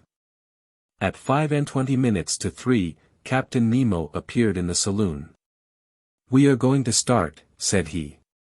"Ah," replied I. "I have given the order to open the hatches." "And the Papuans?" "The Papuans," answered Captain Nemo, slightly shrugging his shoulders. "Will they not come inside the Nautilus?" "How?" "Only by leaping over the hatches you have opened." Aronnax," quietly answered Captain Nemo, "they will not enter the hatches of the Nautilus in that way, even if they were open." I looked at the captain. "You do not understand," said he. "Hardly." "Well, come and you will see." I directed my steps towards the central staircase. There Ned Land and Conseil were slyly watching some of the ship's crew, who were opening the hatches, while cries of rage and fearful vociferations resounded outside. The port lids were pulled down outside. 20 horrible faces appeared. But the first native who placed his hand on the stair rail, struck from behind by some invisible force, I know not what, fled, uttering the most fearful cries and making the wildest contortions. 10 of his companions followed him. They met with the same fate. Conseil was in ecstasy. Ned Land, carried away by his violent instincts, rushed on to the staircase. But the moment he seized the rail with both hands, he, in his turn, was overthrown. "I am struck by a thunderbolt," cried he, with an oath. This explained all. It was no rail, but a metallic cable charged with electricity from the deck communicating with the platform. Whoever touched it felt a powerful shock, and this shock would have been mortal if Captain Nemo had discharged into the conductor the whole force of the current. It might truly be said that between his assailants and himself he had stretched a network of electricity which none could pass with impunity. Meanwhile, the exasperated Papuans had beaten a retreat paralyzed with terror. As for us, half laughing, we consoled and rubbed the unfortunate Ned Land, who swore like one possessed. But at this moment the Nautilus, raised by the last waves of the tide, quitted her coral bed exactly at the 40th minute fixed by the captain. Her screw swept the waters slowly and majestically. Her speed increased gradually, and, sailing on the surface of the ocean, she quitted safe and sound the dangerous passes of the Straits of Torres. Chapter 22. Ægri Somnia. The following day, January 10, the Nautilus continued her course between two seas, but with such remarkable speed that I could not estimate it at less than 35 miles an hour. The rapidity of her screw was such that I could neither follow nor count its revolutions. When I reflected that this marvelous electric agent, after having afforded motion, heat, and light to the Nautilus, still protected her from outward attack, and transformed her into an ark of safety which no profane hand might touch without being thunder-stricken, my admiration was unbounded, and from the structure it extended to the engineer who had called it into existence.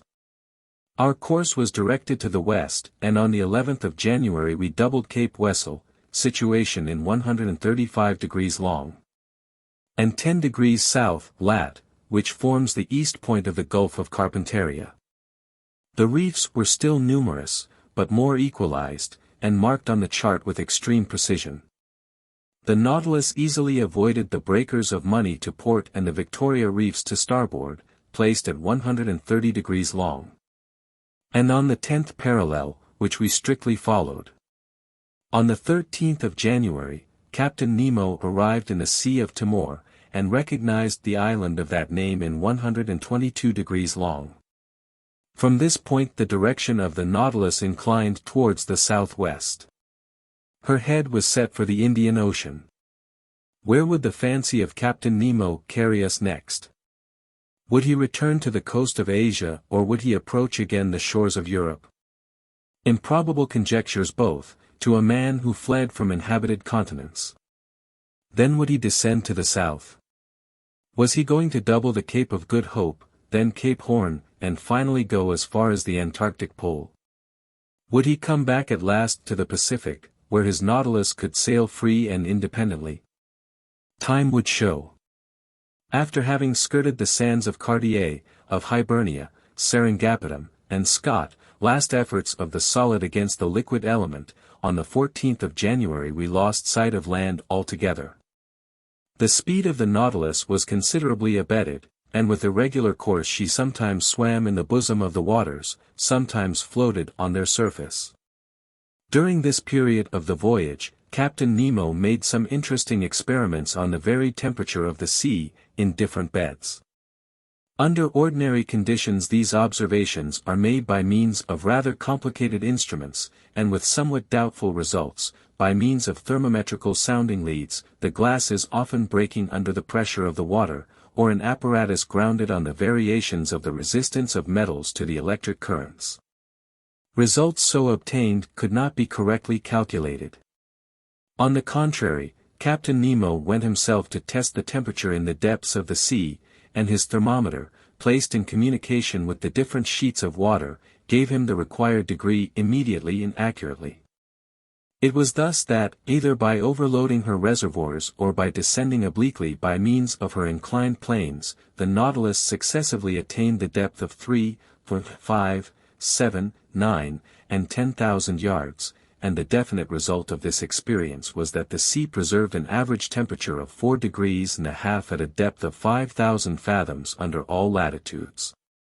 On the 16th of January, the Nautilus seemed becalmed only a few yards beneath the surface of the waves. Her electric apparatus remained inactive and her motionless screw left her to drift at the mercy of the currents. I suppose that the crew was occupied with interior repairs, rendered necessary by the violence of the mechanical movements of the machine. My companions and I then witnessed a curious spectacle. The hatches of the saloon were open, and, as the beacon light of the Nautilus was not in action, a dim obscurity reigned in the midst of the waters. I observed the state of the sea, under these conditions, and the largest fish appeared to me no more than scarcely defined shadows, when the Nautilus found herself suddenly transported into full light. I thought at first that the beacon had been lighted, and was casting its electric radiance into the liquid mass. I was mistaken, and after a rapid survey perceived my error. The Nautilus floated in the midst of a phosphorescent bed which, in this obscurity, became quite dazzling. It was produced by myriads of luminous animalculae, whose brilliancy was increased as they glided over the metallic hull of the vessel. I was surprised by lightning in the midst of these luminous sheets, as though they had been rivulets of lead melted in an ardent furnace or metallic masses brought to a white heat, so that, by force of contrast, certain portions of light appeared to cast a shade in the midst of the general ignition, from which all shade seemed banished. No, this was not the calm irradiation of our ordinary lightning. There was unusual life and vigor, this was truly living light. In reality, it was an infinite agglomeration of colored infusoria, of veritable globules of jelly, provided with a thread-like tentacle, and of which as many as 25,000 have been counted in less than 2 cubic half-inches of water. During several hours the Nautilus floated in these brilliant waves, and our admiration increased as we watched the marine monsters disporting themselves like salamanders.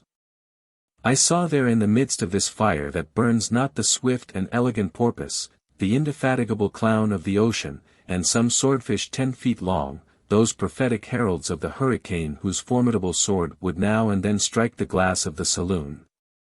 Then appeared the smaller fish, the ballista, the leaping mackerel, wolf-thorn tails, and 100 others which striped the luminous atmosphere as they swam. This dazzling spectacle was enchanting. Perhaps some atmospheric condition increased the intensity of this phenomenon. Perhaps some storm agitated the surface of the waves. But at this depth of some yards, the Nautilus was unmoved by its fury and reposed peacefully in still water. So we progressed, incessantly charmed by some new marvel. The days passed rapidly away, and I took no account of them. Ned, according to habit, tried to vary the diet on board. Like snails, we were fixed to our shells, and I declare it is easy to lead a snail's life. Thus this life seemed easy and natural, and we thought no longer of the life we led on land, but something happened to recall us to the strangeness of our situation. On the 18th of January, the Nautilus was in 105 degrees long. And 15 degrees south, lat. The weather was threatening, the sea rough and rolling. There was a strong east wind. The barometer, which had been going down for some days, foreboded a coming storm. I went up onto the platform just as the second lieutenant was taking the measure of the horary angles, and waited, according to habit till the daily phrase was said. But on this day it was exchanged for another phrase not less incomprehensible. Almost directly, I saw Captain Nemo appear with a glass, looking towards the horizon. For some minutes he was immovable, without taking his eye off the point of observation. Then he lowered his glass and exchanged a few words with his lieutenant. The latter seemed to be a victim to some emotion that he tried in vain to repress. Captain Nemo, having more command over himself, was cool. He seemed, too, to be making some objections to which the lieutenant replied by formal assurances. At least I concluded so by the difference of their tones and gestures. For myself, I had looked carefully in the direction indicated without seeing anything. The sky and water were lost in the clear line of the horizon. However, Captain Nemo walked from one end of the platform to the other, without looking at me, perhaps without seeing me. His step was firm, but less regular than usual. He stopped sometimes, crossed his arms, and observed the sea. What could he be looking for on that immense expanse? The Nautilus was then some hundreds of miles from the nearest coast.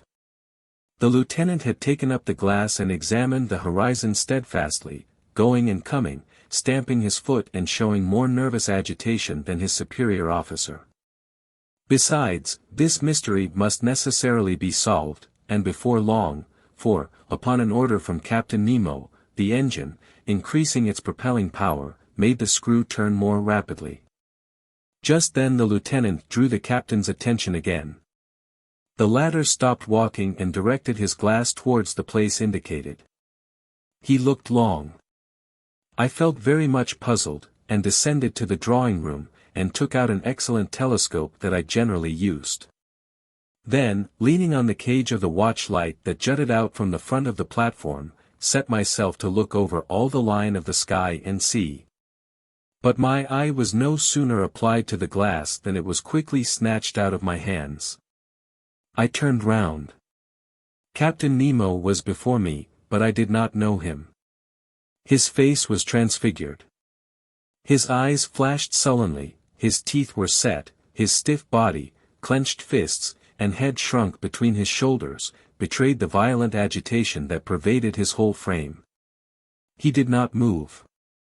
My glass, fallen from his hands, had rolled at his feet. Had I unwittingly provoked this fit of anger? Did this incomprehensible person imagine that I had discovered some forbidden secret? No, I was not the object of this hatred, for he was not looking at me, his eye was steadily fixed upon the impenetrable point of the horizon. At last Captain Nemo recovered himself. His agitation subsided. He addressed some words in a foreign language to his lieutenant, then turned to me. Aronnax, he said, in rather an imperious tone, I require you to keep one of the conditions that bind you to me. What is it, Captain? You must be confined, with your companions, until I think fit to release you.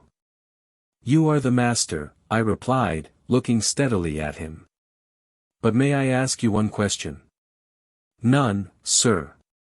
There was no resisting this imperious command, it would have been useless. I went down to the cabin occupied by Ned Land and Conseil, and told them the captain's determination. You may judge how this communication was received by the Canadian. But there was not time for altercation.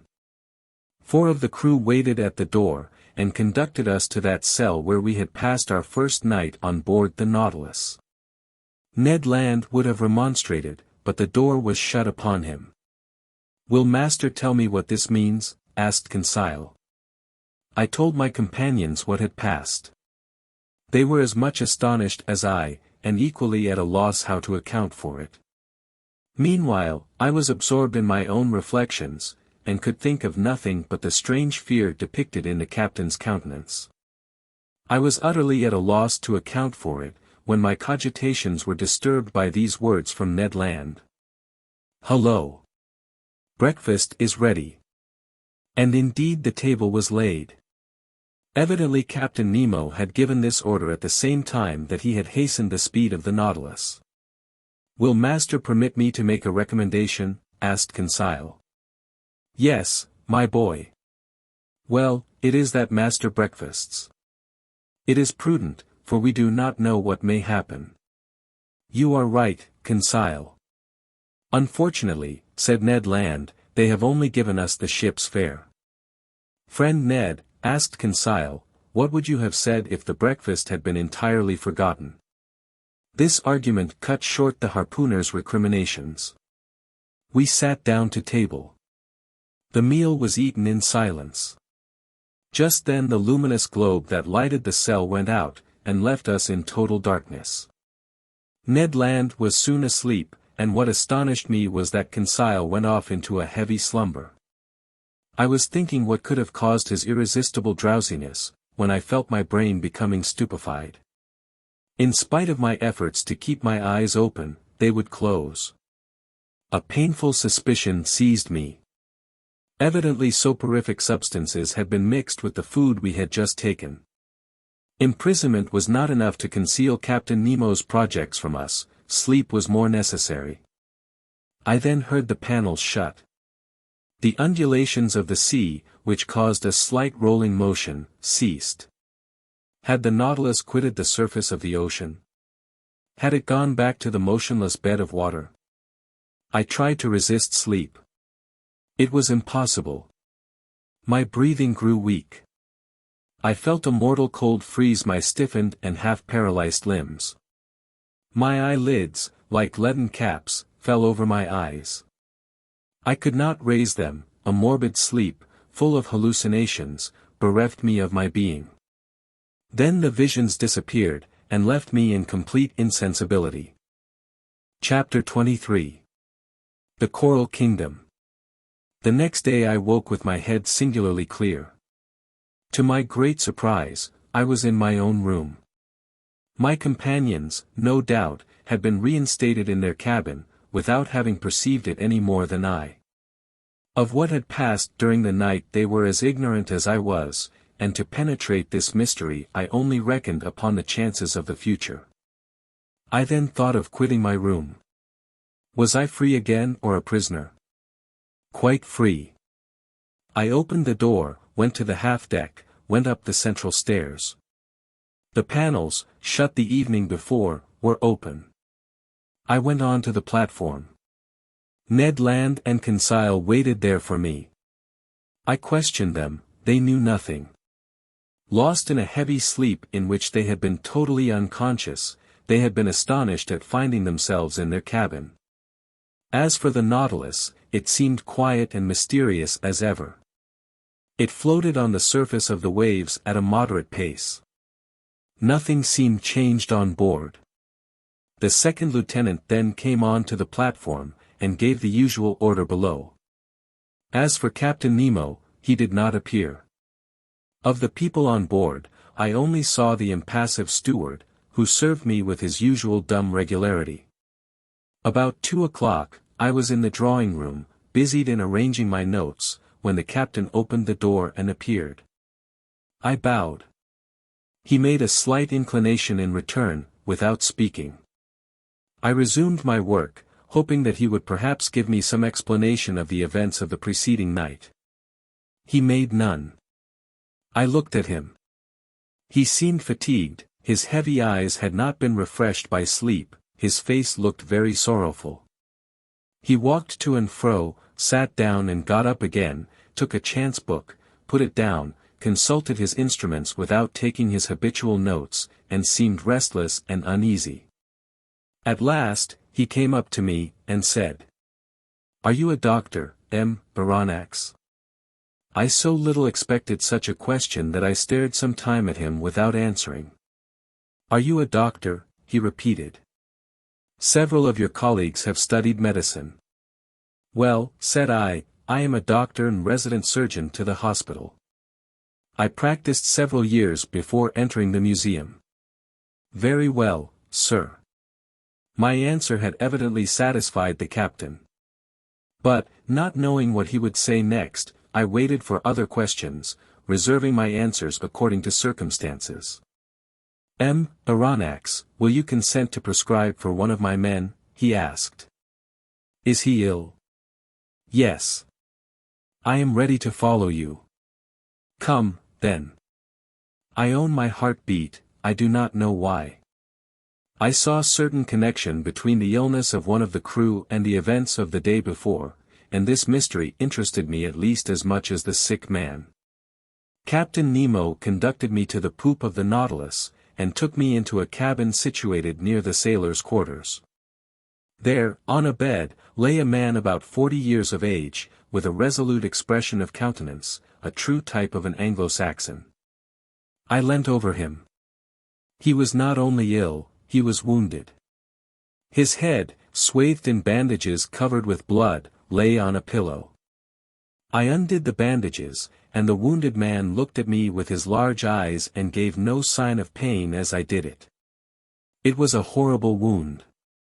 The skull, shattered by some deadly weapon, left the brain exposed, which was much injured. Clots of blood had formed in the bruised and broken mass, in color like the dregs of wine. There was both contusion and suffusion of the brain. His breathing was slow, and some spasmodic movements of the muscles agitated his face. I felt his pulse. It was intermittent. The extremities of the body were growing cold already, and I saw death must inevitably ensue. After dressing the unfortunate man's wounds, I readjusted the bandages on his head, and turned to Captain Nemo. "What caused this wound?" I asked. "What does it signify?" he replied, evasively. "A shock has broken one of the levers of the engine, which struck myself." "But your opinion as to his state?" I hesitated before giving it. "You may speak," said the captain. "This man does not understand French." I gave a last look at the wounded man. "He will be dead in 2 hours." Can nothing save him? Nothing. Captain Nemo's hand contracted, and some tears glistened in his eyes, which I thought incapable of shedding any. For some moments I still watched the dying man, whose life ebbed slowly. His pallor increased under the electric light that was shed over his deathbed. I looked at his intelligent forehead, furrowed with premature wrinkles, produced probably by misfortune and sorrow. I tried to learn the secret of his life from the last words that escaped his lips. "You can go now, M. Aronnax," said the captain. I left him in the dying man's cabin, and returned to my room much affected by this scene. During the whole day, I was haunted by uncomfortable suspicions, and at night I slept badly, and between my broken dreams I fancied I heard distant sighs like the notes of a funeral psalm. Were they the prayers of the dead, murmured in that language that I could not understand? The next morning I went on to the bridge. Captain Nemo was there before me. As soon as he perceived me he came to me. "Professor, will it be convenient to you to make a submarine excursion today?" "With my companions?" I asked. "If they like." "We obey your orders, Captain." "Will you be so good then as to put on your cork jackets?" It was not a question of dead or dying. I rejoined Ned Land and Conseil, and told them of Captain Nemo's proposition. Conseil hastened to accept it, and this time the Canadian seemed quite willing to follow our example. It was 8 o'clock in the morning. At 8:30 we were equipped for this new excursion, and provided with 2 contrivances for light and breathing. The double door was open, and, accompanied by Captain Nemo, who was followed by a dozen of the crew, we set foot, at a depth of about 30 feet, on the solid bottom on which the Nautilus rested. A slight declivity ended in an uneven bottom, at 15 fathoms depth. This bottom differed entirely from the one I had visited on my first excursion under the waters of the Pacific Ocean. Here, there was no fine sand, no submarine prairies, no sea forest. I immediately recognized that marvelous region in which, on that day, the captain did the honors to us. It was the Coral Kingdom. The light produced 1,000 charming varieties, playing in the midst of the branches that were so vividly colored. I seemed to see the membranous and cylindrical tubes tremble beneath the undulation of the waters. I was tempted to gather their fresh petals, ornamented with delicate tentacles, some just blown, the others budding, while a small fish, swimming swiftly, touched them slightly, like flights of birds. But if my hand approached these living flowers, these animated, sensitive plants, the whole colony took alarm. The white petals re-entered their red cases, the flowers faded as I looked, and the bush changed into a block of stony knobs. Chance had thrown me just by the most precious specimens of the zoophyte. This coral was more valuable than that found in the Mediterranean, on the coasts of France, Italy and Barbary. Its tints justified the poetical names of flower of blood, and froth of blood, that trade has given to its most beautiful productions. Coral is sold for £20 per ounce, and in this place the watery beds would make the fortunes of a company of coral divers. This precious matter, often confused with other polypi, formed then the inextricable plots called Machiota, and on which I noticed several beautiful specimens of pink coral. But soon the bushes contract, and the arborizations increase. Real petrified thickets, long joints of fantastic architecture, were disclosed before us. Captain Nemo placed himself under a dark gallery, where by a slight declivity we reached a depth of 100 yards. The light from our lamps produced sometimes magical effects, following the rough outlines of the natural arches and pendants disposed like lustres, that were tipped with points of fire. At last, after walking 2 hours, we had attained a depth of about 300 yards, that is to say, the extreme limit on which coral begins to form. But there was no isolated bush, nor modest brushwood, at the bottom of lofty trees. It was an immense forest of large mineral vegetations, enormous petrified trees, united by garlands of elegant sea bindweed, all adorned with clouds and reflections. We passed freely under their high branches, lost in the shade of the waves. Captain Nemo had stopped. I and my companions halted, and, turning round, I saw his men were forming a semicircle round their chief. Watching attentively, I observed that 4 of them carried on their shoulders an object of an oblong shape. We occupied, in this place, the center of a vast glade surrounded by the lofty foliage of the submarine forest. Our lamps threw over this place a sort of clear twilight that singularly elongated the shadows on the ground. At the end of the glade the darkness increased, and was only relieved by little sparks reflected by the points of coral. Ned Land and Conseil were near me. We watched, and I thought I was going to witness a strange scene. On observing the ground, I saw that it was raised in certain places by slight excrescences encrusted with limy deposits, and disposed with a regularity that betrayed the hand of man. In the midst of the glade, on a pedestal of rocks roughly piled up, stood a cross of coral that extended its long arms that one might have thought were made of petrified blood. Upon a sign from Captain Nemo one of the men advanced, and at some feet from the cross he began to dig a hole with a pickaxe that he took from his belt. I understood all. This glade was a cemetery, this hole a tomb, this oblong object the body of the man who had died in the night.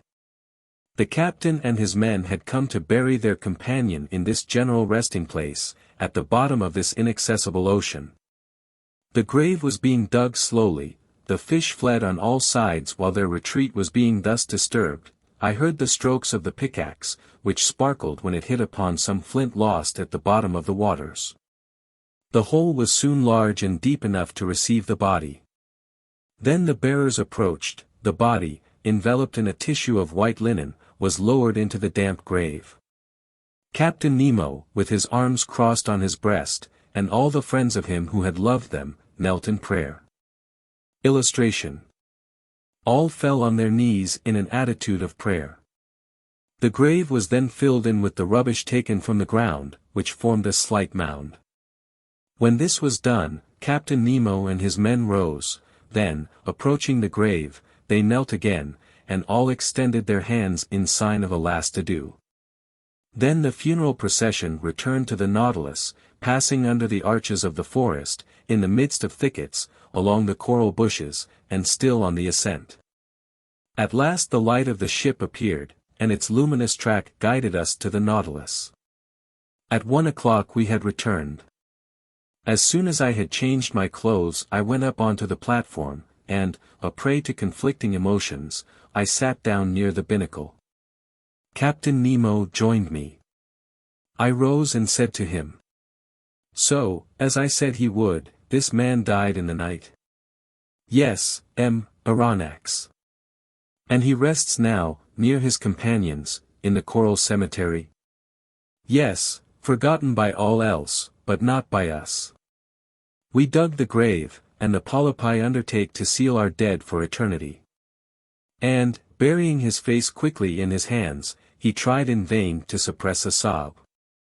Then he added, "Our peaceful cemetery is there, some 100 feet below the surface of the waves. Your dead sleep quietly, at least, Captain, out of the reach of sharks."